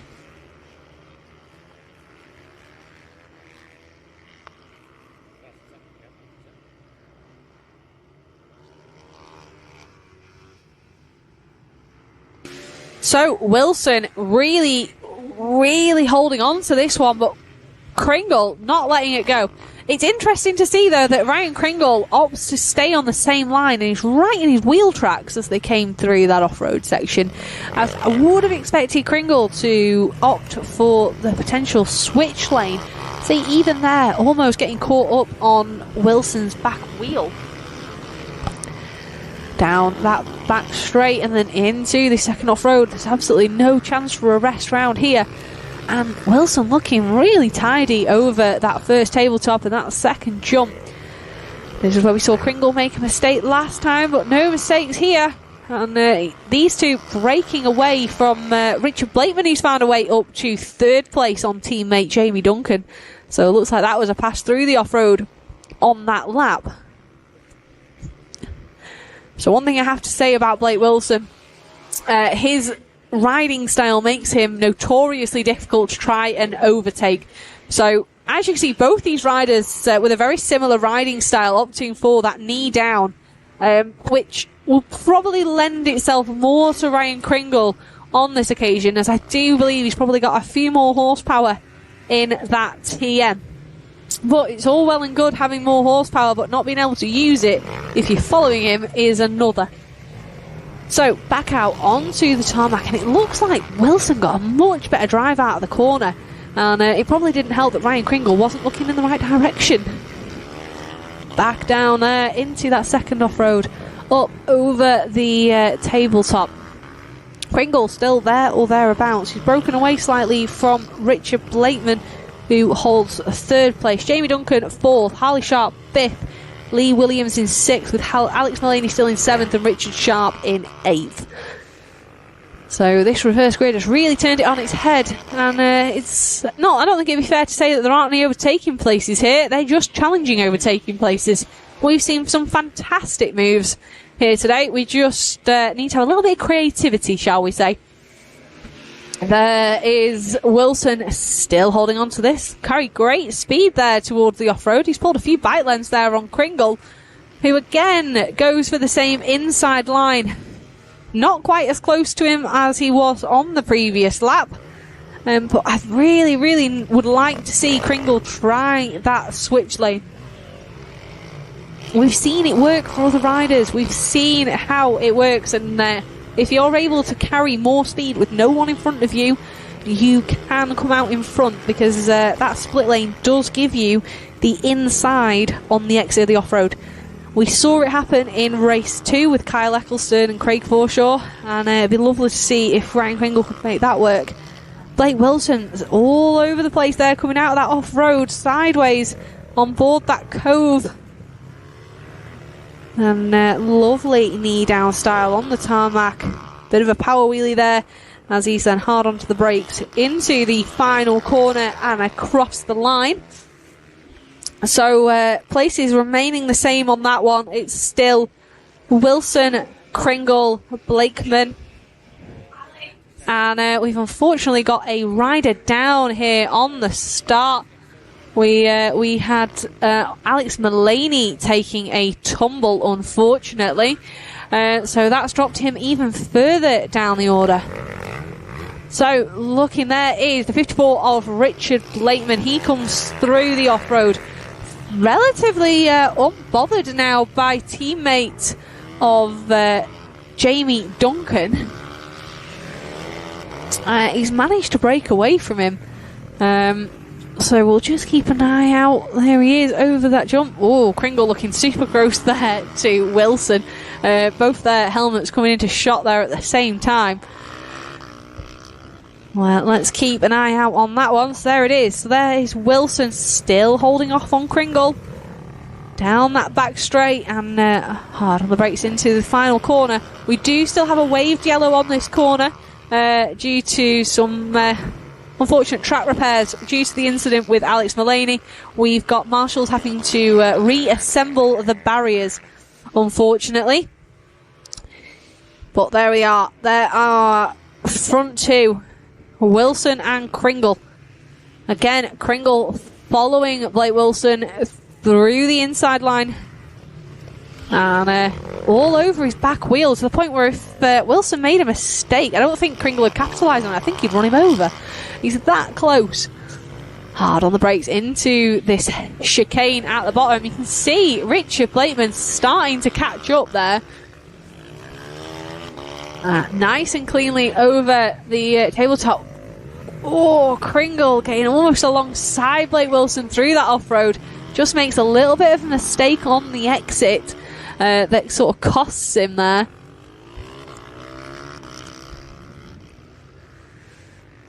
But there it is. Blake Wilson with just a probably the most breathing room he's had so far in this race from Ryan Kringle. And absolutely flying now through this turn 1 and 2, heading down towards our first off-road section. That knee down style suiting him to a T. And there he is. Again, like I say, this is the most breathing room that Wilson has had so far in this race. But not for long. It looks like Kringle definitely has the advantage through that off-road section. If only we could see him try and use that split lane and make a pass. I think that needs to be done. If anyone's got his pitboard, try and ask him to. He's alright trying to make a pass here, but then loses loads of time. Wilson takes a little look over and realises that Kringle's dropped back ever so slightly again. And that's almost left Kringle in the grasps of Richard Blakeman, who's sitting in 3rd place. Jamie Duncan still sitting in 4th, and so far not being hassled by Richard Sharp.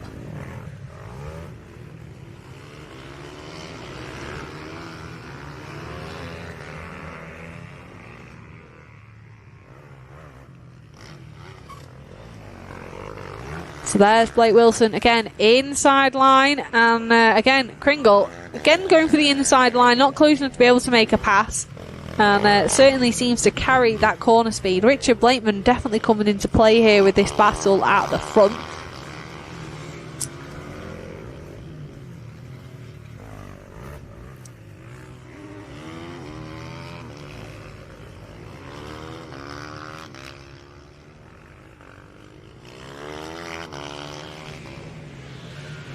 And the exit of the off-road, Ryan Kringle's all over his back wheel.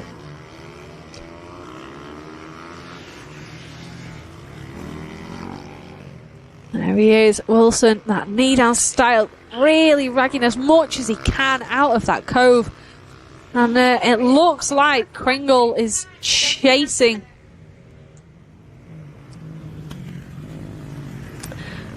There he is, so that long isn't straight towards our off-road. Kringle closes that gap up and holds on to the back of Blake Wilson. Absolutely nothing in it. If anything, Kringle having to shut off to not run in the back of Wilson there. But Wilson doing a fantastic job of holding on to this one. From a whole shot into turn one to managing to hold off one of our championship contenders in the form of Ryan Kringle. He's an absolutely fantastic race, and for a youngster, he's doing exceptionally well. Oh, we've got a rider there that's gone down. That looks to be Max Rhodes there on the exit of our second off-road, so he's doing well to not get clattered there by our leaders. So we're coming round to the final corner, and it is the last lap flag that is out. So this is it. It is now or never for Ryan Kringle.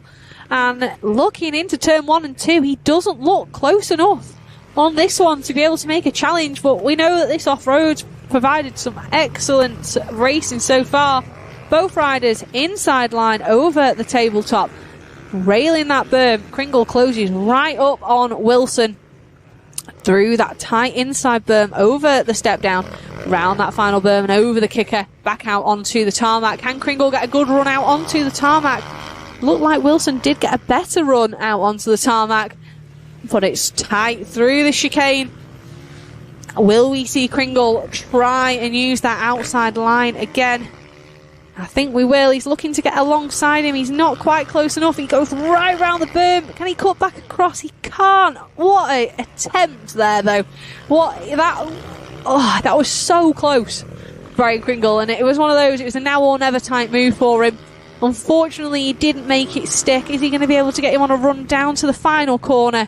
He's not, but it is a well-deserved victory for the number 8 of Blake Wilson, who put on a fantastic showing there for us to take the win in the final S1 race of the weekend. Second place is to Ryan Kringle, third Richard Blakeman. Fourth place is awarded to Jamie Duncan, fifth Harley Sharp. What a fantastic ride there for the youngster of Blake Wilson, taking a whole shot and leading from start to finish. There's no mean feat in a class of this calibre. So fantastic racing there.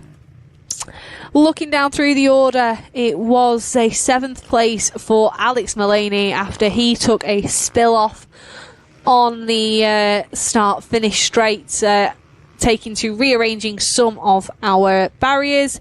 8th is Dean Hillier, 9th Christopher Eastwood, and it was a 10th place for the number 42 of Oliver Holmes.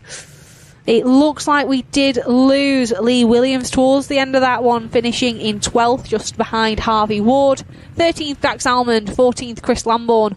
15th, it's Davey Burnett. So I know I didn't get to mention him very much in this race, but Davey Burnett is one of our Scottish Supermoto riders that we saw move up from the B group. He is also one of the only riders in the Scottish Supermoto history to have, in his novice year, won the novice championship, and his second year win the clubman championship. Also owning a motorcycle shop nearby called Jop. So a man that not only knows how to fix the bikes, but can certainly ride them too. So we are now just letting these riders make their way back to the holding area, and I have to say I think that result will have thrown our overalls on its head, and that is again why we love a reverse grid. We had Blake Wilson starting on the front row and he converted that into a race win, so a huge well done to Blake Wilson. And just waiting for these last riders. Yeah, you can see the 100 of Alex Mullaney with that handguard down after a spill off. There's Lee Williams, Harvey Ward on the Trips UK KTM. There's number 42 of Oliver Holmes on the Fat and Fast KTM. It's a wheelie down the straight there. That was certainly Max Rhodes, not quite sure who the rider next to him was. There's Dax Almond doing little wheelies. Another rider that's come on leaps and bounds in the last few seasons.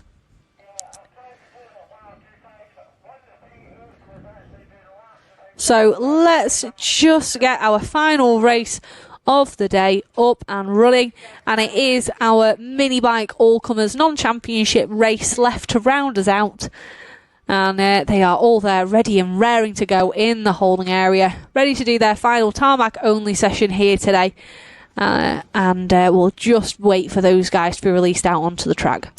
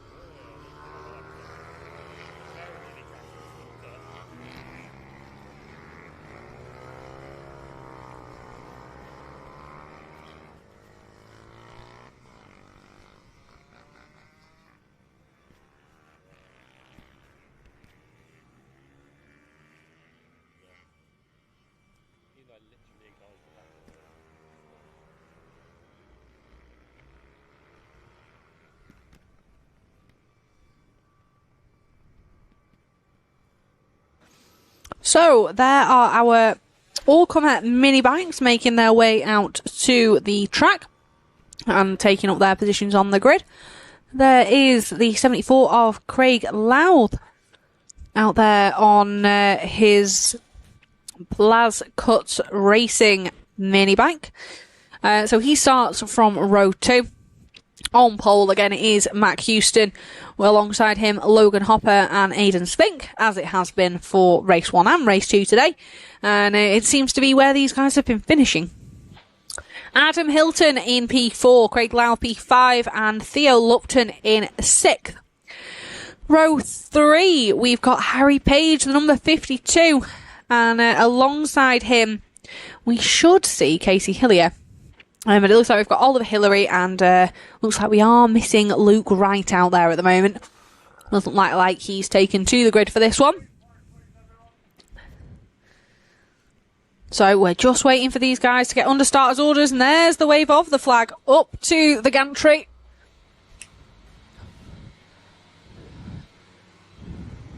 They set it off. There we go. They're off and on their way. And a little bit of a struggled start there for these riders. And we'll get them off and on their way. But again, this is a non-championship race. We're just getting them on their way. But it is, again, Matt Houston that leads us on the CRF 150.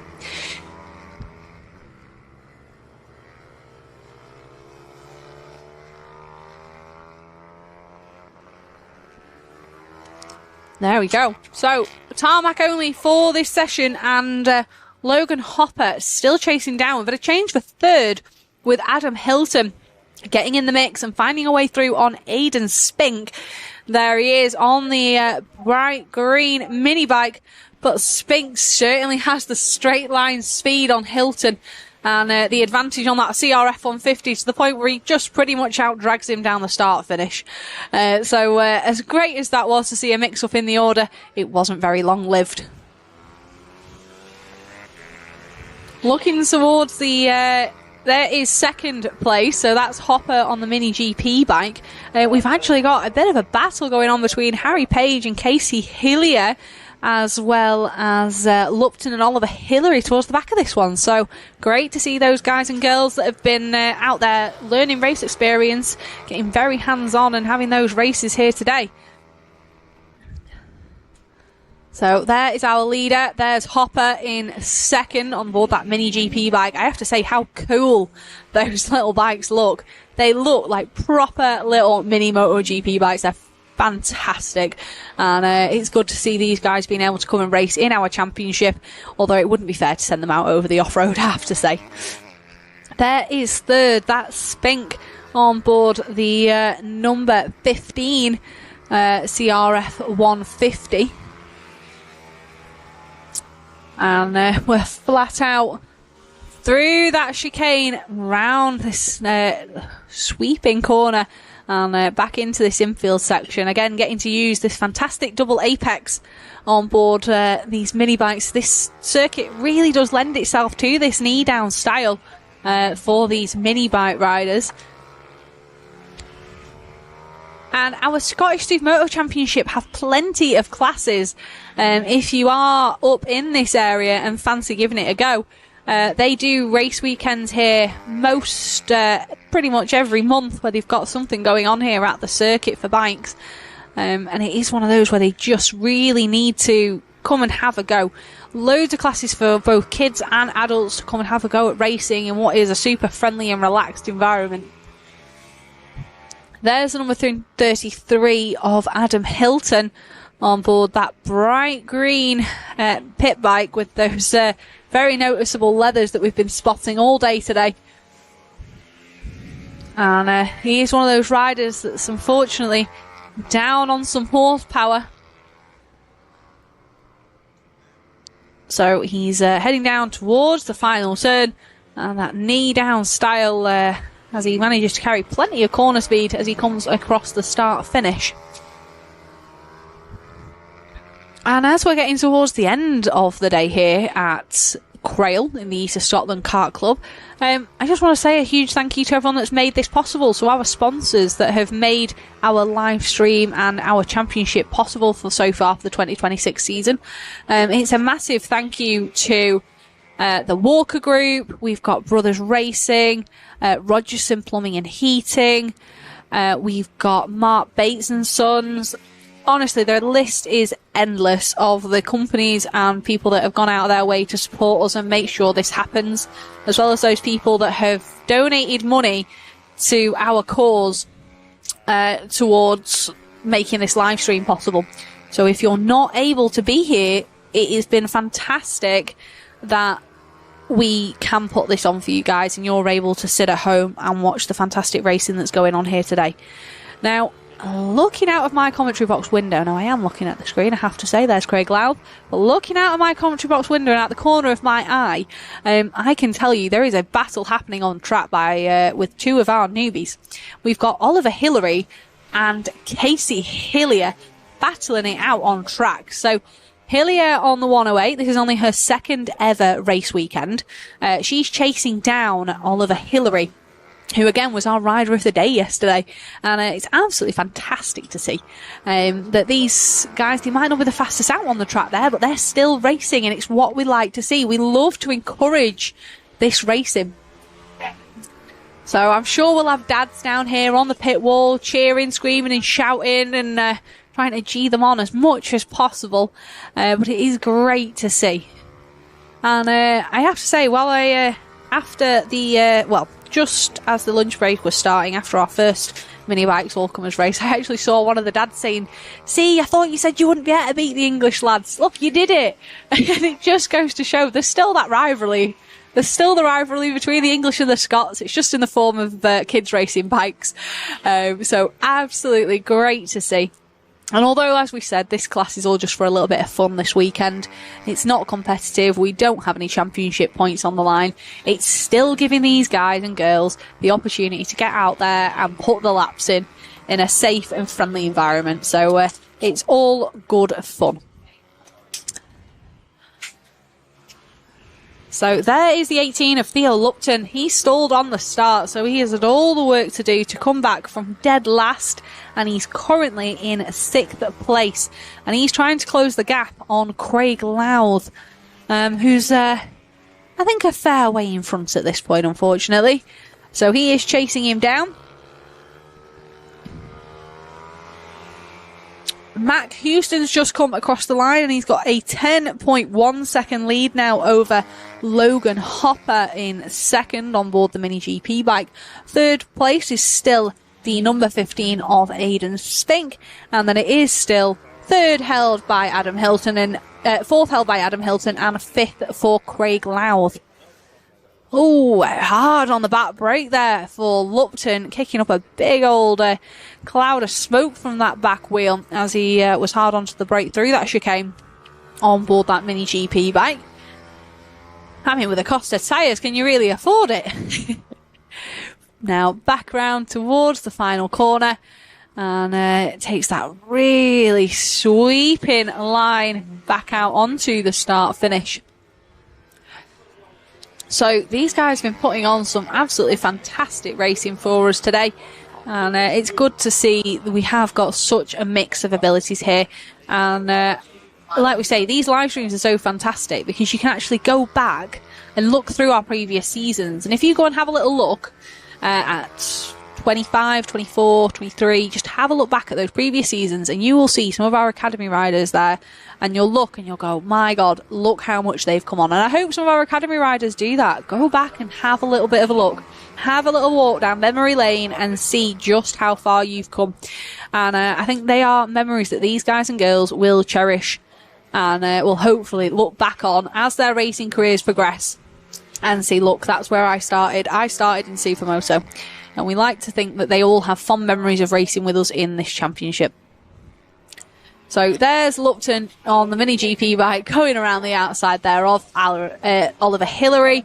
And then round the roundabout, knee down all the way round. And flat out down that straight. There is Harry Page on board, the number 52. And Lupton just there. Again, nipping around the outside. Nicely does it. He knows he's coming up on a slower rider. But does what he can. We've got the last lap flag out now, so Mac Houston, who's just gone and popped in the new fastest lap time with a 46.3, has just come across the line to take the last lap flag. So the next rider to see that one will be your rider on screen. There he is. There is Hopper coming across the line for what will be, he's doing his last lap. And there we go, round the roundabout corner for the final time to head down that back straight and then into the tight chicane here. Again, super hard on the back brake there, I'd say. I don't think that's smoke coming from the exhaust because it's definitely not happening on acceleration. It's only on that hard braking, so I'd have to say that is him locking up the back wheel. So, checkered flag out, and that was a race victory for the number 6 of Mac Houston. I know we didn't see much of him on our screen today, but he has run off and hidden at the front. But here is our second place rider just coming across the line now. That's Logan Hopper. He finishes in second, 17 seconds adrift of Houston. The next rider we will see coming through across the line is the number 52 of Harry Page. So Harry Page finishing that one in 7th place. Spink taking 3rd. Theo Lupton in 6th. We've then got Adam Hilton in 4th. Oliver Hillary in 8th. And there is Craig Louth coming across the line, almost on the back wheel, in 5th place. Last rider to come through and take the checkered flag, it is our 108 of Casey Hillier. She's had a fantastic day, racing in 2 classes. I'm sure she'll sleep tonight. But coming on, what I saw her this morning, to then having a little bit of a battle there with Oliver Hillary in the midway through of that one. She's put on some great racing for us today. She's done absolutely great. So that is it. That concludes our racing here at Crail for round 4 of the British Supermoto Championship, and we hope you've all enjoyed watching this one from home. And if you were here today, we're glad that you've all been able to come up and visit the beautiful sunny East Nook of Fife. Our next round, it will be back at the almost the home of Supermoto, shall we say. We are back at round 5 at Three Sisters in Ashton in Makerfield on the weekend of the 11th and 12th of July. So if you can make it, make sure you get yourselves down there for the weekend. And if you can't, we will be live on the Sunday, I believe. Other than that, I just want to say my last few thank yous to everyone that's made this possible. A huge thank you to all of our marshals out on circuit that have stood out there waving flags, picking bikes up and making sure we can all go out there and have some fun. Massive thank you to all of our staff here in the British Supermoto Championship making this possible, from everyone behind the scenes. And a massive thank you to you guys at home for supporting this. We really, really appreciate it. So that's all from me. I hope you've all had a great day. And we will see you at the next one. Thank you.